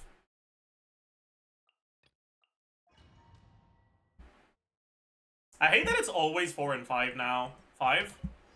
Yeah, that looks like 5. Nice sack Frank proc loser. Anyways. And then Escoffier is 4, right? So that's 14 particles.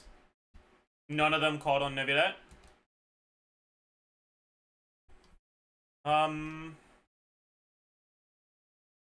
Maybe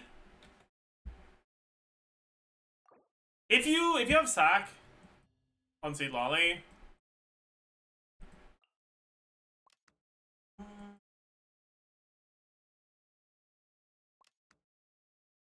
Whatever, just literally anyone else. Can you swap before you catch your first set of particles?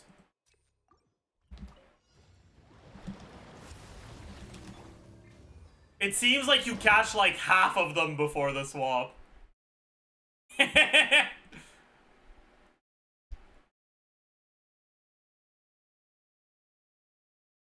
But it seems like the ones that get generated further away aren't caught until after the swap. That's crazy. I think this is the first time I'm gonna look at something like that in my ER calcs. And this is not affected by ping, because particle generation is delayed by ping the same amount that swaps are. So at a higher ping, they're both getting delayed by the same amount, so it won't change anything.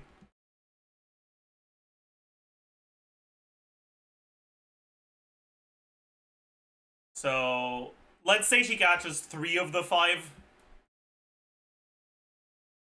And she doesn't catch the remaining 11. And Escoffier like this. Wait, I'm an idiot. These are here.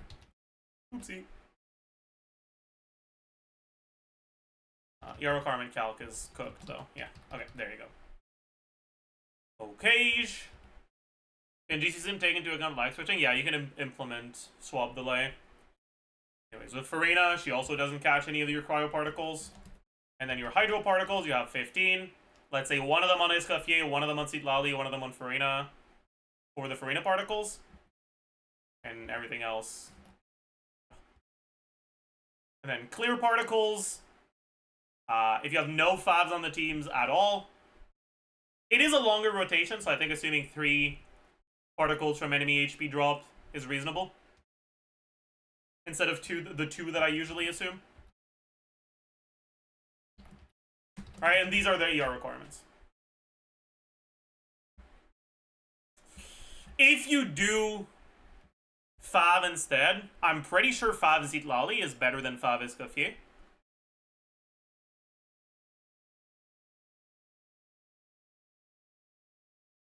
Like, Fav Deathmatch is better than TTDS Fav, I think.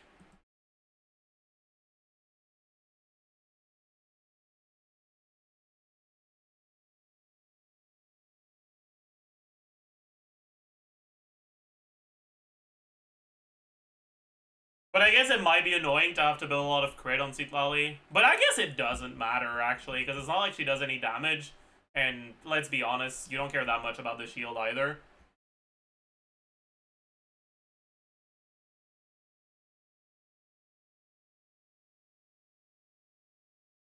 So you can probably get it really reliably. Plus you get cryo resonance. If you lose that set of particles, instead of 311, it's going to be 0-9, and this is going to be 9-0. But we're now getting 3 clear particles on Escoffier. Our ER requirements look like this.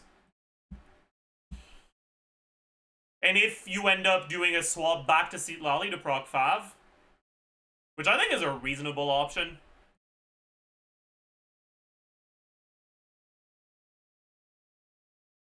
If you're doing Sack Jade, you definitely do that, right?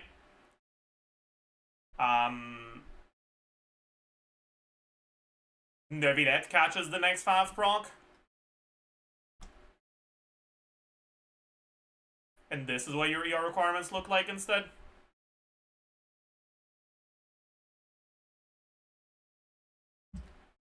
Which seems pretty damn low.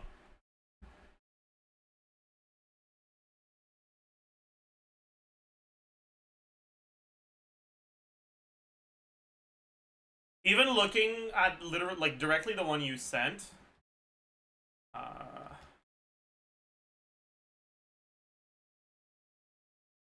Wait, can you send it again, actually? I lost it. Crustle. Orange.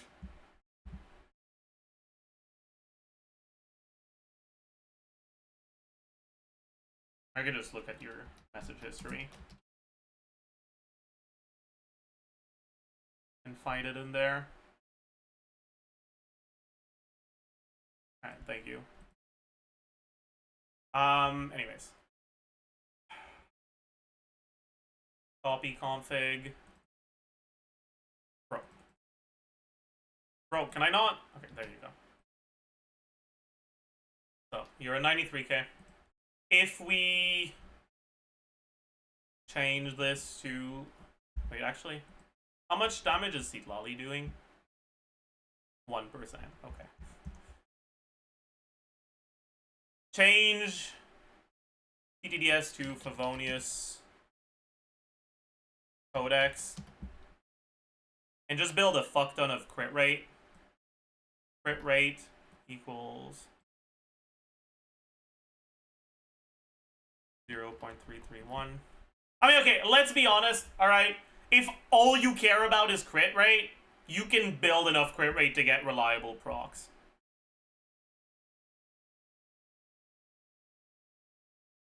Like, I'm just gonna give her 100 crit rate.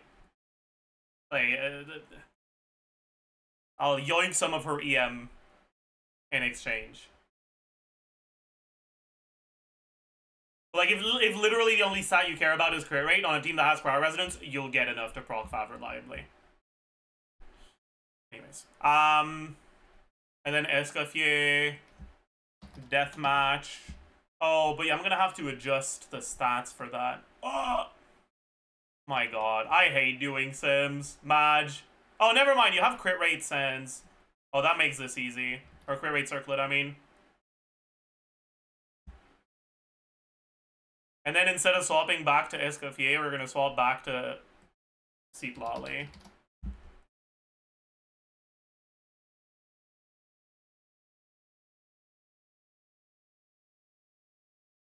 we're experiencing a problem.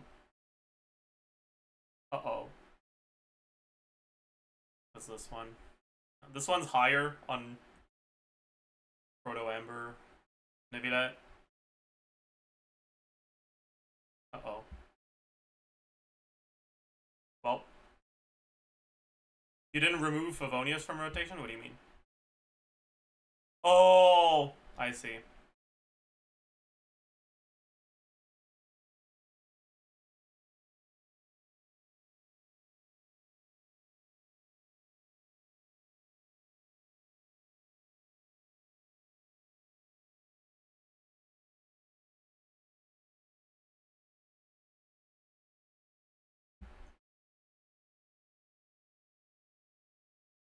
Oh.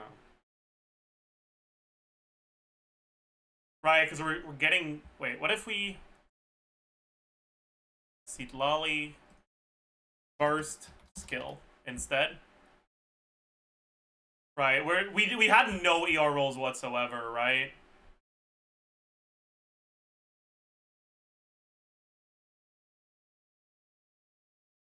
So...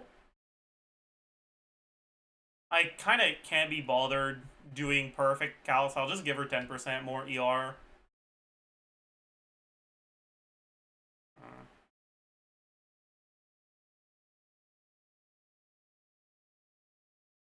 We're still getting slight delays because of Nevilet. Can't be bothered, man. Okay, when we remove the delays, it's a little bit better, but we gave a bit more ER, so it's not exactly a fair comparison. Oh, dice of cringe.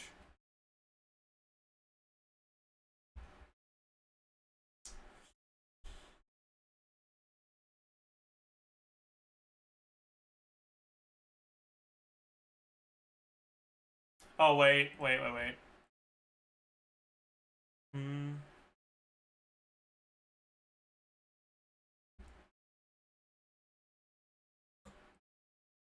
Yeah, okay. That's already more what I was expecting. But we'd have to fucking adjust the stats properly. Anyways, I'm fairly certain this is better, Rustle.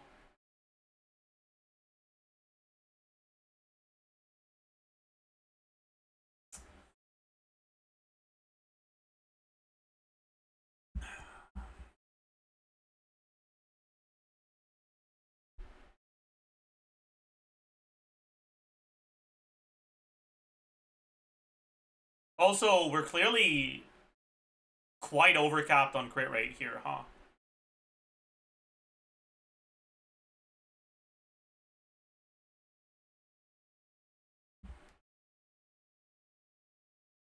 $20 crit rate from subs. Let's lose 3 rolls.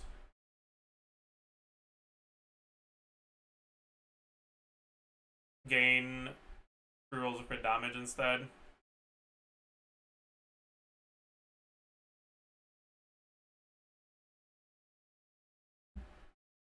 Don't have 100% freeze up time. Still, there's no shot this would be worse. Yeah, it's clearly better. Even without 100% freeze up time. It's clearly better. And once you've properly adjusted everything, it probably does exceed 100k.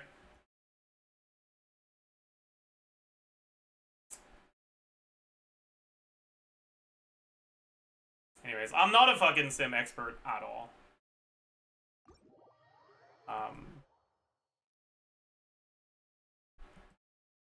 I think I'm pretty good at figuring out good rotations, but implementing them in the sim is a pain in the ass and I can't be bothered. I'll leave it to the experts.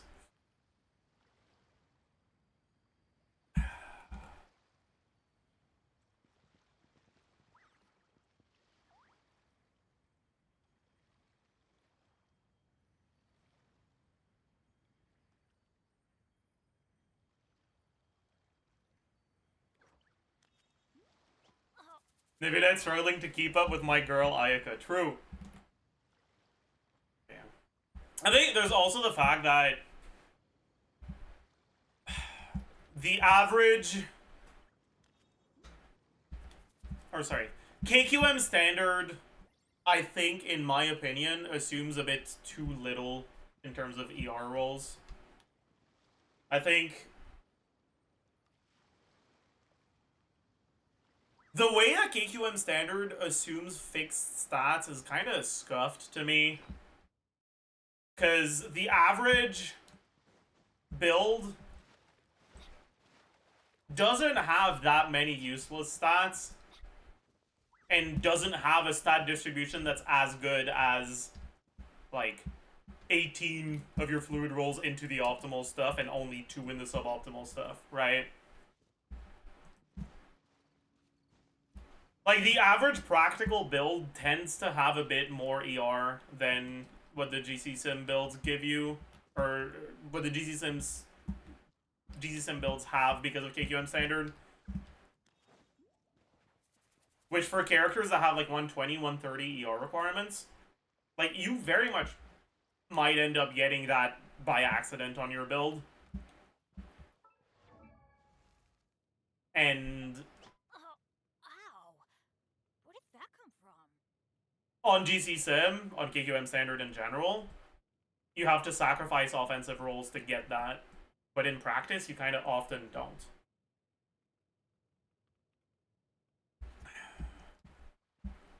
My Mawika has 120 ER, yeah. Pretty much, yeah.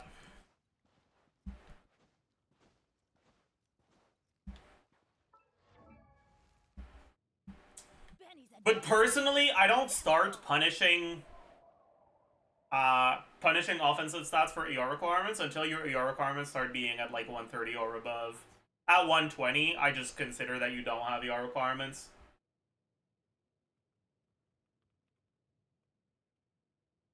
Because I think it represents the reality more accurately. Where did that come from? But anyways. Also, actually,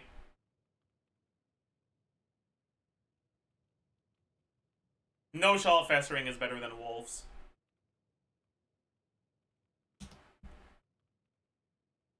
But we might have to build a bit of ER here.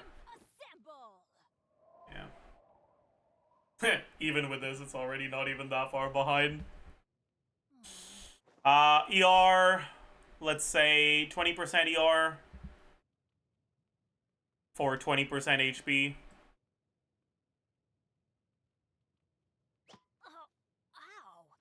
Oh, it is lower. Oh. That's crazy. Oh, no, I think we're overcapped on crit. Yeah, we're overcapped on crit. Oopsies.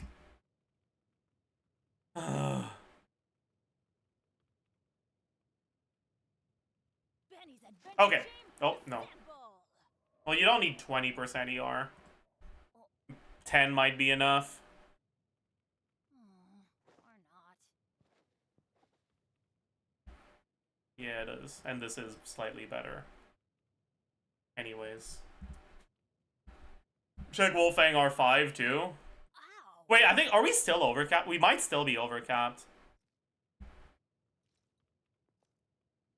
Especially at R5. But we can check R5 Wolfang without the overcap. Problem is, it's kind of hard not to overcap here. But anyways. Adventure team, assemble. Oh. We're getting some energy problems, though, unfortunately, that I would have to fix, and I just can't be bothered. I can't be bothered with this shit, man. I just can't. We're also overcapped on Escoffier. We've been overcapped for a while, ever since we changed the deathmatch. Dude, this is why I hate GC Sim, man. Where did that come from? Dies of dies. What's that, Prastel? But that's higher than the one you had before, right? Is that what you did once you changed Lali and Escoffier weapons? Yeah? Okay. Like, to me, this already makes a bit more sense. What's the rotation you're doing? Or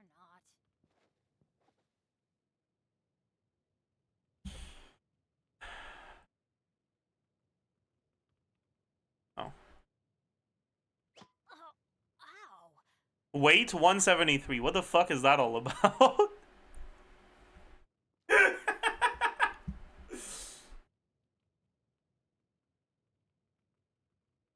last charge attack proc, I see.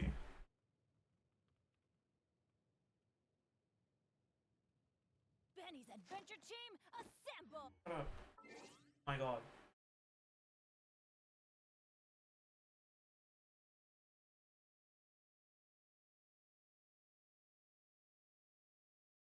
Is the skill really necessary? Or is the attack really necessary? Do you get swap cooldown if you don't do it?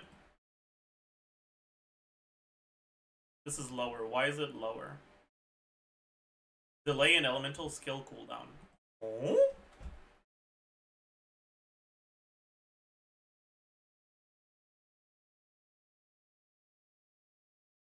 I guess it's doing frame perfect cancels, maybe?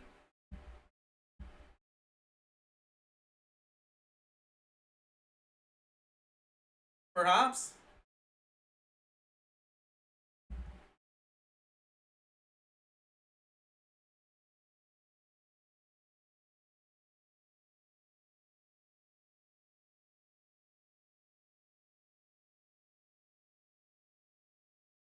Hmm.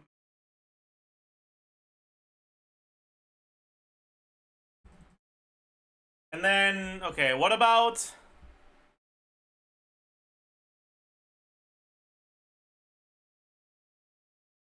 What if you do Farina Burst here? Actually, I'm kind of curious. You do it a bit earlier. It's higher.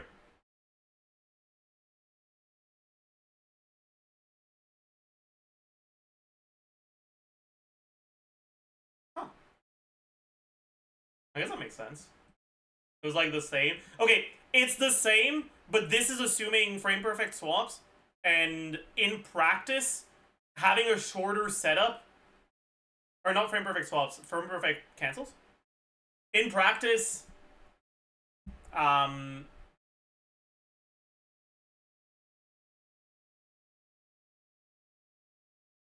you don't get frame perfect cancels, and when you don't get frame perfect cancels, rotations that have a little bit more wiggle room, like this one, don't get punished, but rotations that don't have any wiggle room, like the one you were using, get punished a bit more.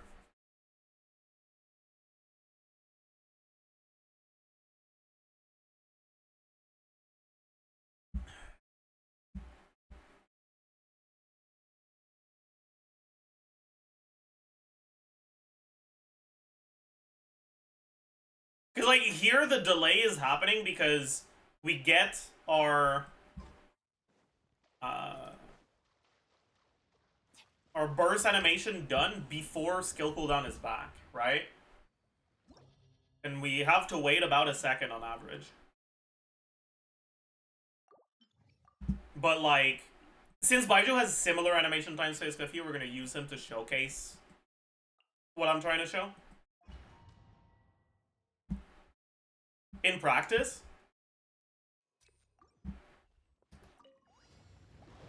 if you do this, Mind the side effects. Seems like an... Let the mind be humble. no delay whatsoever. Because you don't do frame perfect charge attacks on Neuvillette. Most people don't. Anyways.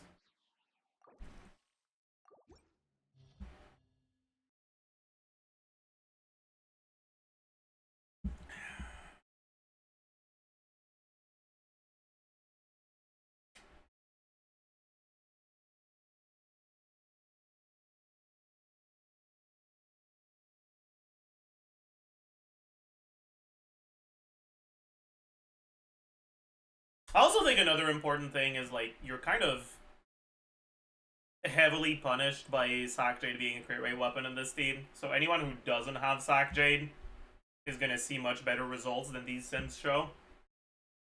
Whether they have Sig or Proto Amber as their Neuvillette weapon.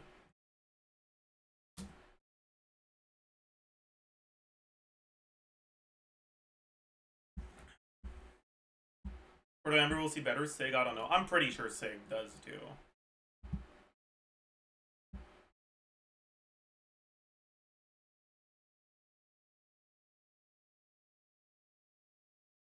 Are you saying you're not sure because his personal damage is higher in the other teams?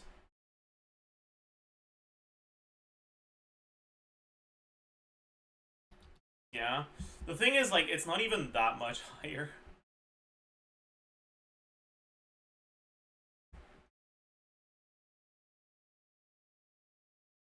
Right, if you look at the... Dude, how many C6 Nevilet sims are there? What the fuck?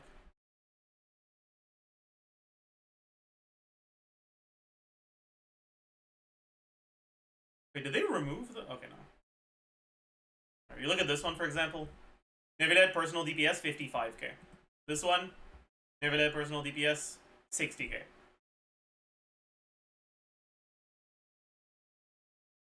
This one, 53k.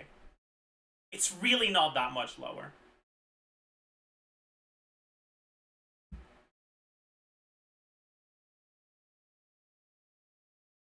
And that's with Sack Jade.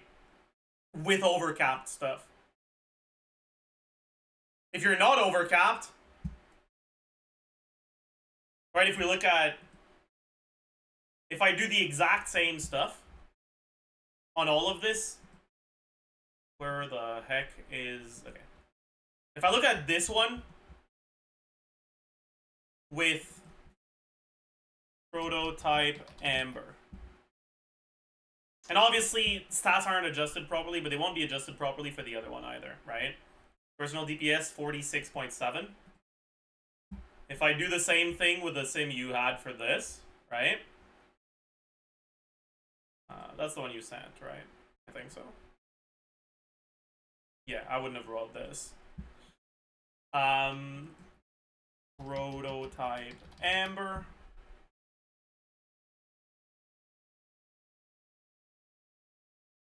$44.1. It's less than a 5% difference. Wait, no, that's not true. A little bit more than a 5% difference in personal damage. It's barely a difference, honestly.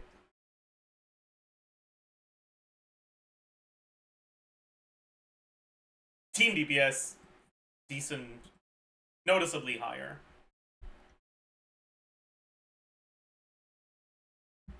Anyways. Because now you don't run into overcap problems.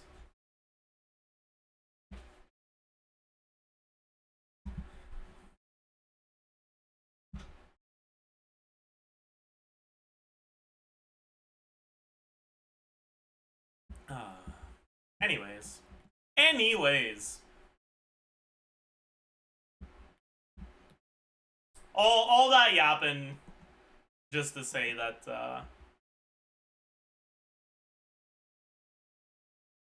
Skiffy's pretty good with Nebula, but everyone, you guys already knew that. I do think it's fair to say that I probably overestimated her initially.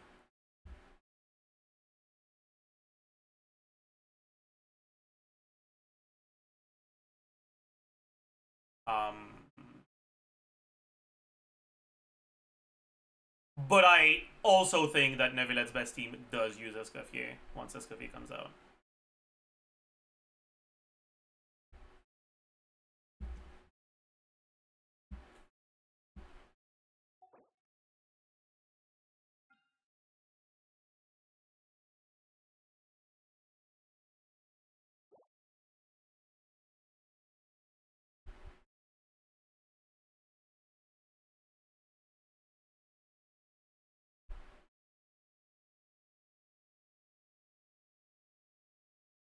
Most Nevilet mains got him C1R1. Okay, here's the thing though. Cool for Nevilet mains, but everyone who cares about meta has Nevilet even if they're not a Nevilet main. Because Nevilet is the best carry. Like, you need to understand characters that are really good, a lot more people will have them even if they're not a Nevilet main. Also, YS Helper data is very skewed towards meta players. It's not true that 50% of Nevilet players have his C1. 50% of the players that are included in the YS Helper data do, sure. But that's not a sample that's representative of the whole population. It's representative of the sample. But the sample is a biased one. You can't generalize it to the whole population.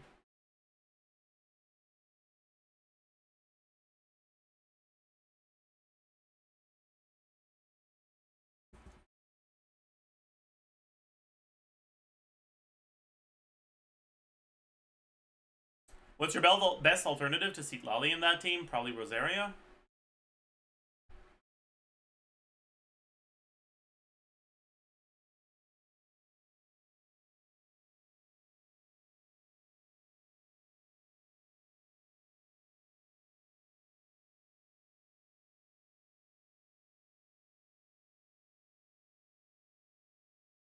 You don't have Citlali, I think you play something else. Well, yes and no. I get what you're saying, but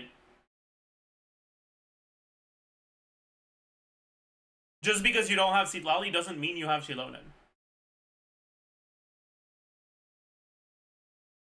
If you're starting from having Nevilet Farina and you want to get an improvement to your team,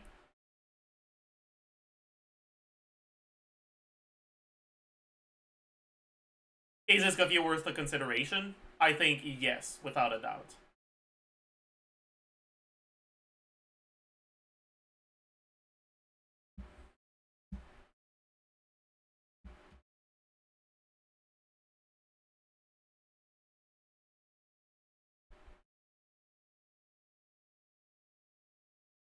Triple Hydro Nevilet real?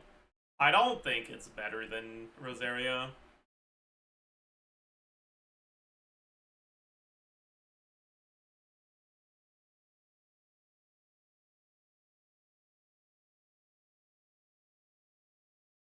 Like, Rosaria is not bad. She's not ideal, but, like, she's not bad either.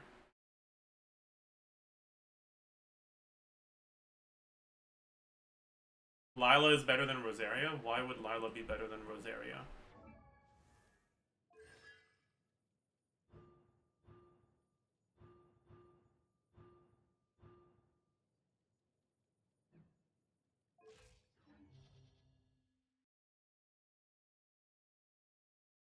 Chongyun. True. No. Chongyun doesn't work because you don't have... You can't benefit from the cooldown reduction, basically. Because you can't do sub 25-ish second rotation anyways because of field time requirements on everyone and animation time.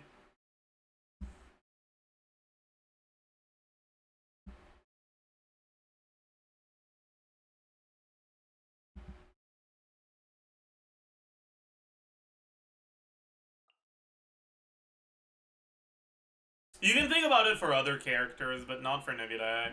Nevilet's not really gated by his cooldowns.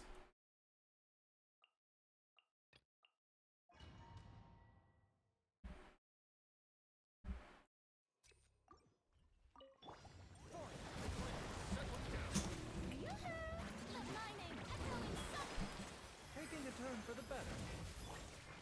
Fuck. Okay, well... Alright, dude. Sorry. Strike a pose. Time to shine. A bitter pill to swallow. Well, that's already cooked. Dude, okay. I fucking hate the Tulpa.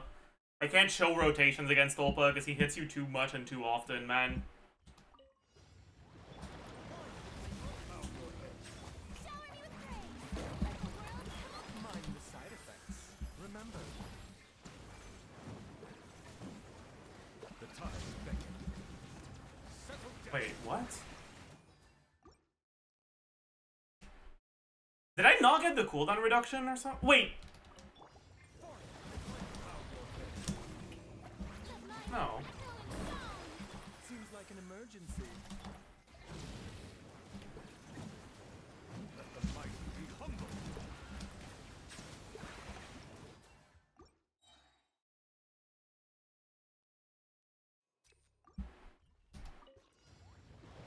I guess I have to do this. Oh, this guy so bad at playing the game, yeah. I can't believe this guy is so awful at playing the game that when he's trying to show a rotation with very specific timings that doesn't allow you to dash on if you want to show the timings, because if you dash it slows things down, and if things are slowed down you're not showing the specific timing, he's getting hit by that enemy that keeps fucking hitting you like an annoying little shit. Swift and merciful. Taking a turn for the better. The tide beckons. Silence.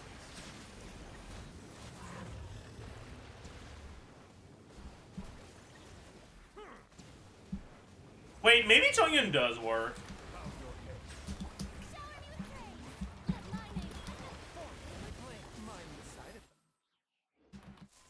I didn't have enough energy to do a second rotation. Oops.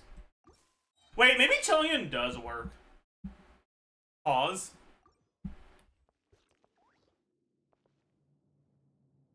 Lala would stop me from getting hit. I mean, being against any enemy other than the Tulpa would also make it so I don't get hit.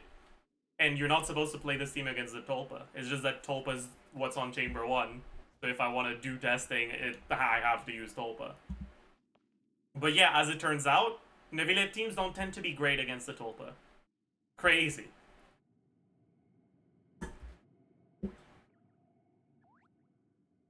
Anyways. So if I start my rotation to 58... Kill yourself in-game, Mr. Tulpa.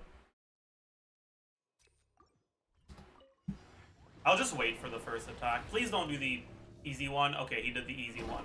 If I'd started my rotations properly, I would have been fine.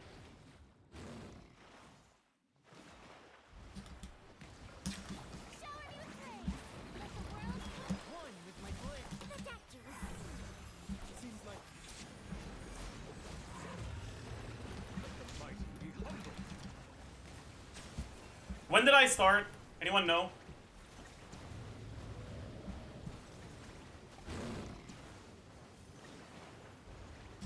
Silence. Strike a pose. Let my name echo. Forth my glare. I don't have Fab on Baiju. Fuck. What weapon is he on? Ring of Yaksha. Whatever. But this does seem like a 23-second rotation. I think. Maybe even 22 point something. Maybe we're on to something.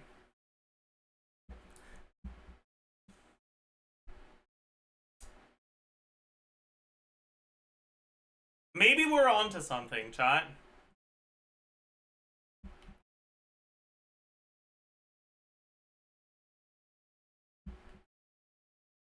It might be better than Rosaria.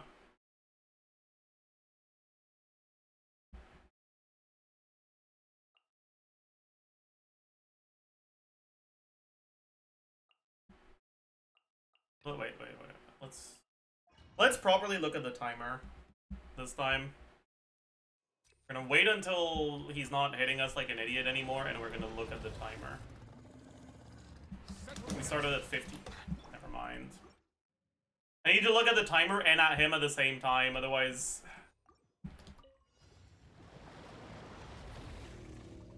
Okay, we start at 55. Remember, help We got a little delayed, but it's fine. We'll just keep that in mind. be sanctified. Settle down. We lost like a little bit less than a second.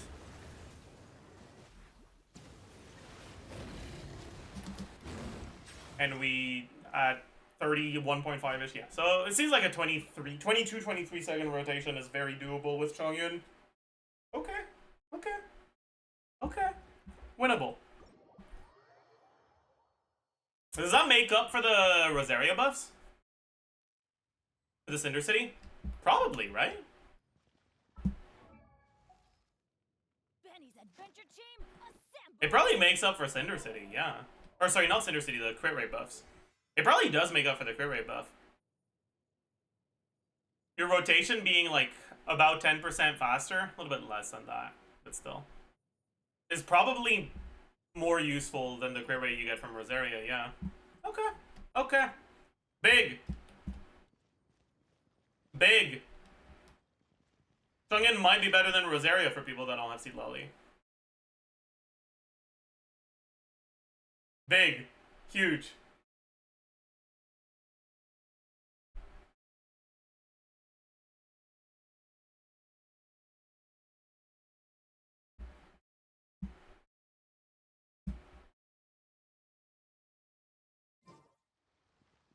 Isn't Rosaria better if you clear in one rotation? Sure.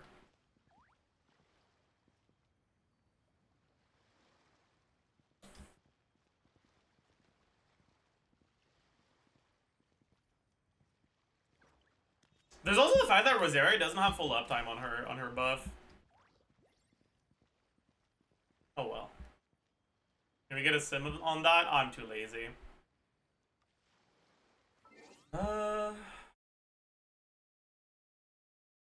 Anyways, let's...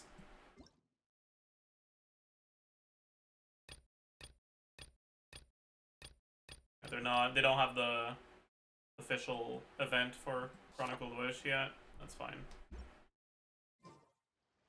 Should we record a video on the Chronicled Wish today, or should we just keep yapping about it and record it another day? I think we can record it tomorrow.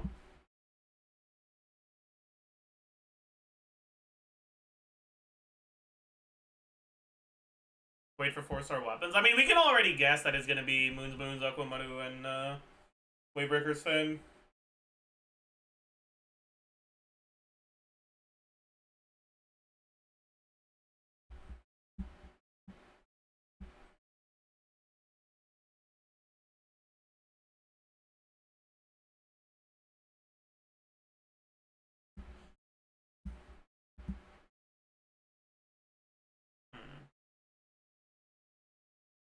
And then for weapons, you want to buff your Chiori. Okay, if you want to buff like your Geo teams, if you're like Ito or Noel, both this and this are good. So you got one 50-50 you can lose to. That's actually really good, but only one. You're trying to get a weapon for Ayato. You've got a few decent weapons to lose 50-50 to, I guess, so it's not too bad. You're trying to get a weapon for Ayaka. I don't know. That one's a little more sus. Then Freedom Sworn is fucking... Ugh.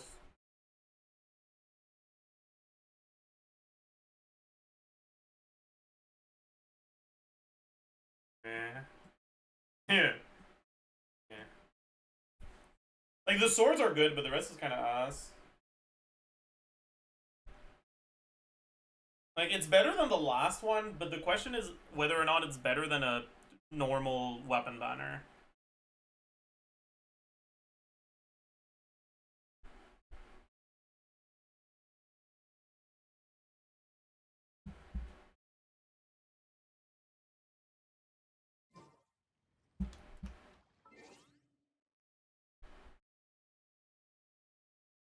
I don't think so.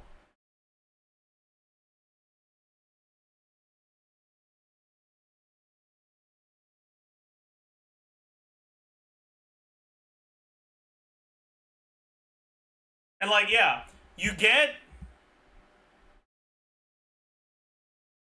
Wait, Prassel, were you the one that sent the, Ayaka team sim earlier? Or was that someone else? The Escafie Ayaka one?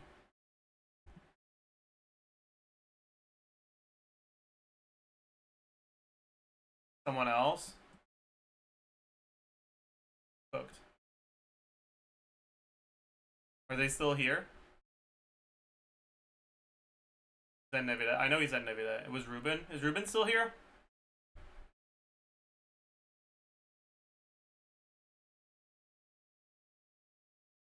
Because I think that On your browser history, it doesn't get recorded to it's sims are in cookies. They're not. Yeah. I can't find it from my browser history.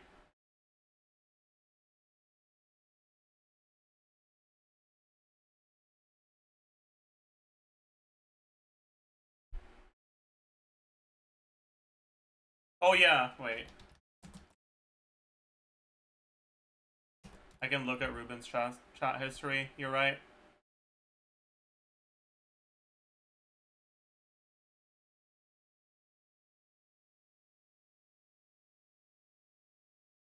Oh.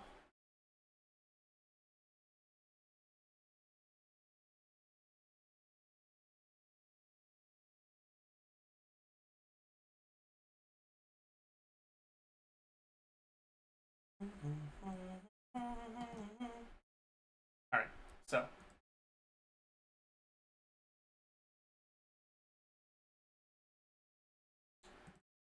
Mist Splitter R1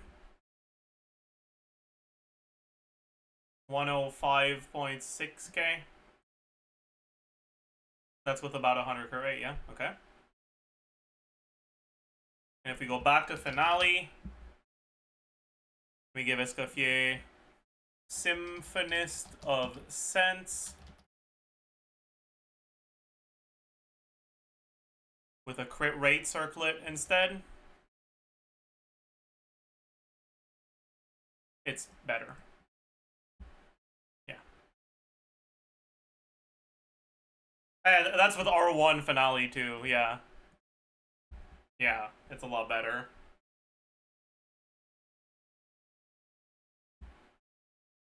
So, Miss Splitter cooked, I guess. Miss Splitter is kind of ass nowadays, huh? It does less for your Ayaka team than a support weapon does. It's because Finale is such a good weapon, that's why.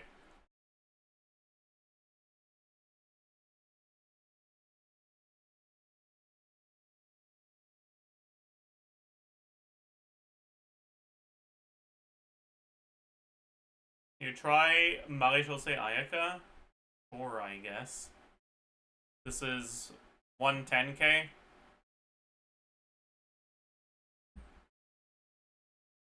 Marie-José is 108k. Less than 2% behind. But against unfreezable enemies, it'll be better.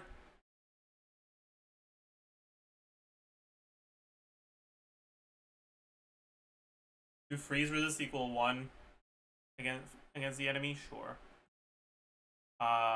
Here. Freeze resist equal 1. 105.7 on Marie-José. Oops. 101 on Blizzard Slayer.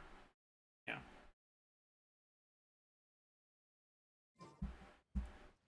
Yo.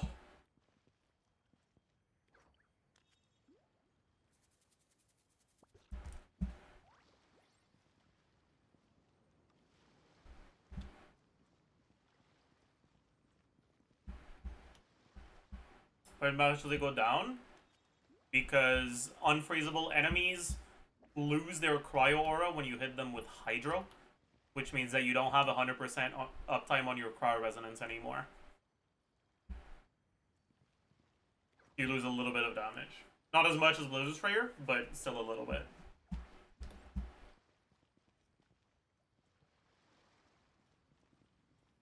Je suis célibataire depuis hier, putain.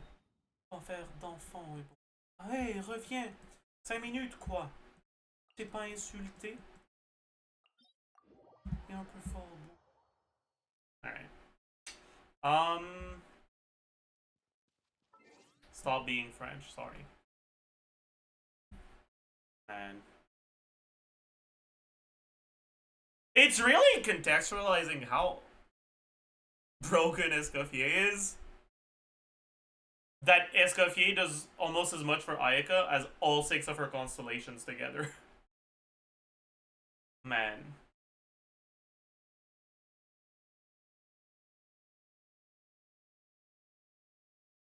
Like, C0R1 Escoffier does more for Ayaka than C6.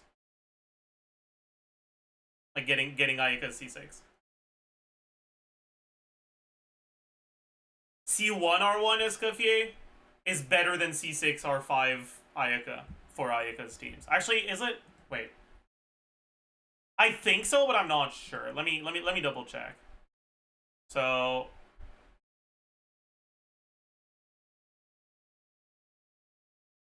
the Ayaka, Shilonen, Farina sim.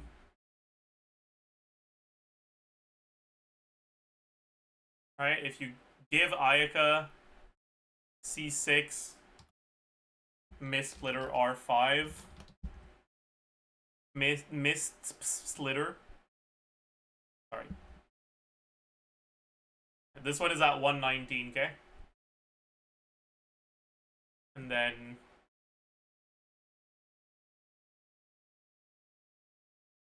without the freeze resist, C1R1 Escoffier, 126k. Yeah. Yeah. This is C6R5 Ayaka with Shilonen. This is C0R0 Ayaka with C1R1 Escoffier.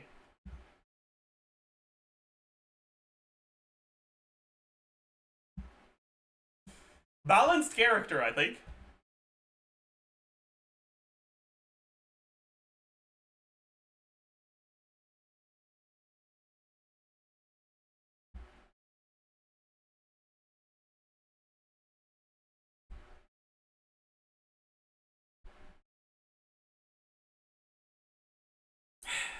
Man, it's cooked.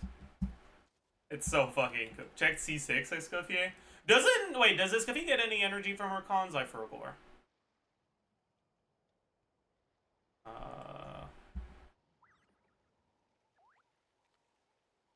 Okay, she does, but I'm too lazy to adjust for it. Oh, wow. Where did that come from?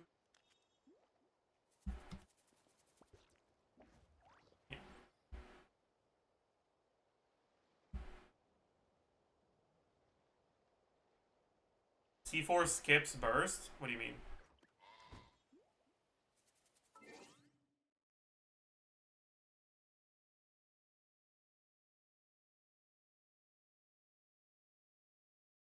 A rehab diet? What do you mean? I don't understand what you're trying to say. Why would you not burst at C4 when C4 is something that makes your burst better?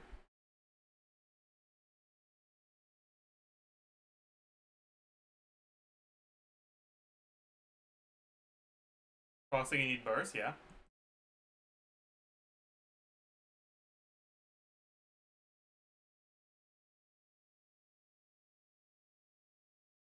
But C4 makes rehab diet better, and rehab diet is obtained after using elemental burst.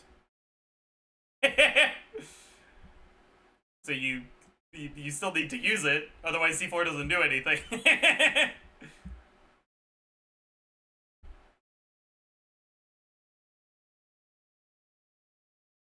Oh, this character sucks for whaling. I can't. I mean, does she?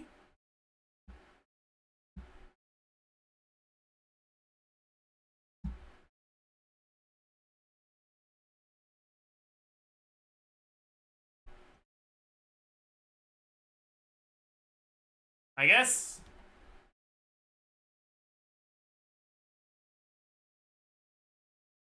You have to burst for sig effect, SMH, true. I mean, you have... I guess with Farina... Oh well.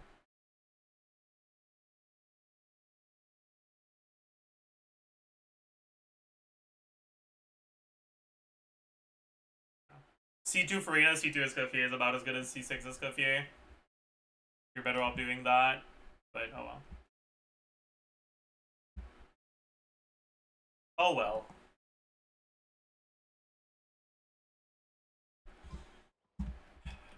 I haven't done my daily peak. Let's go do our daily peak. C0 Ayaka speedrun community is ruined? Yeah. Cooked.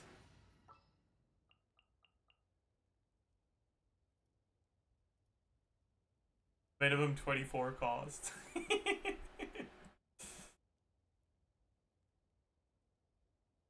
Alright.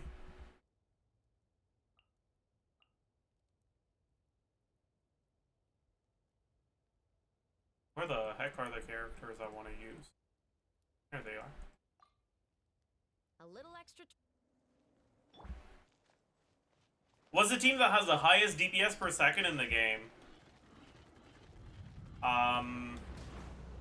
Unironically, the team that has the highest DPS per second is gonna be the same team as the team that has the highest DPS. Because the team with the highest DPS per second, right, it is defined by the team that has the highest DPS increase from 1 second to another. Which effectively means that is the team that has the highest screenshot number. Right? And the team with the highest screenshot number is just gonna be the best Mawika team, which is also the team that has the highest DPS. Which I think is very funny.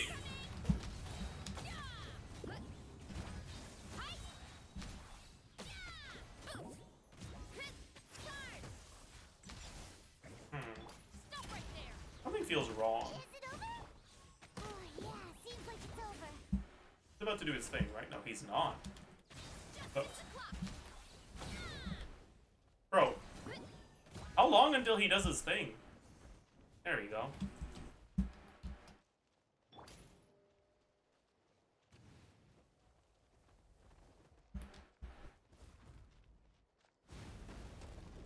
Why me? Yeah, look out below. Hands where I can see 'em. Controlled breathing. Wrath from the sky. It's justice o'clock. Wait, actually, that's not even true. I just realized.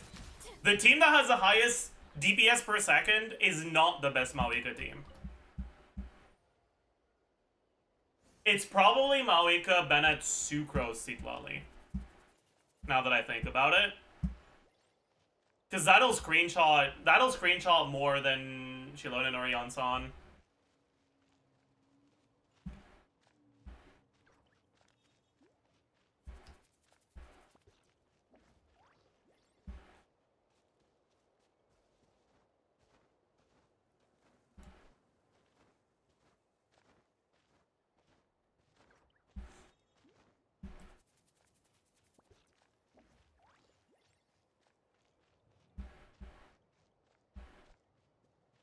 It's Molani at 809k DPS. What are you talking about? I think you're talking about a completely different thing. I think you're talking about highest whale DPS team. But the question wasn't highest DPS team, nor was it a question about whale. It was highest DPS per second at C0.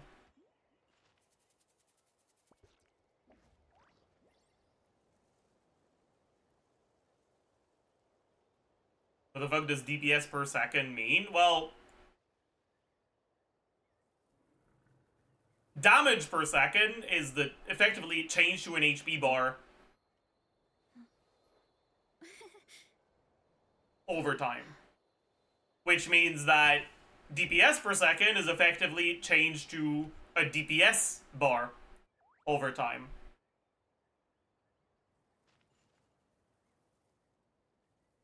In other words, the team with the highest DPS per second is the team where the DPS bar goes from 0 to the biggest number in 1 frame.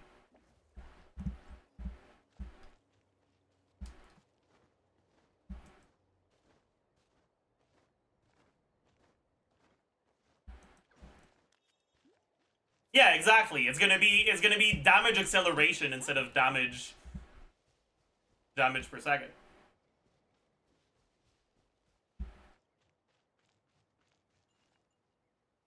In other words, the highest DPS per second team is the team that has the highest screenshot number. And I believe that at C0 or 0, that's Mawika Bennett, Mawika Bennett, Sugro, Sleep No matter Lolly. how busy life gets, you should always sit down and enjoy a proper meal when you get hungry. What I like to do is stack my plate up high, Right? then squash it all down. Take a deep breath and wolf it down in one go. That way, I get to eat my fill without wasting too much time. Can you guys think of a team that would have a higher screenshot number at C0 or 0? I don't think there is one, right?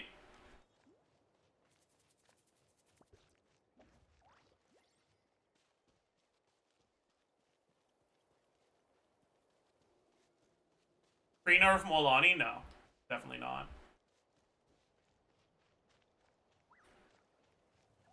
Because the highest DPS per second Molani can output is going to happen from her burst, not from her skill. And the burst didn't even get nerfed that much. From V1 to live.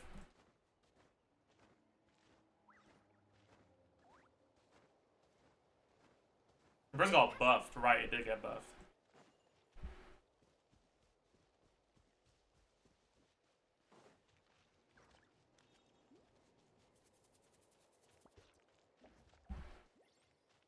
What if you build Seed Lolly for damage? How far away is she? Well, look at it this way, okay?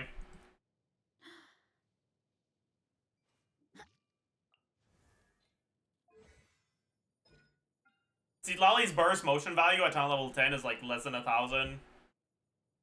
And you don't have that many EM buffs. And you always end up, when you hyper buff a stat, with a lot more attack than EM, right? The average character that builds full EM has 1,000 EM. The average character that builds full attack has like 3k. The numbers are lower than Mawika's burst initial hit. And the reaction of reverse melt is worse than forward melt. So yeah, it won't be nearly as good.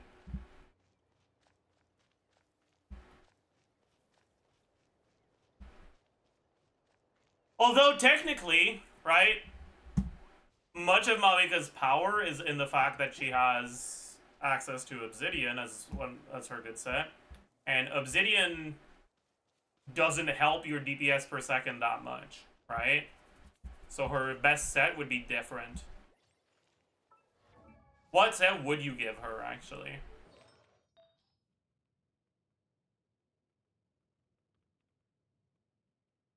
Crimson Witch? Can she stack Crimson Witch by spamming E? Okay, this is information I need to know.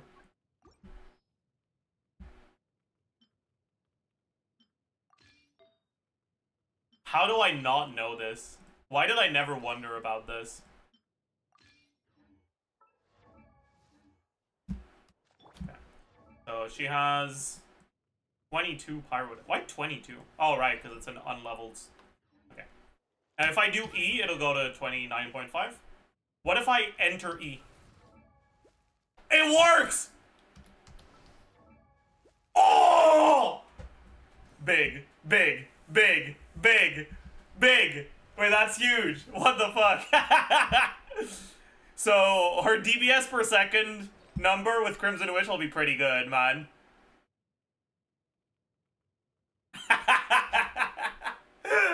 That's so funny. That is so funny. Stop saying DPS per second. Why? It's what they asked. If I was talking about DPS, I would understand why you want me to stop saying DPS per second. But I'm not talking about DPS. I'm talking about DPS per second. So why do you care?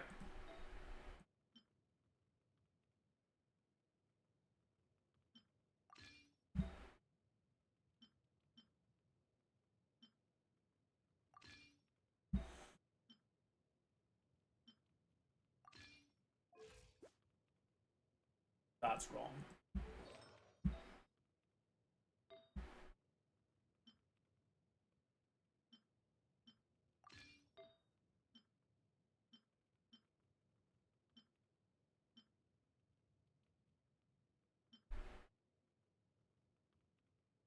What the fuck was my build?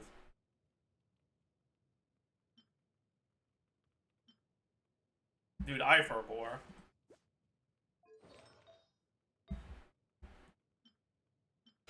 Was it this one? It might have just been this one.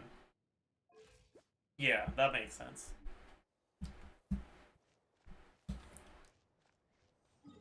DPS per second is still a measurable metric, is it?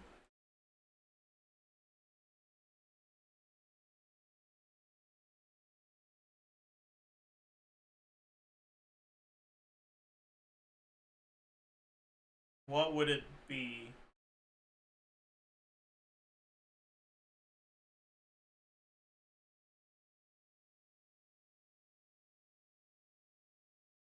Variation of acceleration. Yeah, I guess so. So it would be the team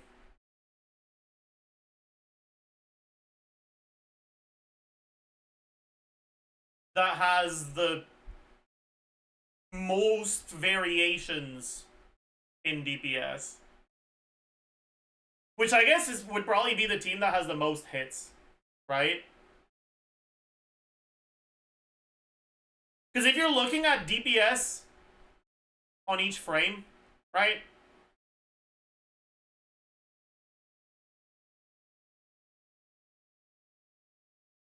It would effectively be a straight line that goes up on each, that goes up to whatever number it is on each frame that gets a number. Right?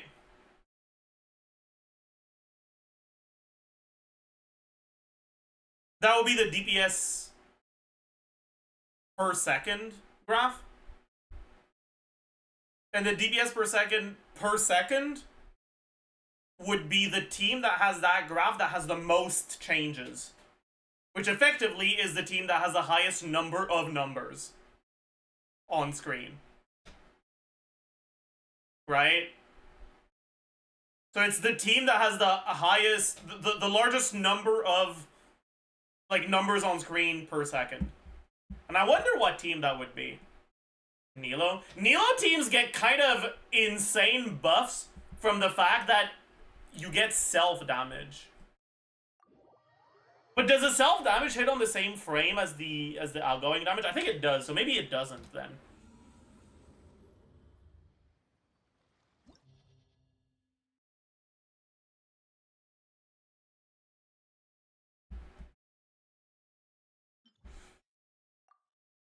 Air fryer.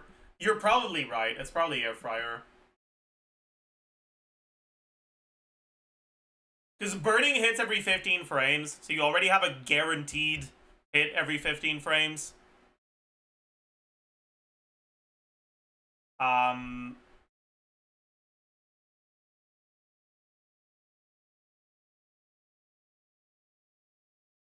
Do swirl numbers appear on this at the same time as Animo numbers when you trigger swirl? Or do they appear one frame later? I don't know. I think they appear on the same frame, but I'm not sure.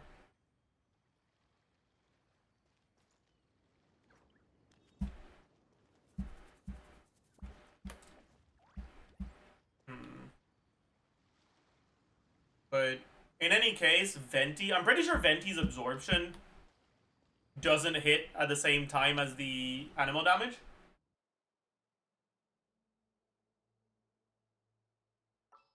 I think it's completely separated. It can end up hitting at the same time, but it depends on when you absorb, I think. Because I know that if you absorb towards the end of Venti's burst, he keeps applying that element after the burst is over for a while. And Venti has a lot of hits. Then you'd want a Dendro character that also has a lot of hits. Probably Kole. Can you maintain full burning uptime with Kole, though? Yeah, you can. With Sack? For sure, yeah. Kaniche? I'm pretty sure Kole hits more than Kaniche does. Maybe she doesn't, actually. Maybe you do Kole and Kaniche, actually. Maybe it's not an air fryer team. Or, actually... yeah, Venti, Kaniche, Kole... Then what? Pyro. It can't be Shangling, right? Amber? Perhaps?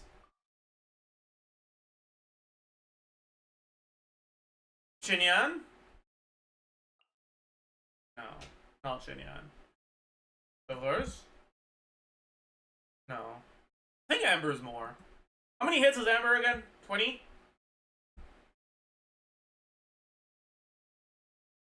Klee? It might be Klee. The hell are we cooking? We're trying to figure out what the team with the highest DPS PSPS would be.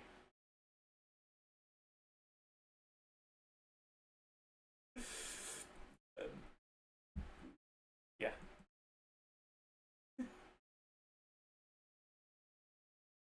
I think, I don't know, man. Maybe we try to summon a cat or something. Deep.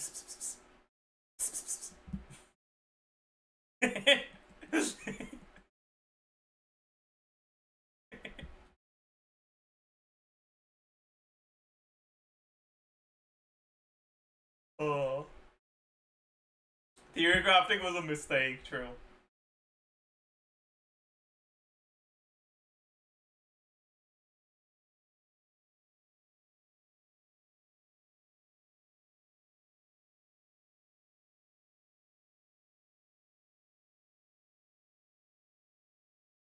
What about DPS per second per second per second?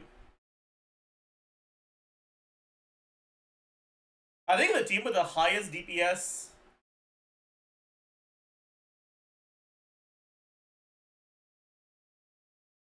per second per second per second would be the same one, right?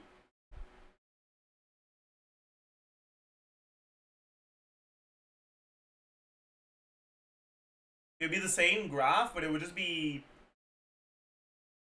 zeros and ones instead of zeros and whatever the damage numbers are. Right? Maybe not. I don't know, man.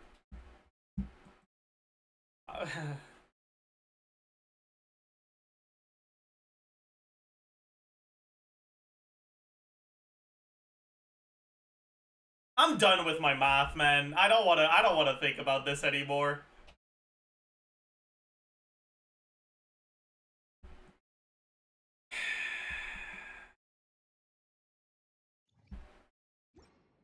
Math hard. Yeah, math is hard. Oh my fucking god.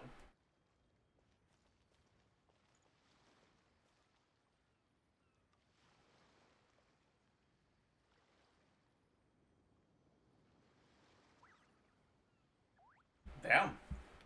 Thank you for the $100. My goat. C6R1 child.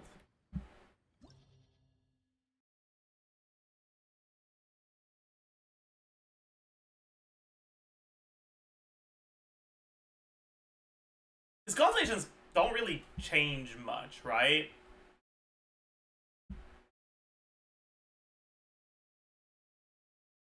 Like, they don't really change much to his base gameplay loop.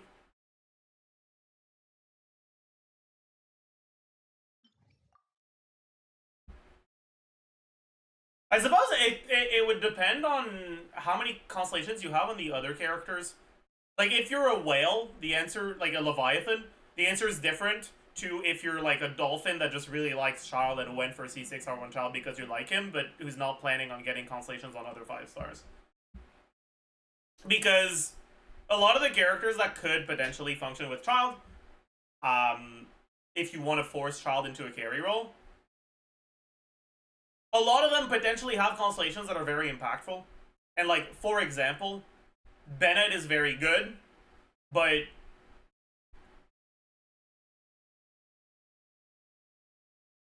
other characters like fucking Farina, for example, well, do they do as much for Child's damage as Bennett does? Maybe not. But what if you have them at C6? That changes. It changes things a lot, right? The like Omega Leviathan team for Child that I would expect to perform the best without Maui Karsi Lali is probably Child, Farina.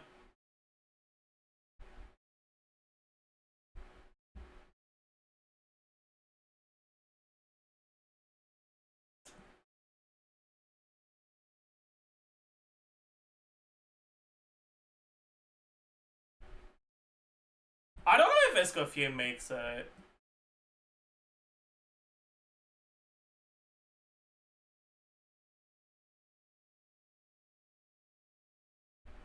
Because, like, if you have access to Citlali, you do Escoffier Citlali. But without Citlali, I'm not sure if there's anyone else that makes Escoffier good enough. I'm a whale for anything child-related, I see. I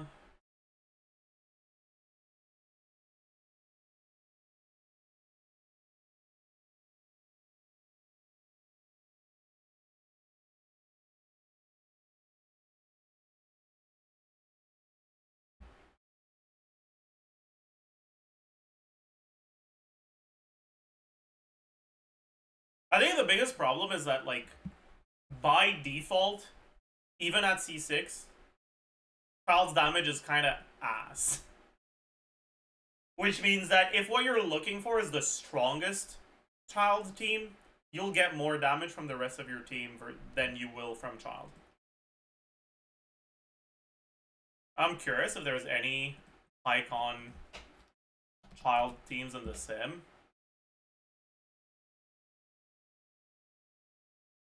Dude. It doesn't seem like it, no.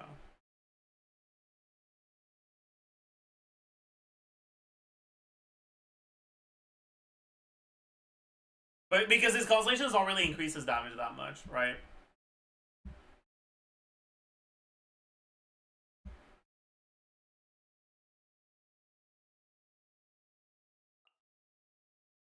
Cries in international, yeah, pretty much.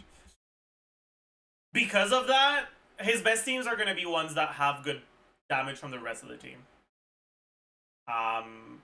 Which is why international is good. But even aside from international, once Escoffier comes out, his best team is going to be Citlali, Escoffier, Farina. Probably will be slightly better than international in most situations.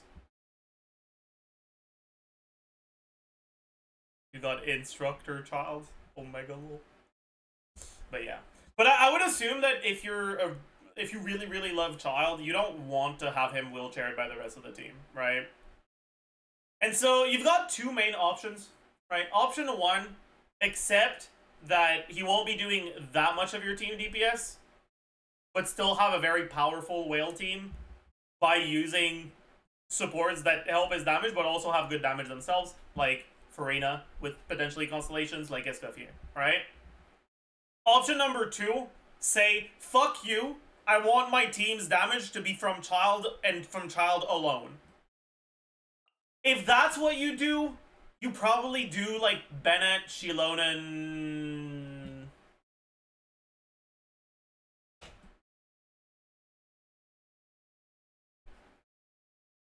Man, what the fuck do you even do from this, man?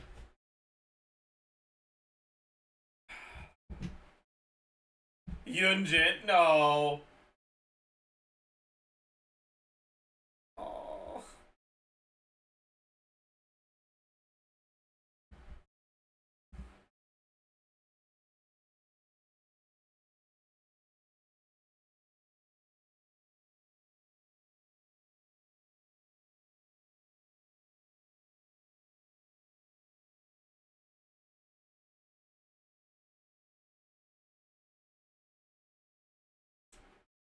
I pulled Shilonen to see if it made him better. Sad? Yeah.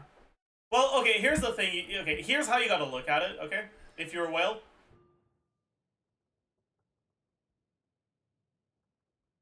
The C4 buff from Shilonen is like half of Child's damage.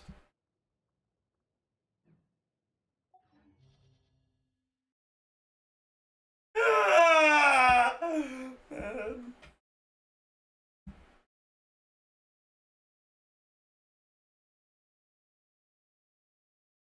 Same for the C2 buff from Sitlali. Or sorry, the C1 buff from Sitlali. Or yeah, the C1 buff from Sitlali. How is that supposed to make them feel better? Listen, okay, I'm trying, but I don't want to lie to them, and it's hard to say the happy, optimistic, positive things without lying in a situation like this one.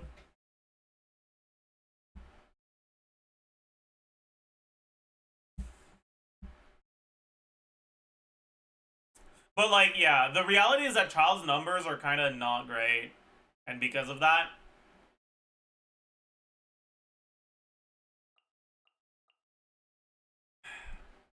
and there's also the fact that like a lot of the supports that could be good for him, like Farina, for example, you use Farina outdamages Child. And like, if you really, really like Child and you want Child to be doing your damage, that's not what you want. So even if Farina's good, you're not really gonna want to. Yeah. I'm basically pulling new Chef and Sitlali when she comes back. Yeah. Like, unironically, a team with this and Escoffier is not that bad. It's obviously going to be worse than using Neuvillette, but it's not going to be completely awful.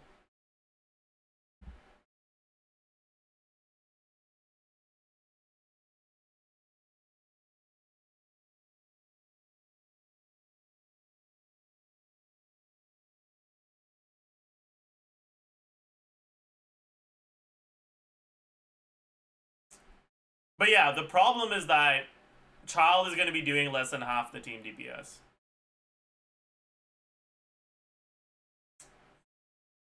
I have some... okay, there is actually one silver lining, okay?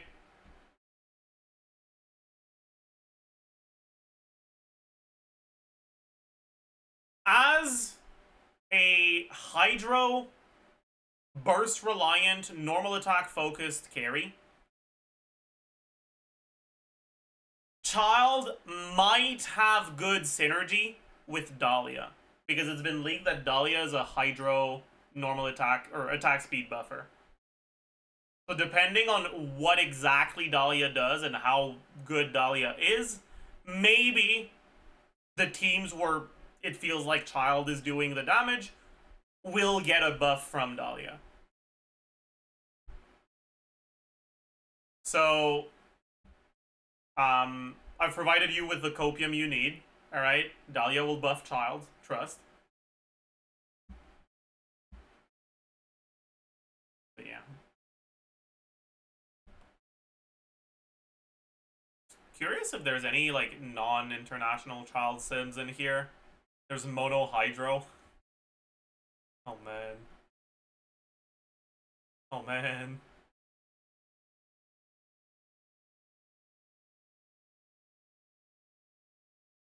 Are there any C6 Child sims? Doesn't seem like it, no. My god.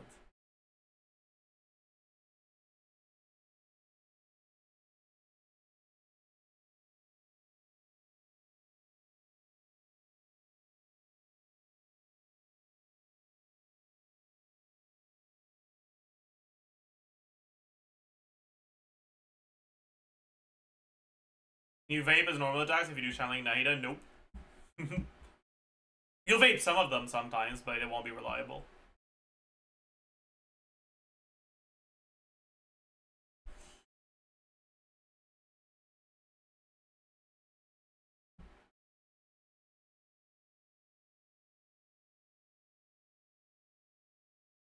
I got you, man. Thank you for the 150 bucks. Holy.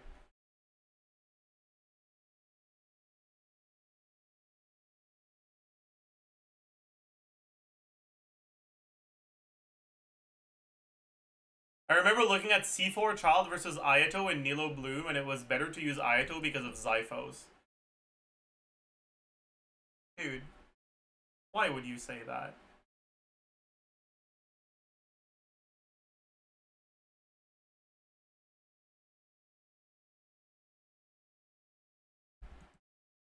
What about Elegy? True.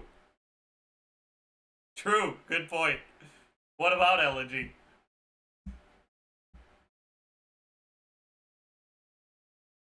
Solve the chatter is donating only to feel worse. 07.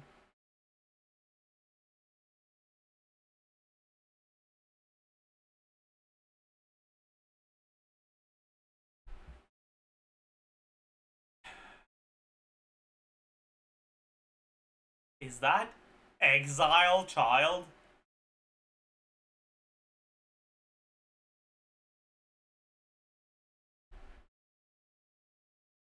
Do they even swap the child? They don't, okay. Why Exile, then?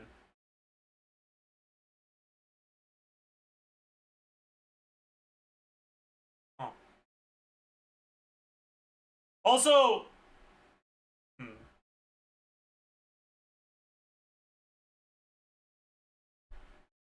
They did burst. Wait, they did? Oh, they do. Huh. Big. Huge. Huge.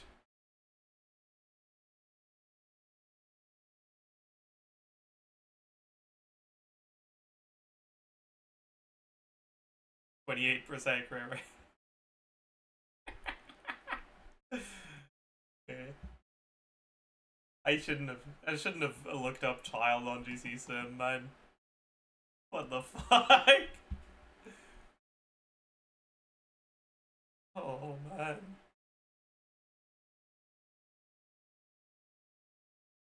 Now look up Ayato. Holy! That's fake though. This was a bit less fake, but it's still C2 R1 on Nilo and Nahida. So it's still kind of fake. And then, wait, this is on 2 targets too? What the fuck? Nilo's dog shit, man. What the hell?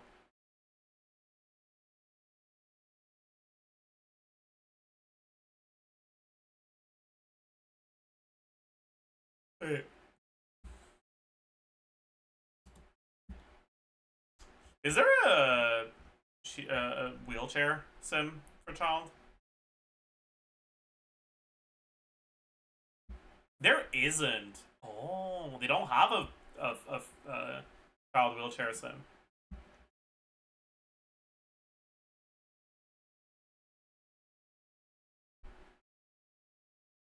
Right. People really don't care about simming child themes other than international, huh?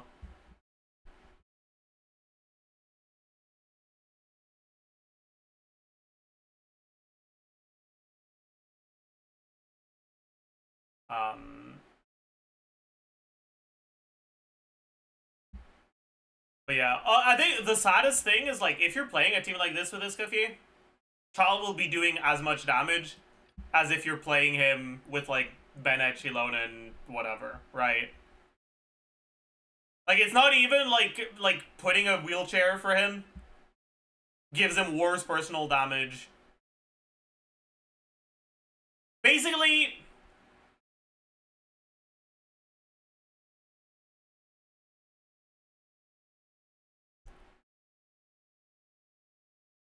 It's kind of like he's lifting weights while on the wheelchair.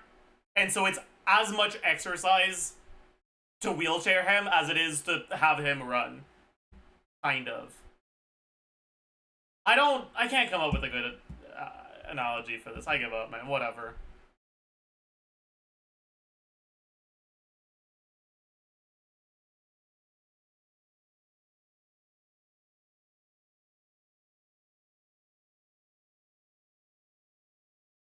He's gonna create an altar for Nod Cry buffs or Delusion Child. True. Yeah.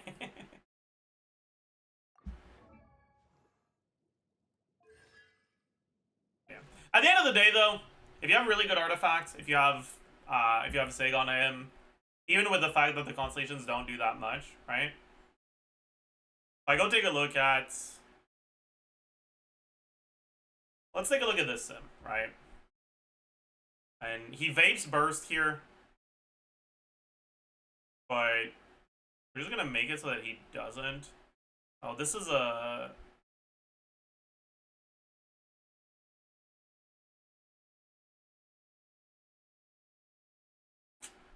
whatever.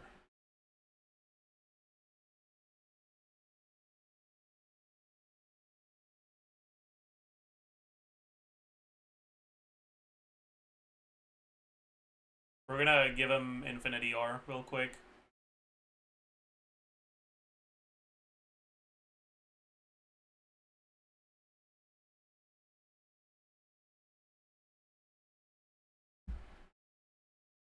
So.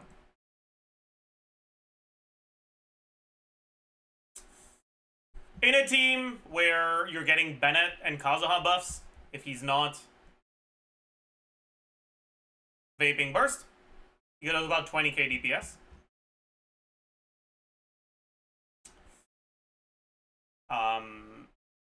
If you're using Zajef77 instead of... Or Zajef77 Farina instead of Bennett Farina Charlene, you lose...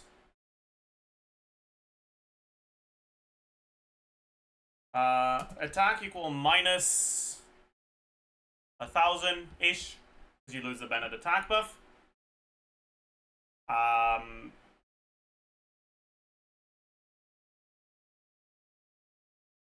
Attack percent equal minus...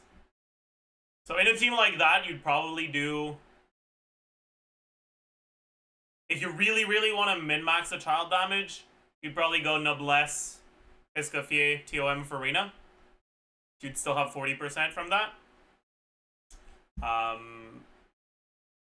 This sim doesn't have... Yeah, you lose Power Resonance only. So it's 15% more attack. His damage percent, you get about as much from Cinder City as you lose from not having Kazuha. Then you get Farina. So let's say Hydro percent equals 0.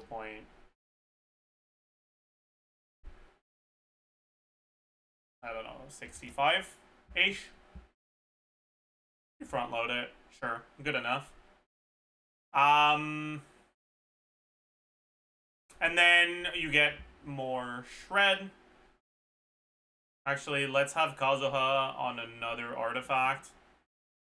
I don't know, man. Just give him fucking Gilded Dreams. Doesn't matter. And let's make it so that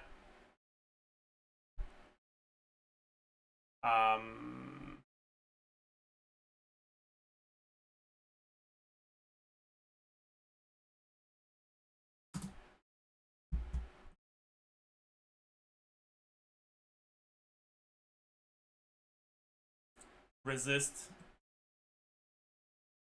equal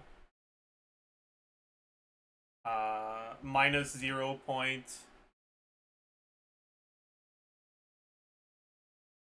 It was 55, and then yeah, so 75, so minus 0.65.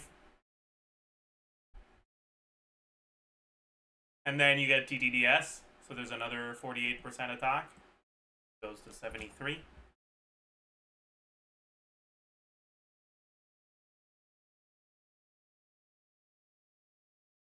Which brings his personal damage to around 27k. Then we also get 15 crit rate from Cryo Resonance.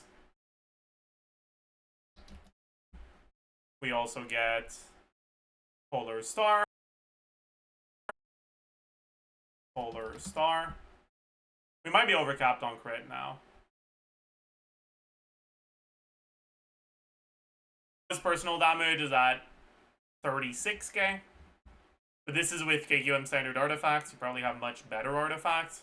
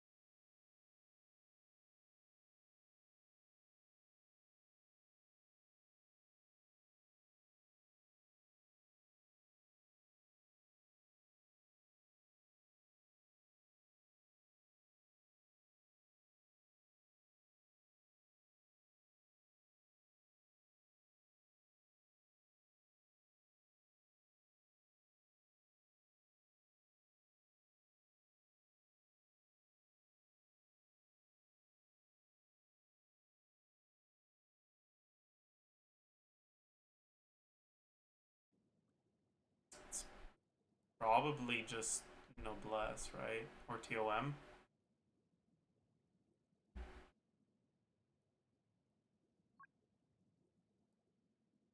Glad won't beat.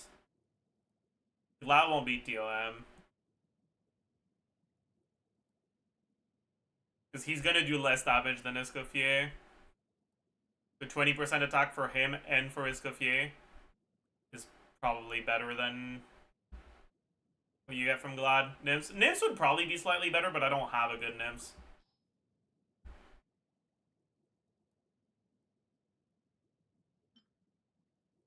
Yeah. Child fanfics, aka people saying child has good damage. True. That's a fanfic. True. Sorry. That was unnecessary and not very funny.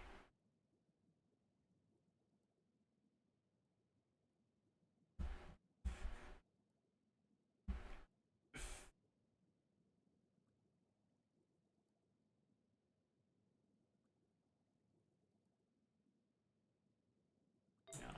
It's a bit too cooked.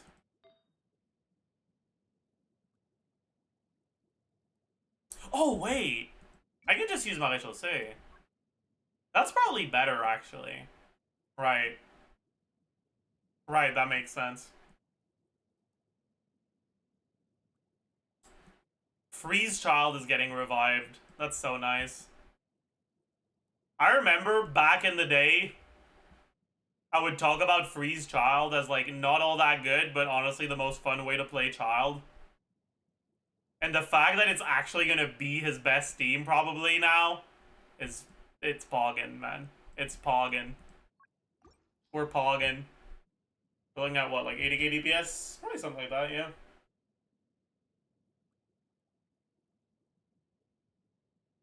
The Escoffier Yulon Farina is probably going to be better than Escoffier Sitlali Farina, but I'll play Sitlali just because we need to at least try to pretend like it's a child theme, you know?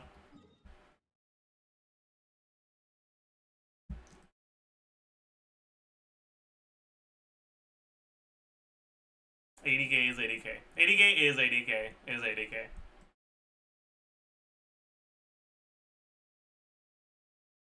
Anyways, I think that's going to be it for today. I had a good time today. Tomorrow we will be recording, most likely, the Inazuma Chronicled Wish stuff. But today I have a video to post. So the meta roundup is going to get posted today. As usual, if you can find it through YouTube, it helps more with the algorithm. If you're too lazy, I understand. I'll put the link in chat. You can click on it. Go leave a like, comment, subscribe, watch it, obviously.